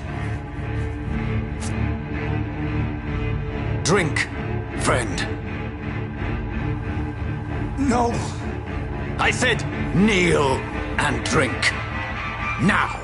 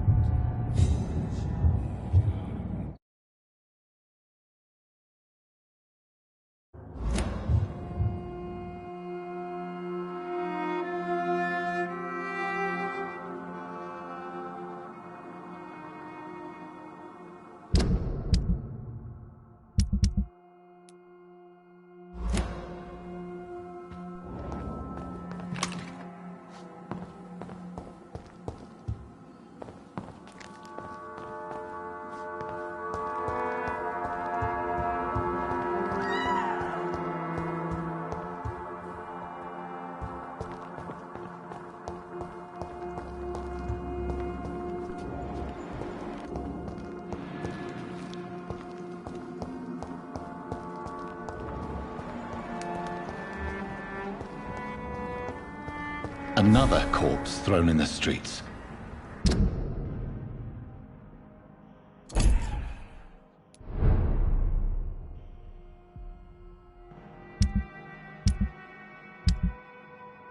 Someone's playing a very sick game.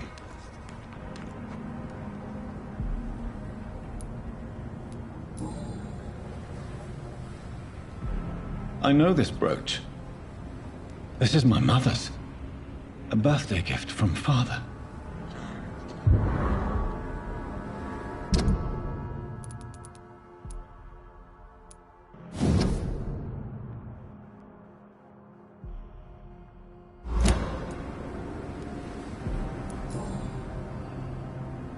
"29 Pretty Orchard Street."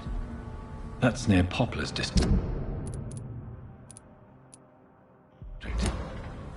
Why would this man carry off my mother's brooch? I must go there.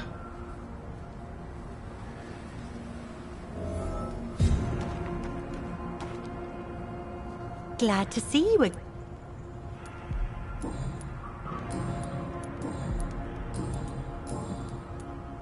Lottie, tell me about the death of your mother. Giselle killed her. Plain and simple. She killed her with her daily whims, her laziness, and her complaints. That's quite a statement. You can't kill someone because you're fickle. Mother was very ill, but I forgave Giselle. What I couldn't stand was how she cried at her funeral like she was the one left alone. Perhaps you're... I know. Did you see what happened? No. I was coming back to the shelter from... You... No. Goodbye.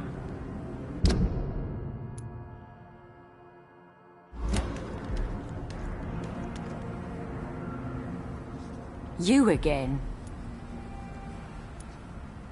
I've identified the men who stole from you. You were right. They were members of some self-proclaimed militia. I knew it! Did you find the money, too? Yes. Here it is. They thought they could finance their activities with it. I never thought a man like you would be kind enough to... I misjudged you. Badly. Well... Thank you, sir. Will you give the money back to your comrades, then? Fuck those bastards who fired me. I'll give the money to Miss Gillingham. Her son Jack was a friend of mine. He was killed recently.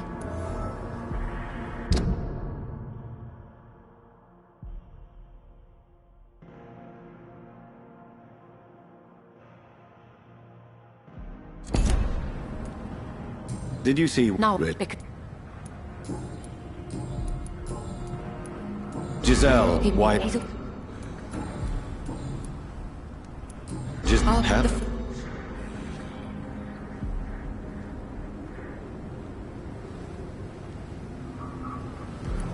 You should talk. I don't want to talk about that. What? Who killed... No one will ever know. Oh. Well...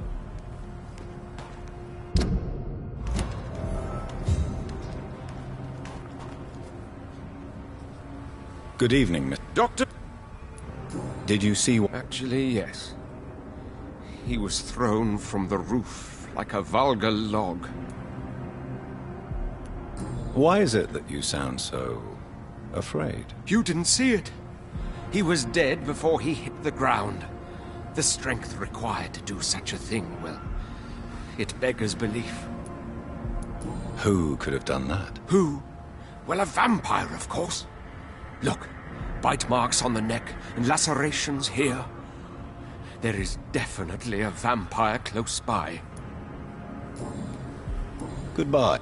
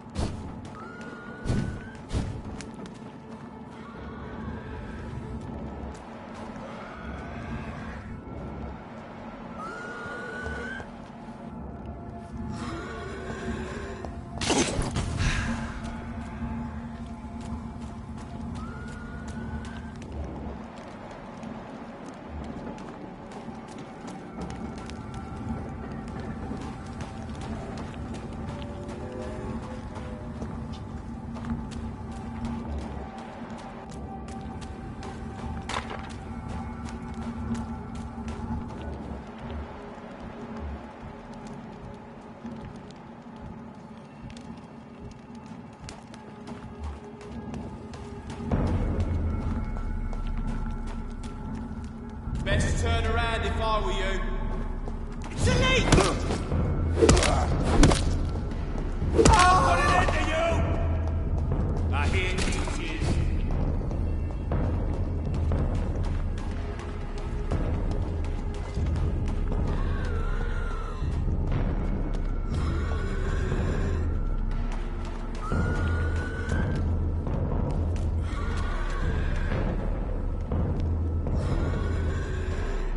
Bloody monster!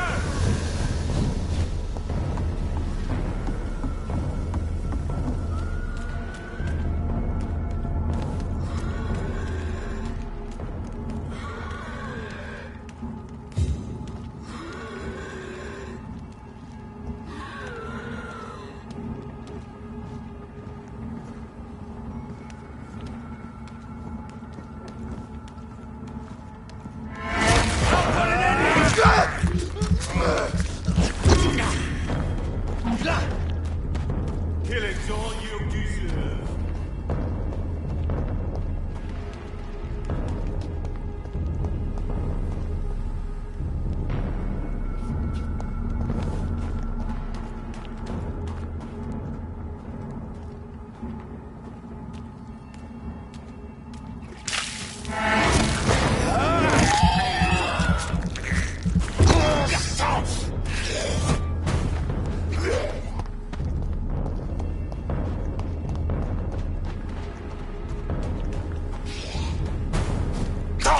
I'll send you back in a fucking die, bitch!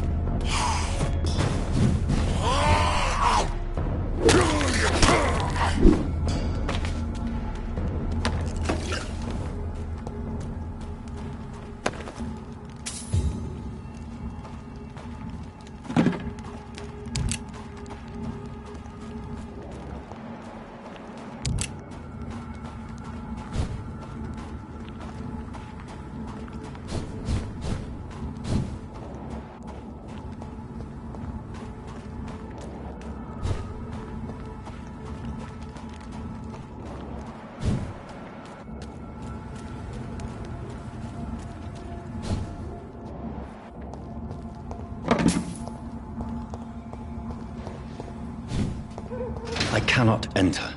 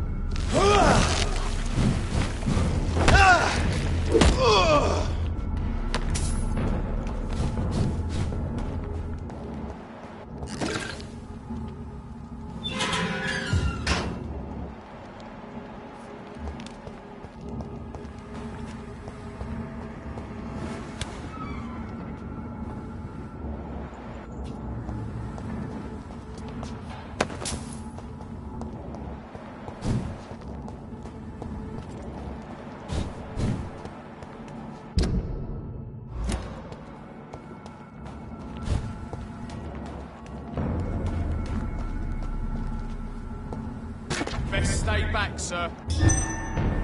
He's mine! I'll take it!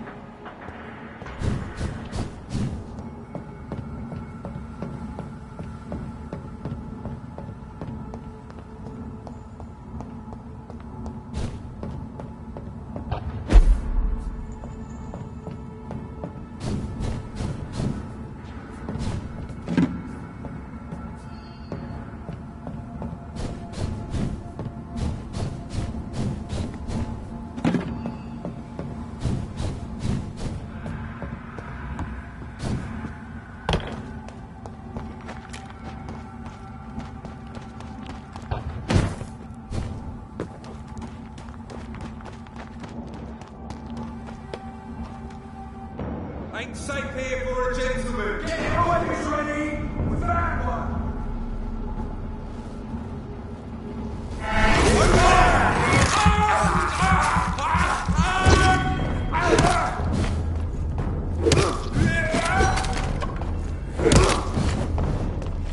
Oh my God!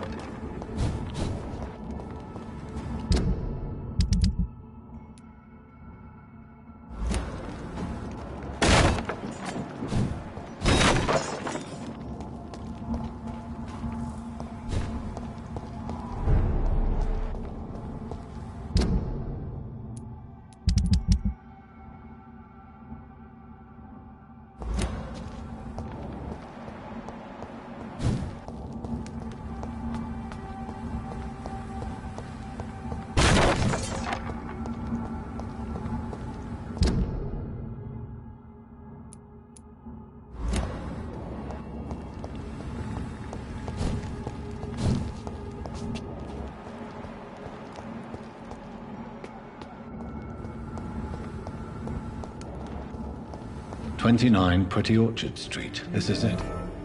What's in there for me?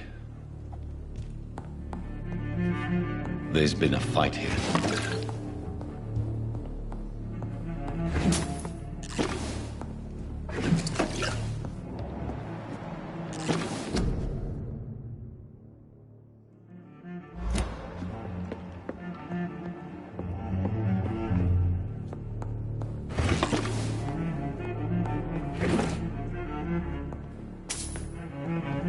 This window was shattered with violent force. Someone's been pulled through it and dragged through the street. Who could have done that?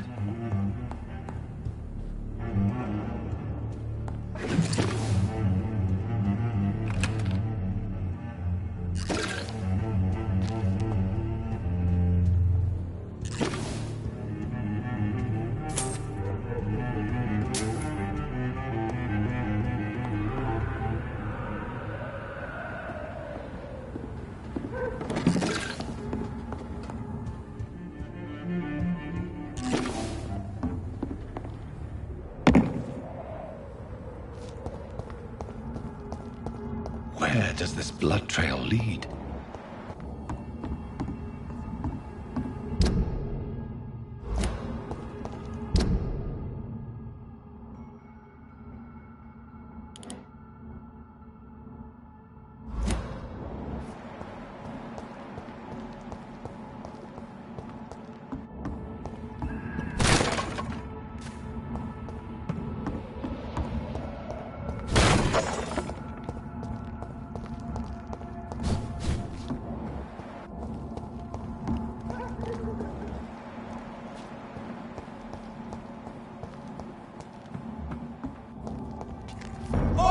You listening? It's an leech! Kill it!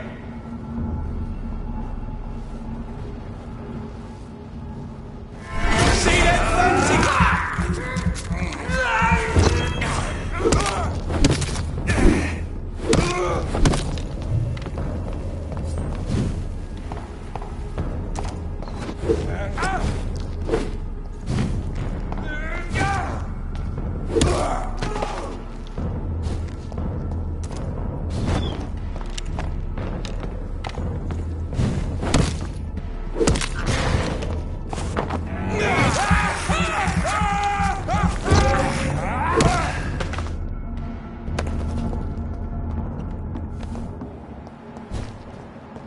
So much blood.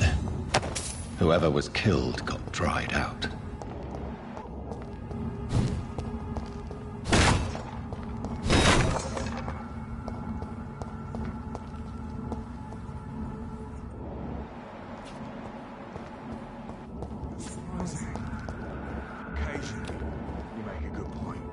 We're being misled. Or worse, we're being baited by leeches playing a nasty game.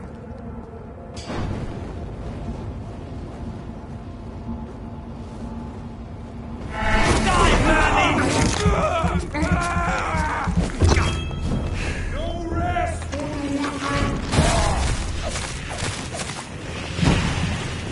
Roll back to the hell that spawned you!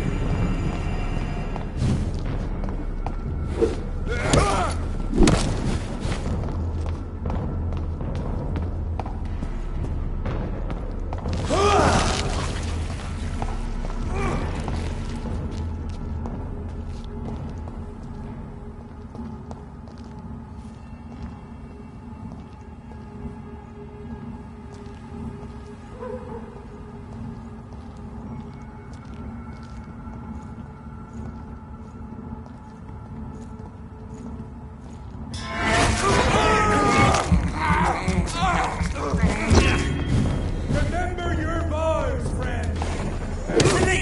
Kennedy! Christ! He's dead! Fire!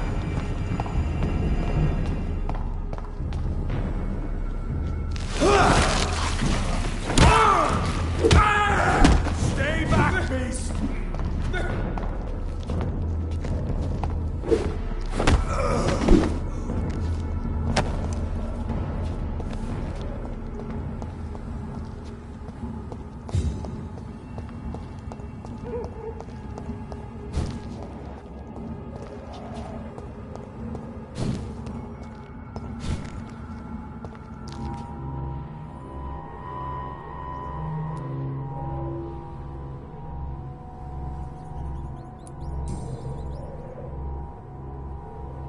Only a golden watch in her pockets.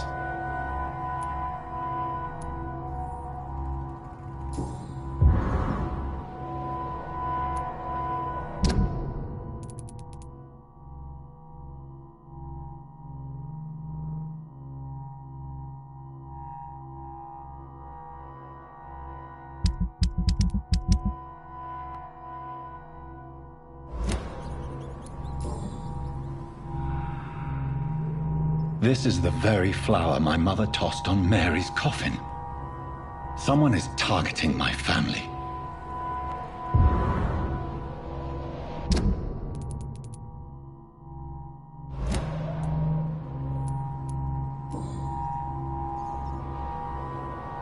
Her shoes and clothes are quite worn out.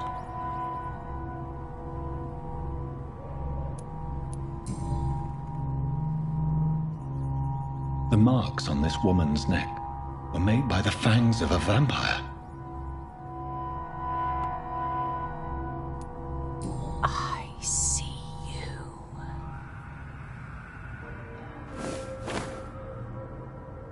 Right then. It's a sick game. But given no choice in the matter, I might as well.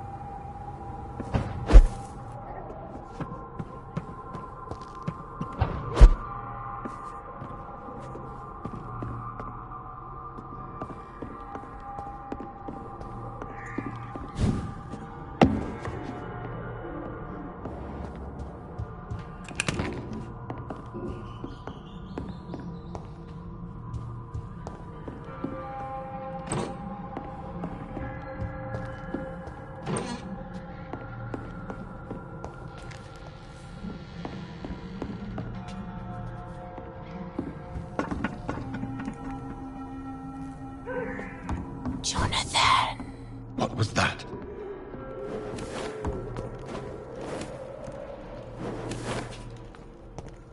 I won't let you escape.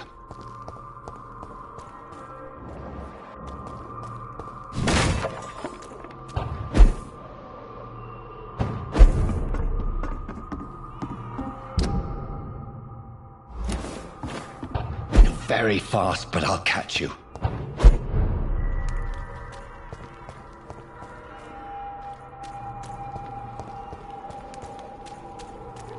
They've all been butchered.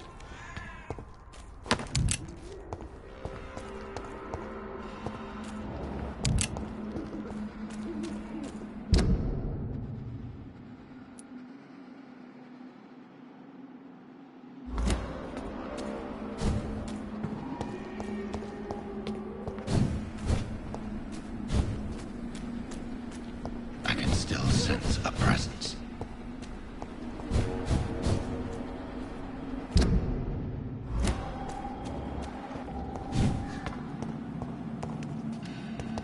It's locked, all right.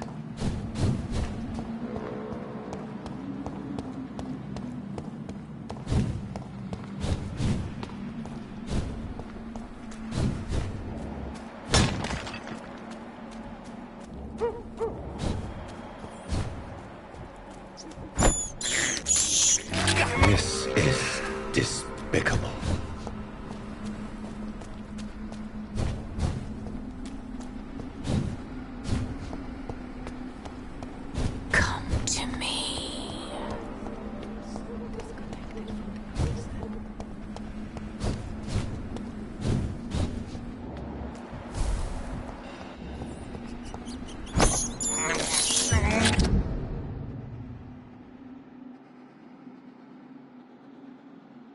I have this thirst for blood.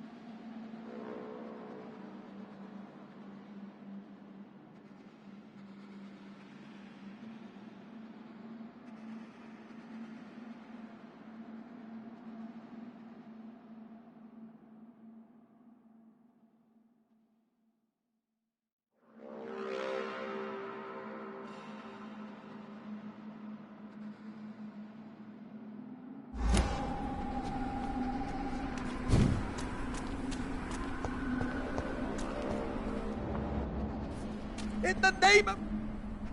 You! What have you done? Vicar Larrabee, what happened? Demon! Hell Scourge! Son of perdition! Vicar! Vicar! Jonathan's no demon. He's just a soul. Returned from the dead. Like your Christ, Vicar. Mary, is it really you? Oh, it's me, all right. Precious brother. What is Mother doing here? I'm gathering the family for a final reunion. All smiling, all dead. Thanks to the good Dr. Reed. Mary. Mother, say hello to your son. Hello, Jonathan. Mother, What do we have here, Mother? The prodigal son has lost his tongue. Our Jonathan always had the first and last word at dinner. The entertainer, the star of our show. I'm sorry. Let me explain. Shut up. It's my turn to do the talking. I have this nasty hole in my chest, Johnny. It needs to breathe. Of course. You can speak.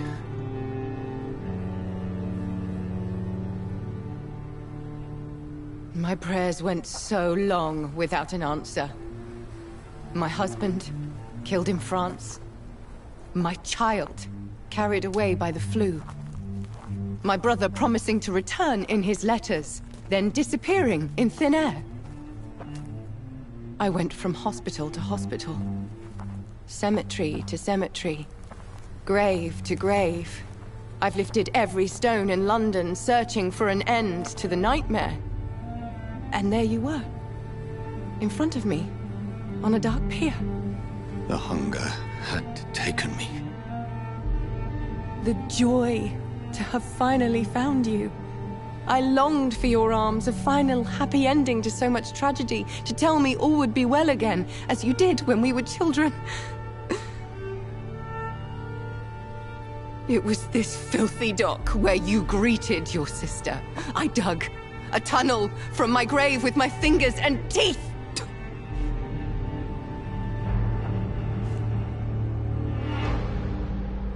Mary. I thought I had murdered you. I tried to end myself. We've been through the same horror. We are a disease, Jonathan. A sickness that corrupts all it touches. All we kiss, and all we kill. Look at me. Admire your ilk. I'm so sorry.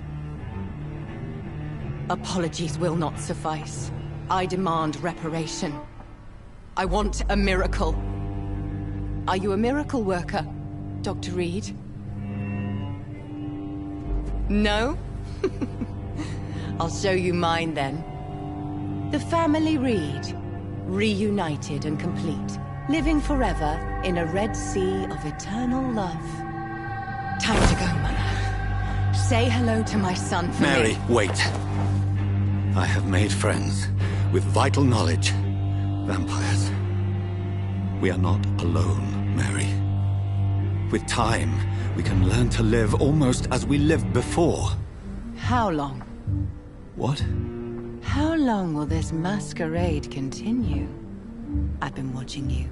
All these nights in Whitechapel, pretending you're still a doctor. You believe you're just fighting a disease. But it's you, the disease. Jonathan, you! I'm a scientist.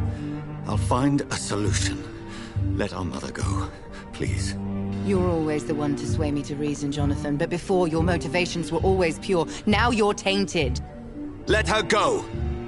She has no part to play in this. Very well.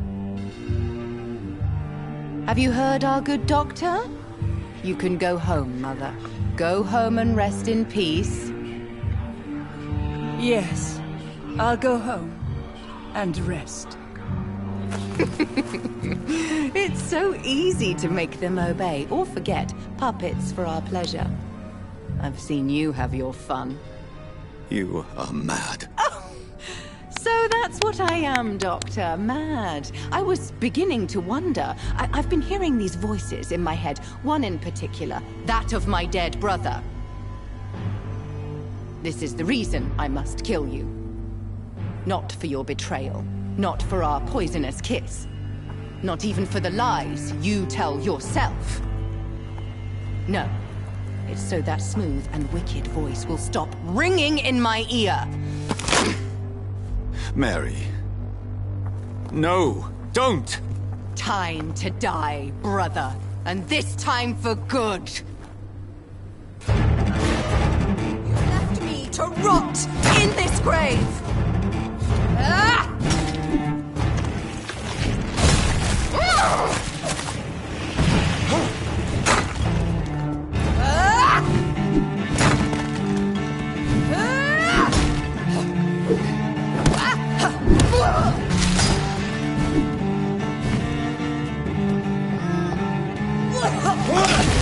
What have you done? You killed me, brother!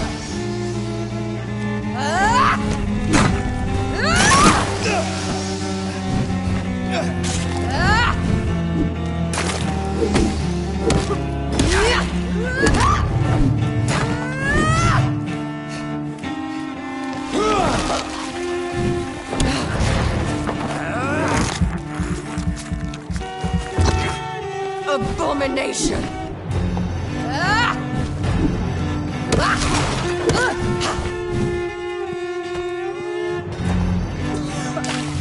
Kiss me again, sweet brother.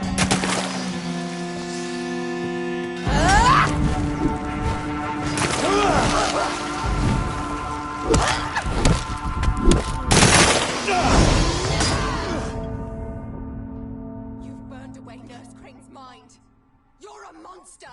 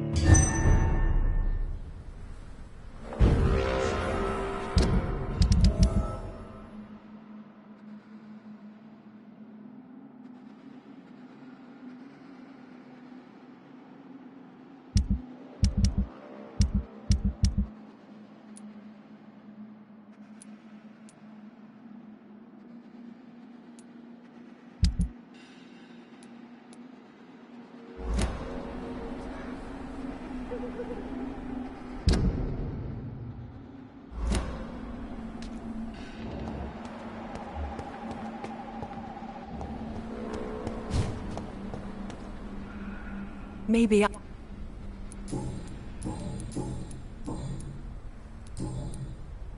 You should... Maybe... Goodbye. Matthew.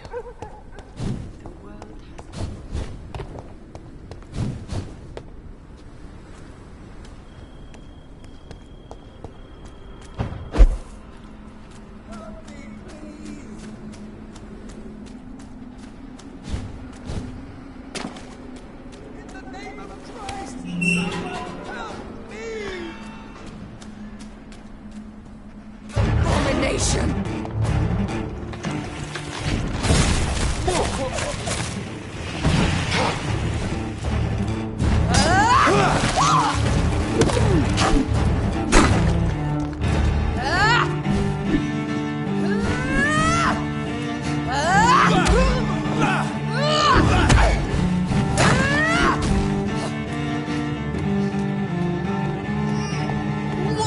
You left me to rest in peace, monster.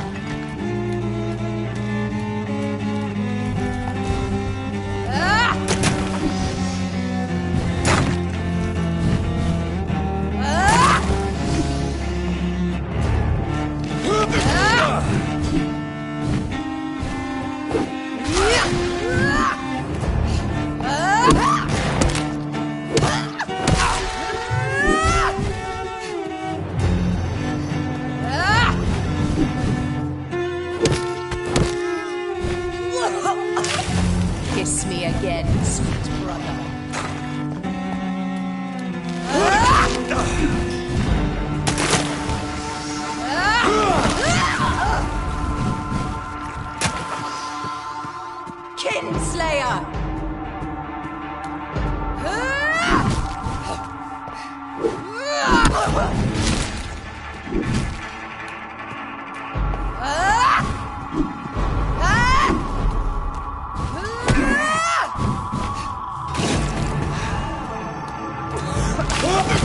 have you done?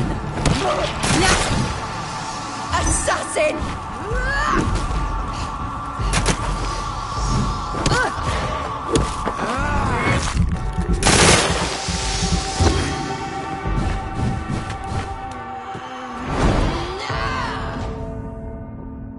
You've burned away Nurse Crane's mind.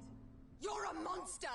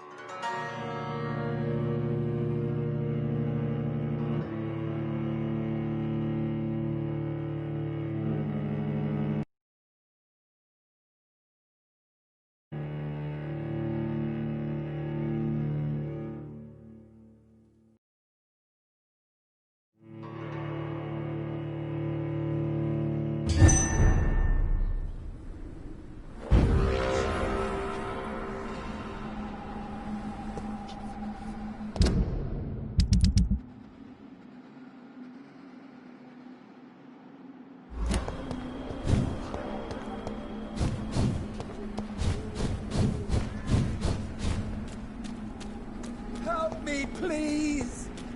You left me to rot In this grave!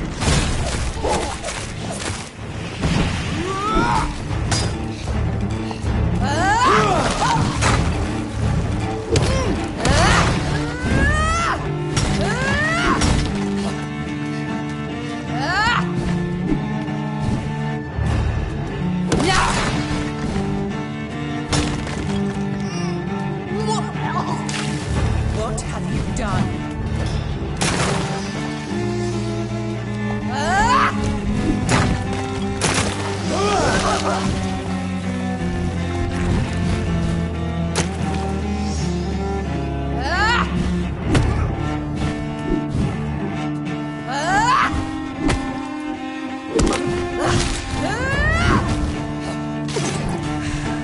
Kinslayer!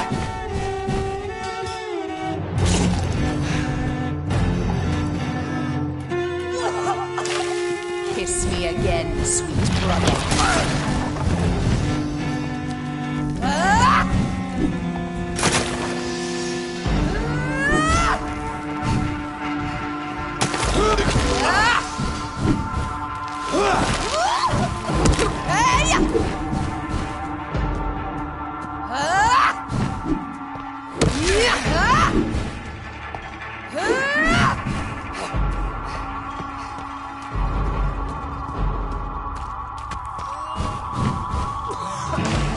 Come to me, Jonathan.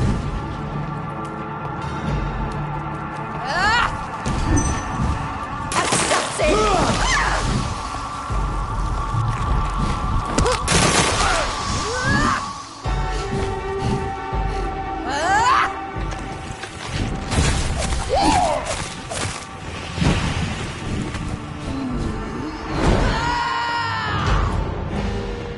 You've burned away Nurse Crane's mind. You're a monster! Rest in peace, monster. Be your blood priest. Final thoughts are just to die for.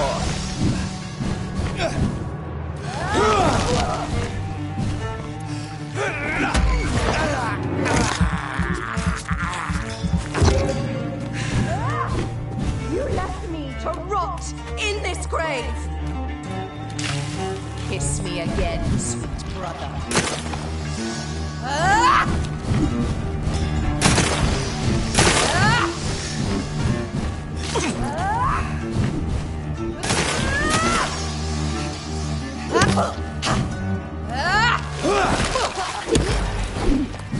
Assassin!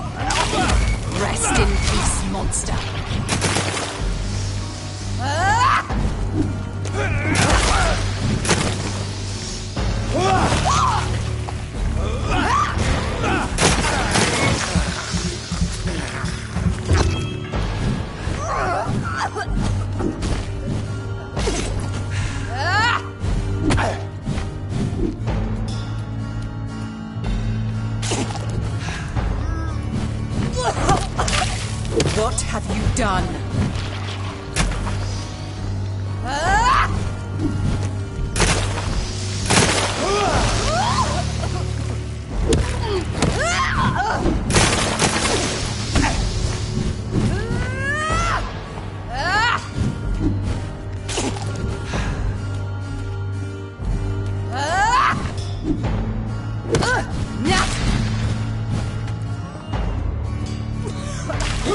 Rest in peace, monster.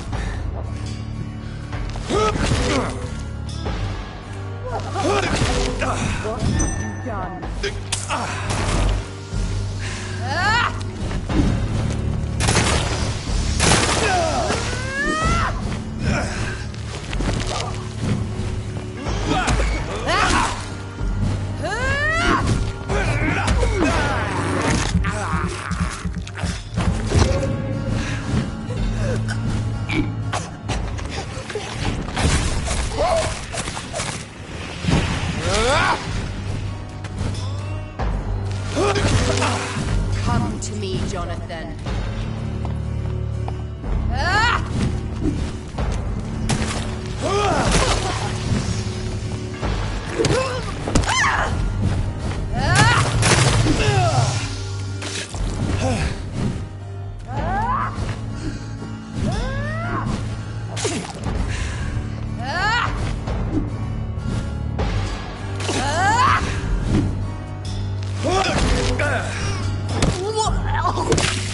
Kiss me again, sweet brother.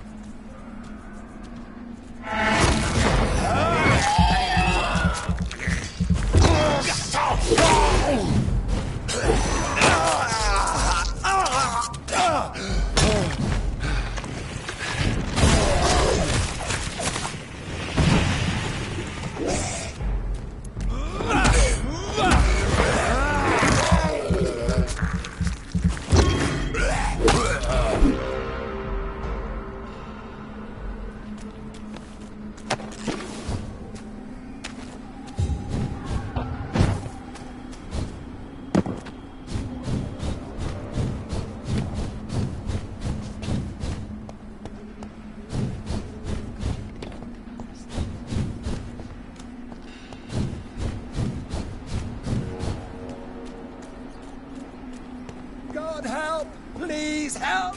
Slayer!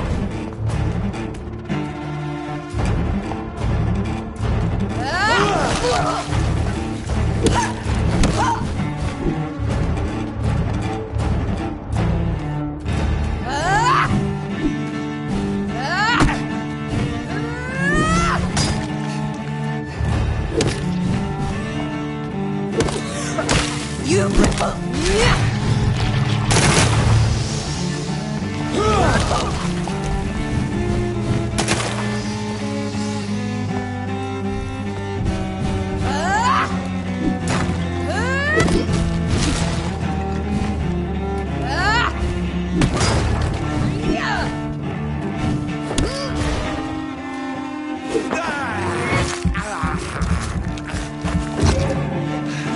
me to rot in this grave!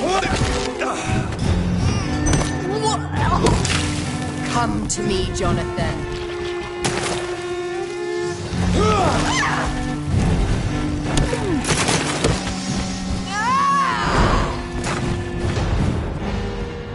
You've burned away Nurse Crane's mind. You're a monster!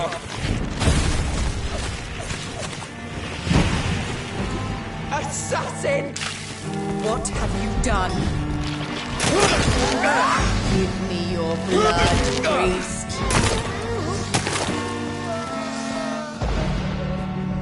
Final thoughts are just to die for.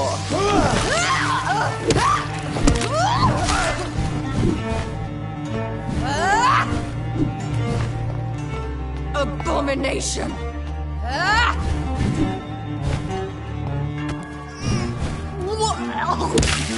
Kiss me again, sweet brother.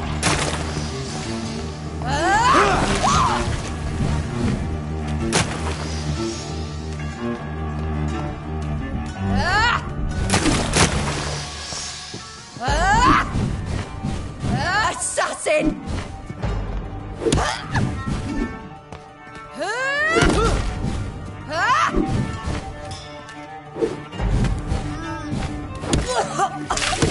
Rest in peace, master.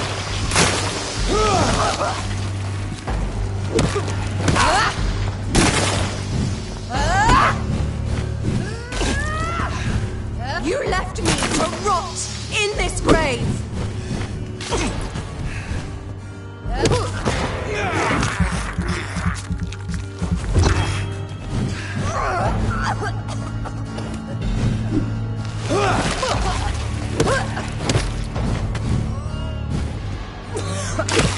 What have you done?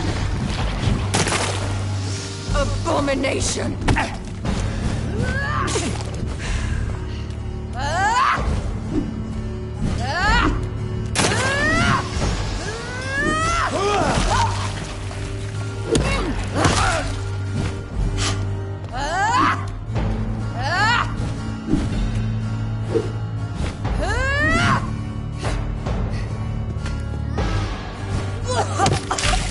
Come to me, Jonathan.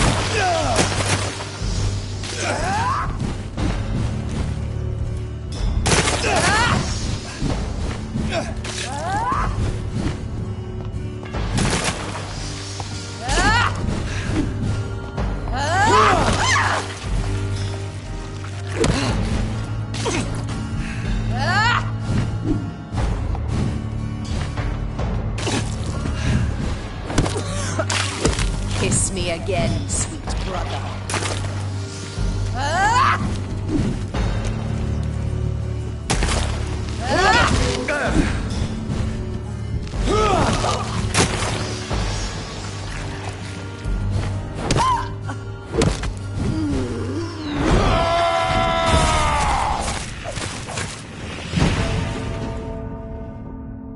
I'll make you kneel like a dog, just as you did to Sean Hampton.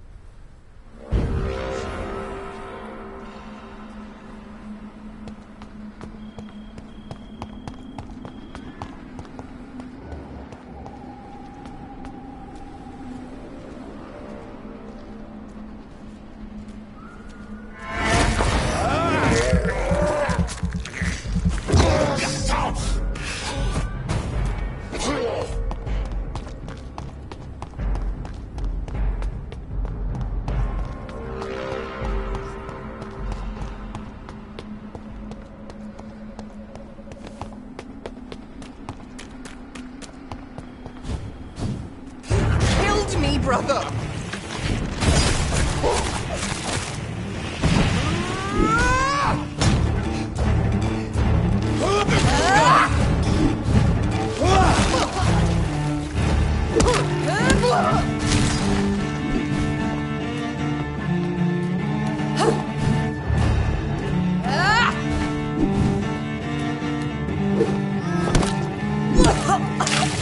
Rest in peace, monster.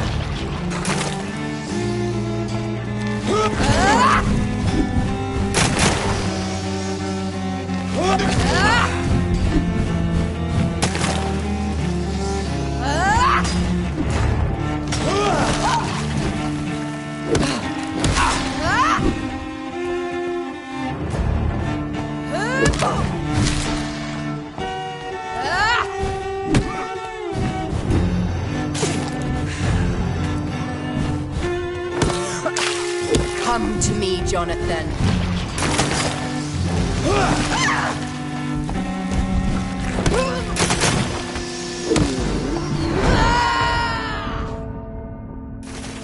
Burned away Nurse Crane's mind. You're a monster.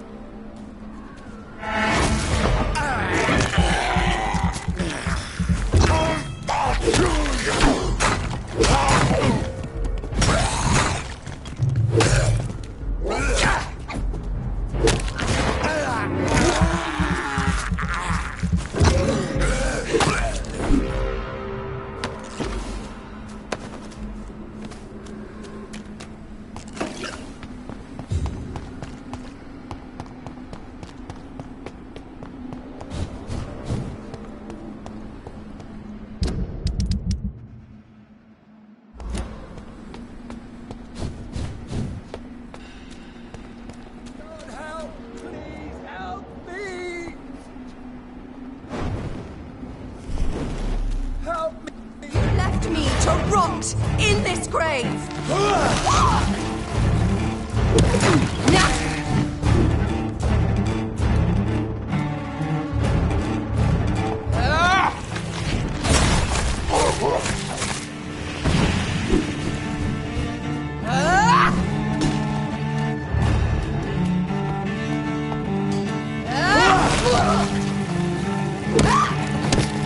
Abomination! Come to me, Jonathan.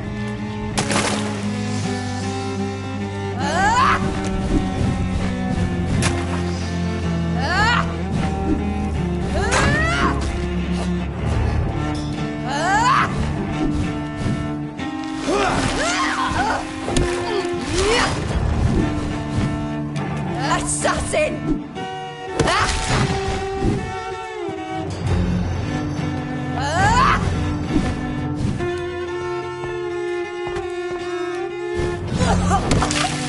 Rest in peace, monster.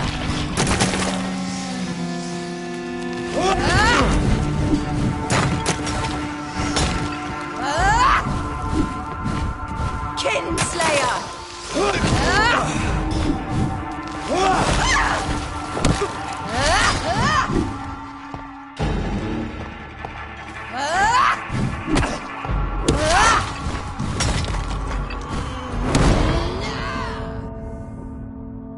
You've burned away Nurse Crane's mind.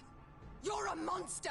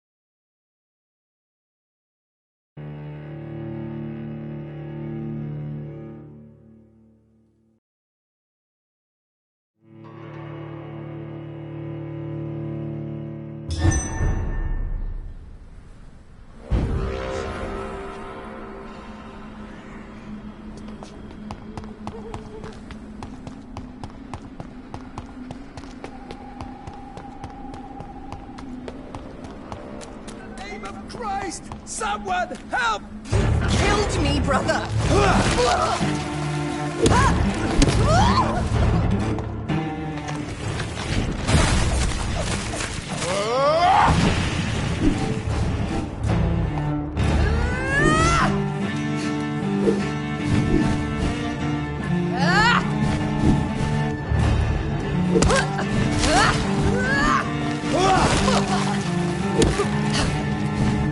You left me to rot in this grave!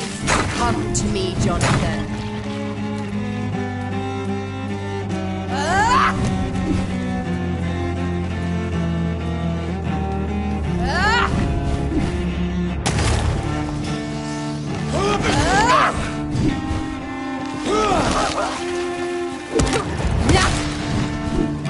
Kinslayer!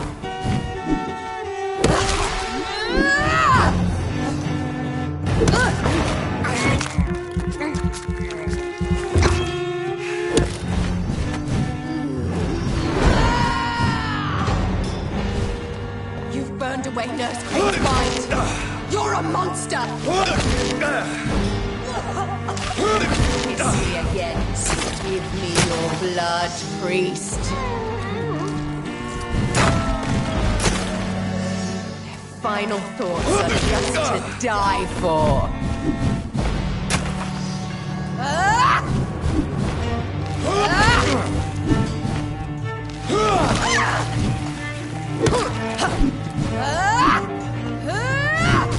Abomination! Rest in peace, monster.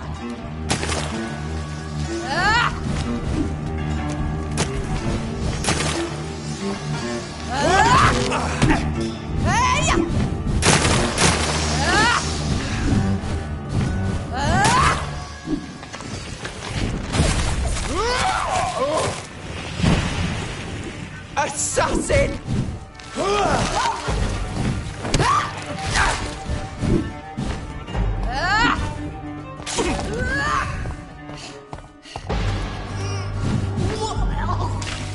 What have you done?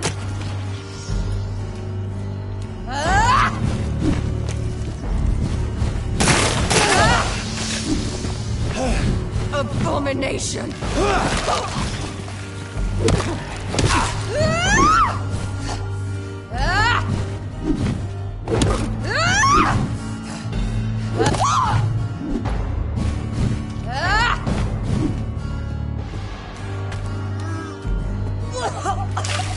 Kiss me again, sweet brother.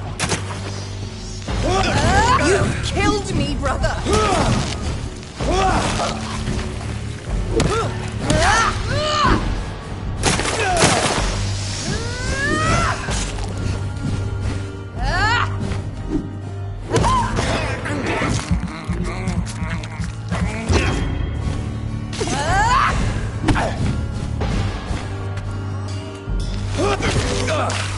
Come to me, Jonathan.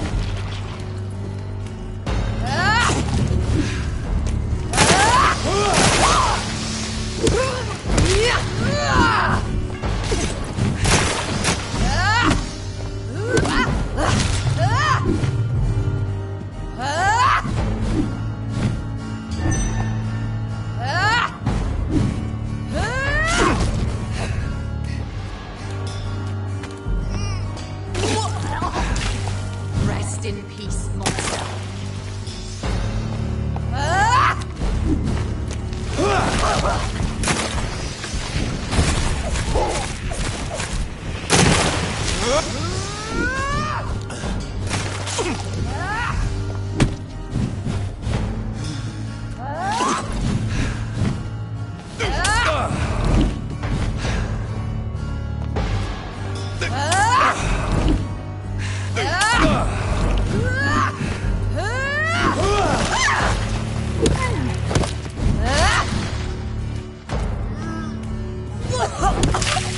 What have you done?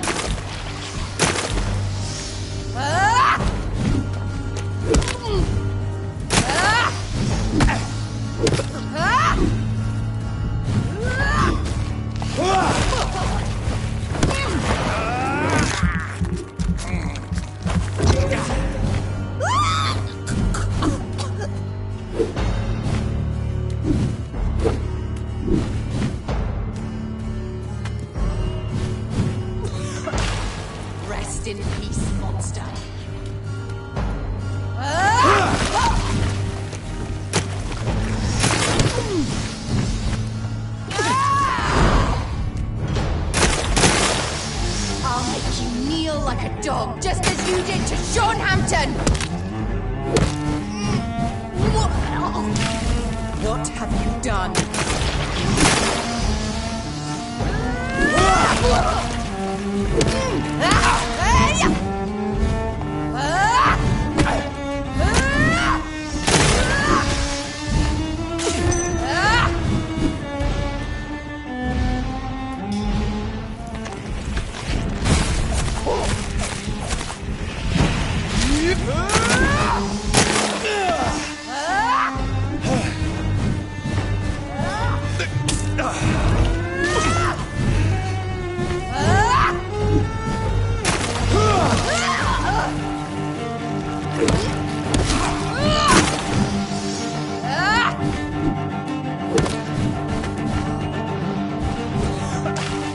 Kiss me again, sweet brother.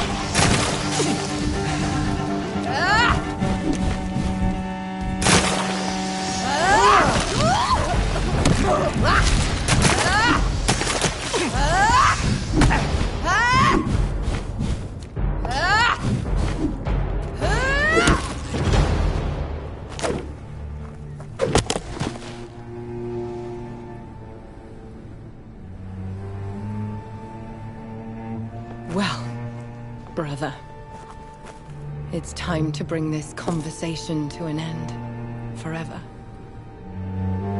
You know I will not play this game. Calm now, Doctor. Like a rabid dog. Or think you're performing an autopsy. Don't be ridiculous. I'll kill them all. The kind Dr. Swansea. The sweet little lass with hair of red. I am the Harbinger, bringing your punishment. Mary. Don't you see? This is not me. Flesh that never ages. All nightmare, no dream.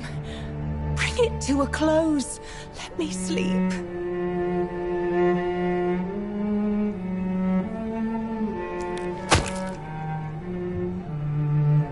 I will find a cure, Mary.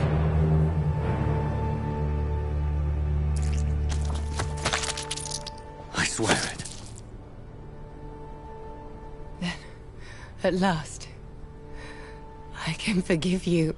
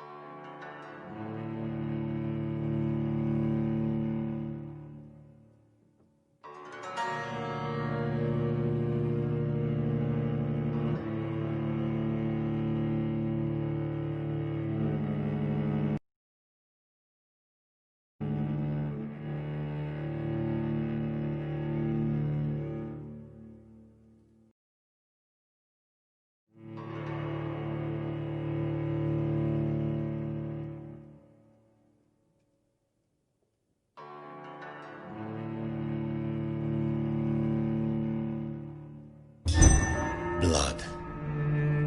As I shed one last red tear for my fallen sister, I realize the entire world now revolves around this singular word.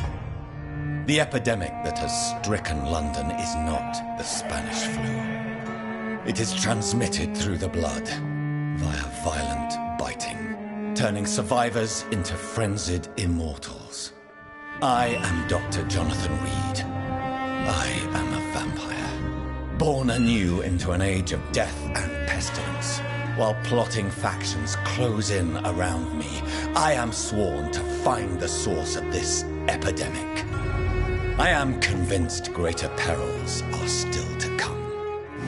I know the answers I seek are hiding in our blood.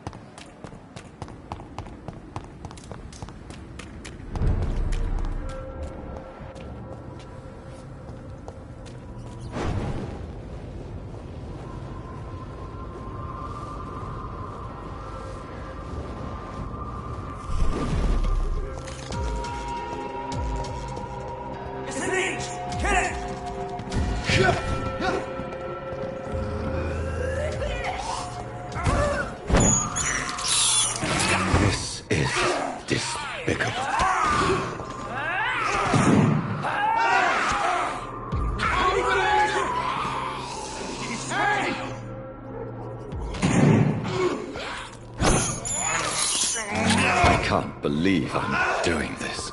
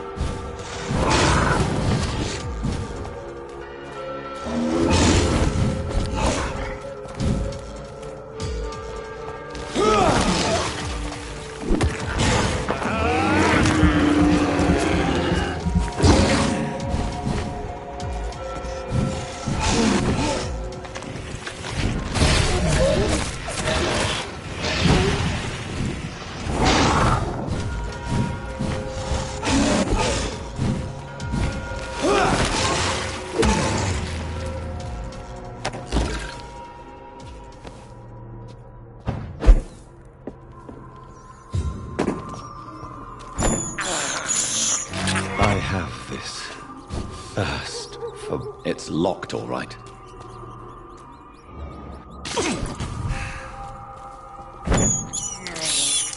I can't believe I'm doing this.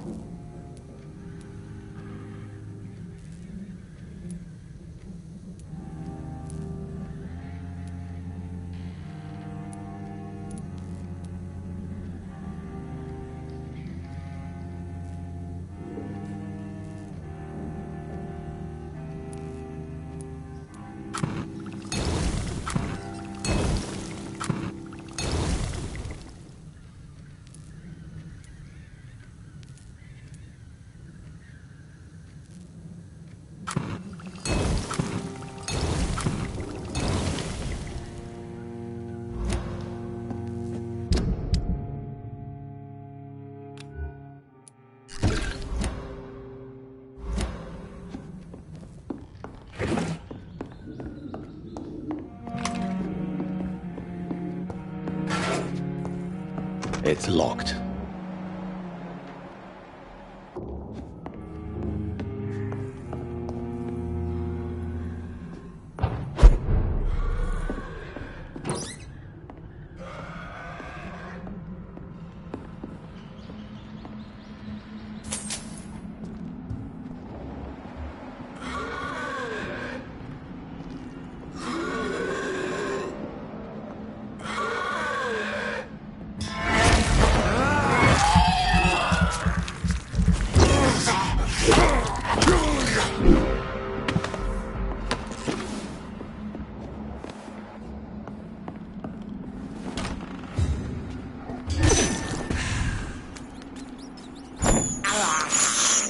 I have this thirst for blood.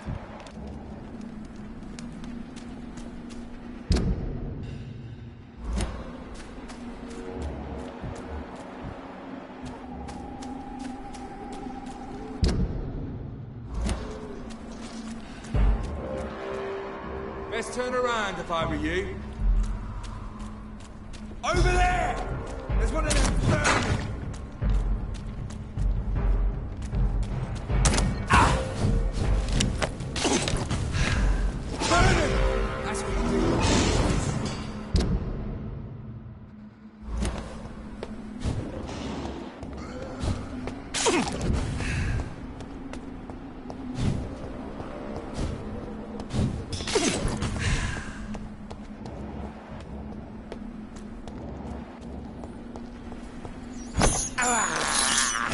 This is despicable.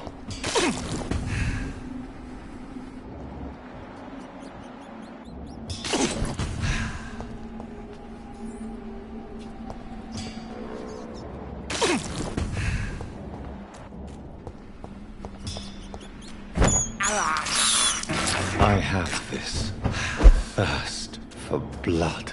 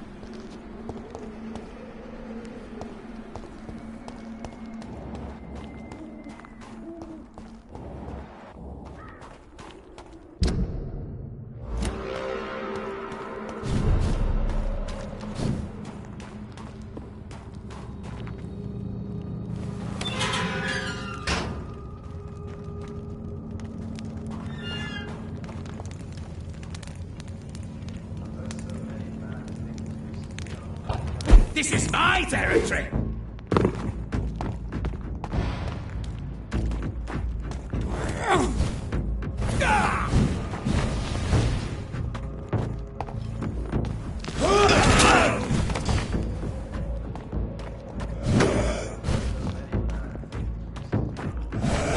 Your prey is mine!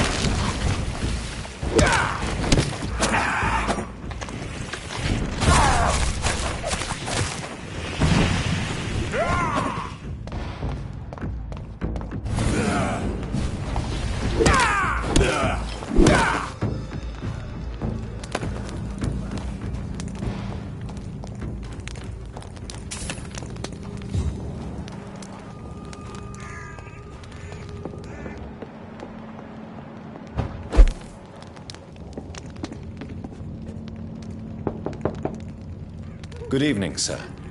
It's me again. Leave me alone, I say, whoever you are. It cannot be safe for a blind man to live here alone. Let me enter, sir. I swear I mean you no harm. Well, a voice never lies, and yours clearly is the voice of a gentleman. All right, Doctor, come on in. Wandering in this part of town at night, you're either brave or a fool.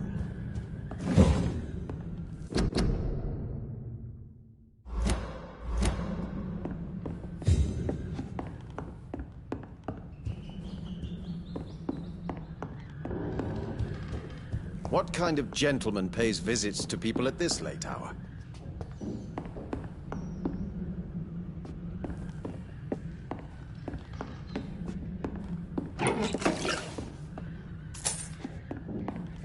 It's locked. Tell me, how do you see the world these days?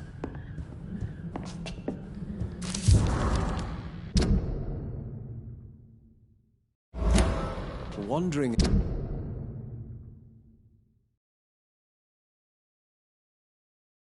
in this part of town at night, you're either brave... So what is the name of my nocturnal visitor? I'm Dr. Jonathan Reed. As I already explained to you, I'm inquiring about the epidemic. Dr. Reed? The eminent surgeon? My God!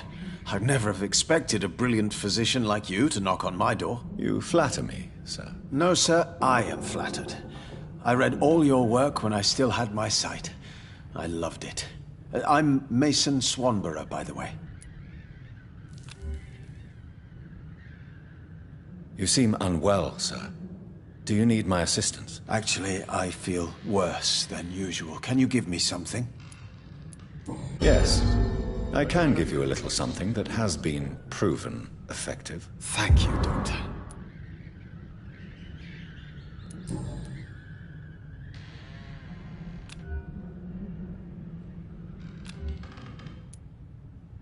And what else have you learned about me, Mr. Swanborough? I know you assisted Professor Carell in France, and that you invented a new blood transfusion method based on his work. Yes. Those were frustrating but exciting days. I loved it. Yes, the thrill of research and discovery. This is what drives people like us, Dr. Reed. Oh, how I envy you. Does someone take care of you in this isolated place? My sister Loretta and I have our daily routine. Every morning and evening she comes by so we can talk and eat. Then she leaves and I stay. Do you not appreciate your sister's visits? Loretta is the best and worst thing that happened to me, and I believe she could say the same thing about me. Where does your sister go? Well, let's just say, she earns enough money for us both. What's so amusing about that? I won't hide the truth from you. Loretta sells a fake miracle elixir to the sick people of Whitechapel. So, Mason, you are the creative one in the Swanborough business, are you not? Yes, I am. I am the one who invented and improved the family recipe. And you do it all by yourself? Blind and isolated in this laboratory? My eyes may be useless, but my brain is still sharp. Once a chemist, always a chemist. Mason, Why would you waste your skill and knowledge on crafting snake oil and fake drugs? But this is my only opportunity to continue practicing my art. By giving false hope to desperate people? They all see me as disabled and useless. I'm sick of their pity.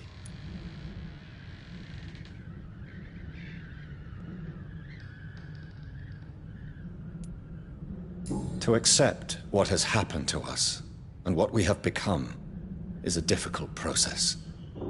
I'm sorry for what you've had to endure. You'll not get my respect through cheap compassion, Doctor. Speak to me like I'm a normal human being. That's all I ask. Mate, like to Is your sister using you and your skills for her own profit? I've lost my sight, not my wits. Loretta couldn't manipulate me in a million years. Are you sure about that? You clearly depend on her. Let me be perfectly clear. I came up with the idea of the Swanborough cordial. Loretta needs me more than I need her. Why does your sister feel so guilty about what happened to you? Because she knows I'll never forgive what she did to me. You run an illegal business with someone you hate? I don't hate my sister. She looks after me, we have a good time. But I'm just not ready to forgive her.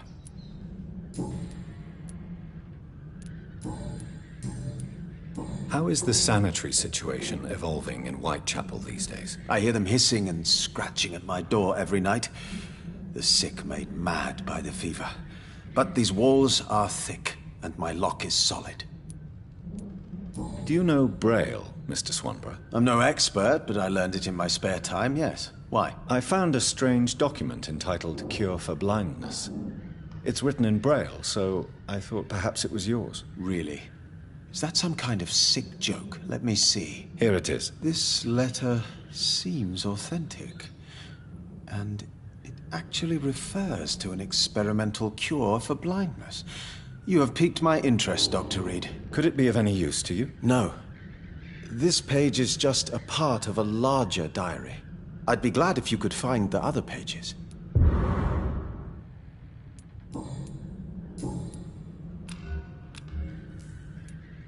Goodbye, Mr. Swanborough. I'll leave you now. Wandering in this part of town at night, you're either brave or a fool.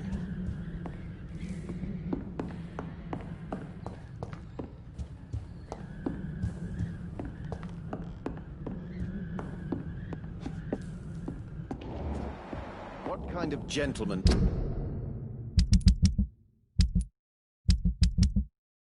pays visits to people at this late hour? What can I... Goodbye, Mr.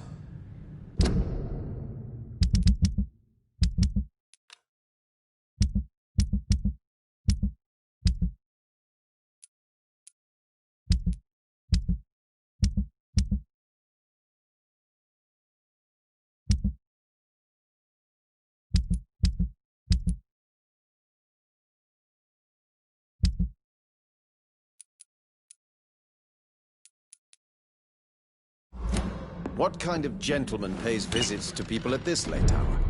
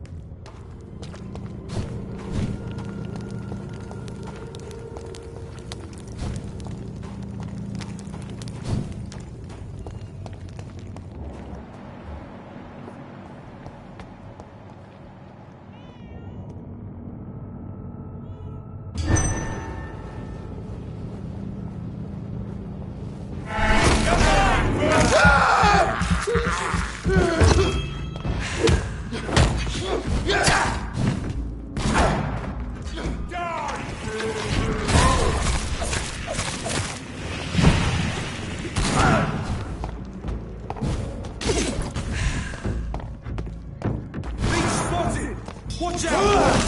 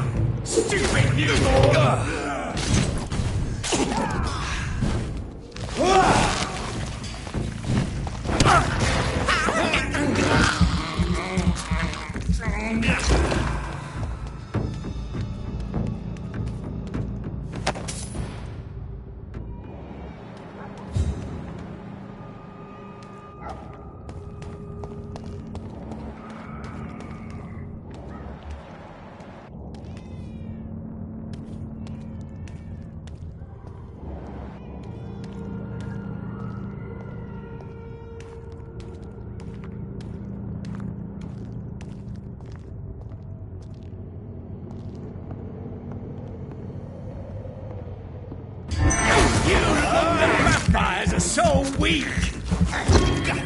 This is not... You're mine!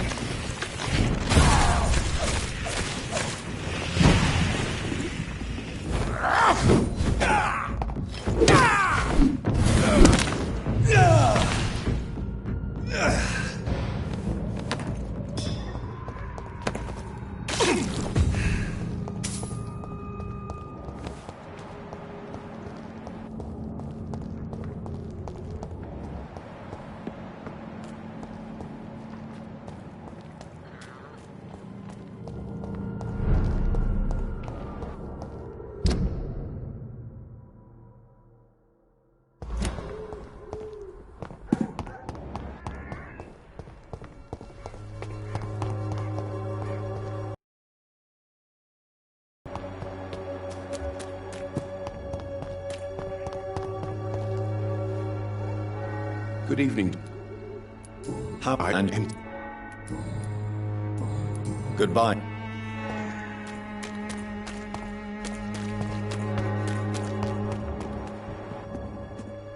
Good evening. How are the conditions? When I think about all the people... Goodbye.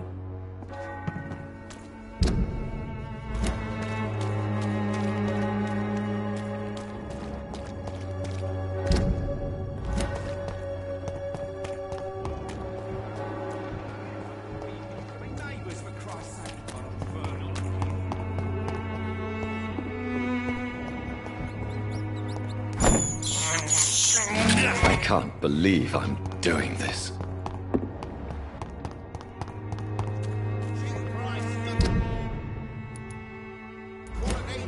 Come on, take a look. Don't be afraid. Perhaps I should look into it. Miss... The way... Goodbye.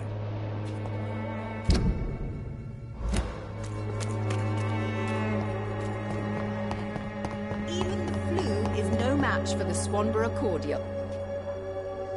Good evening.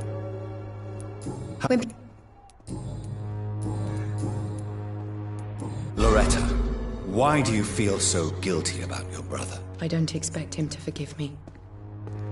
All I can do is make amends for what I did. By making him a crook and a criminal.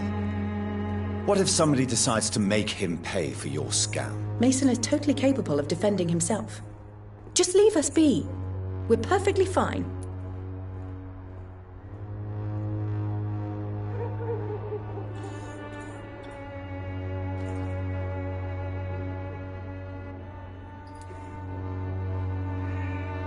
I know how guilt feels between a brother and sister. Are you sure you're not trying to ease your own remorse? Mason wants to be useful, can you understand that? And chemistry is his passion. And the Swanborough cordial gives him a purpose in life.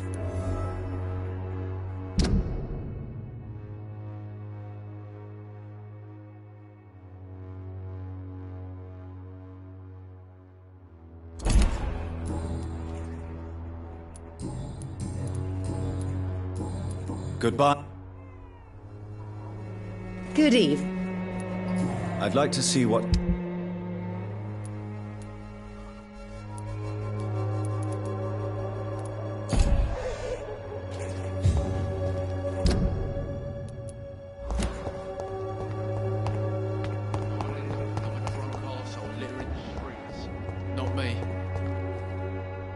How are you?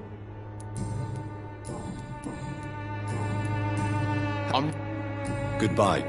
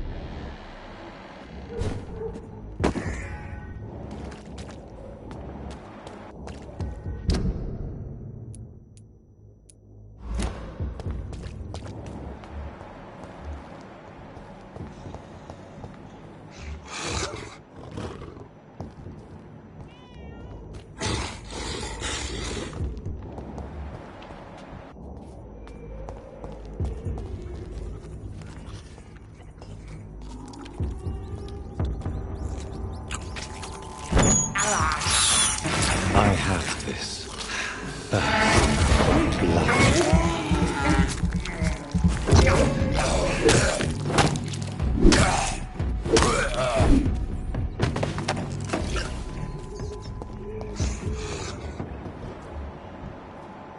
Best stay back, sir. Sir! Step away!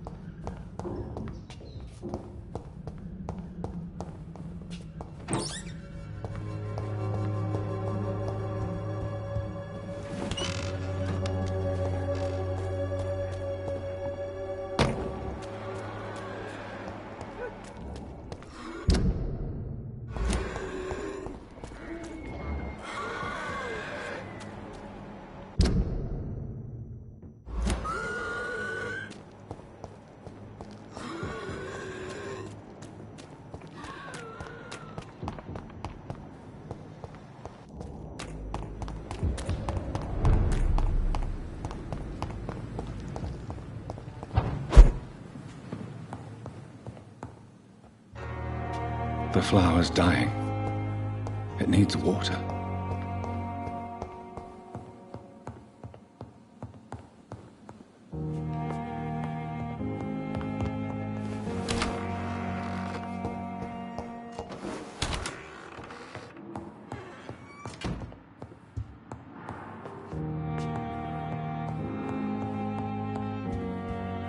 It's locked, all right. It's locked. It's locked, all right.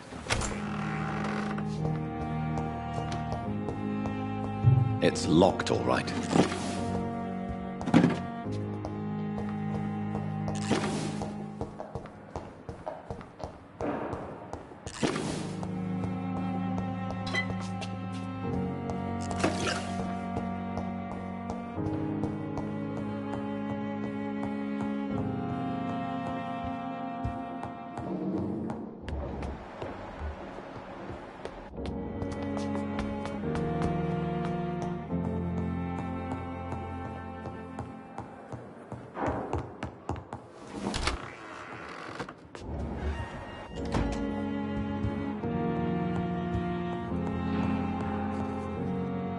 John,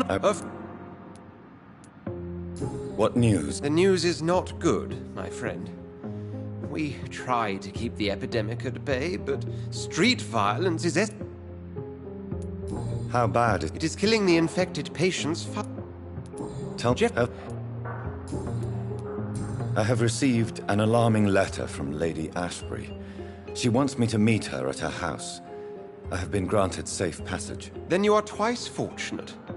I have never been invited to the lady's mansion, and with the quarantine and controls, city access is nigh impossible. Is the quarantine? It is helping slow the propagation of the epidemic. But as long as we have no clue to its origin, its efficiency is limited. Why have you never entered the lady's house? My dear Jonathan, you have no idea how reclusive... Have you... What? Nothing.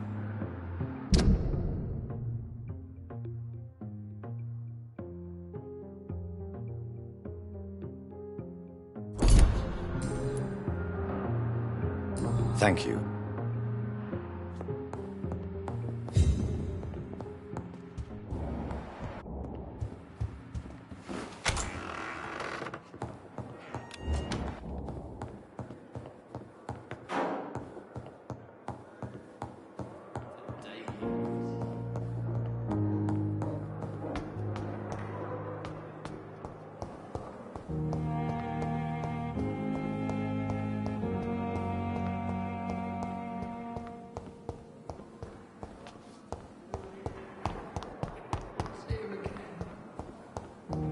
It's locked.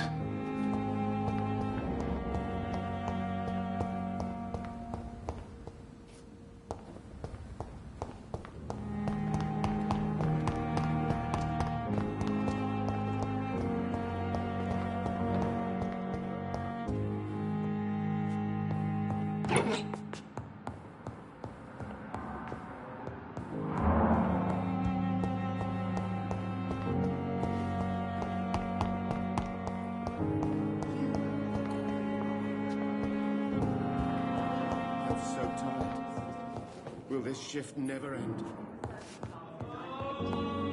I will not let you down.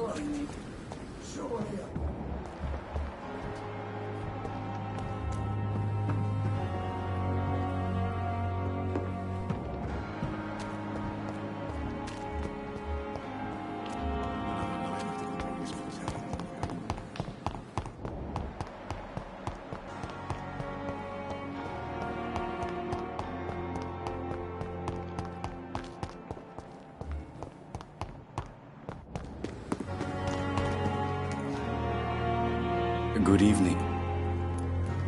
Please, of course. It's locked, all right.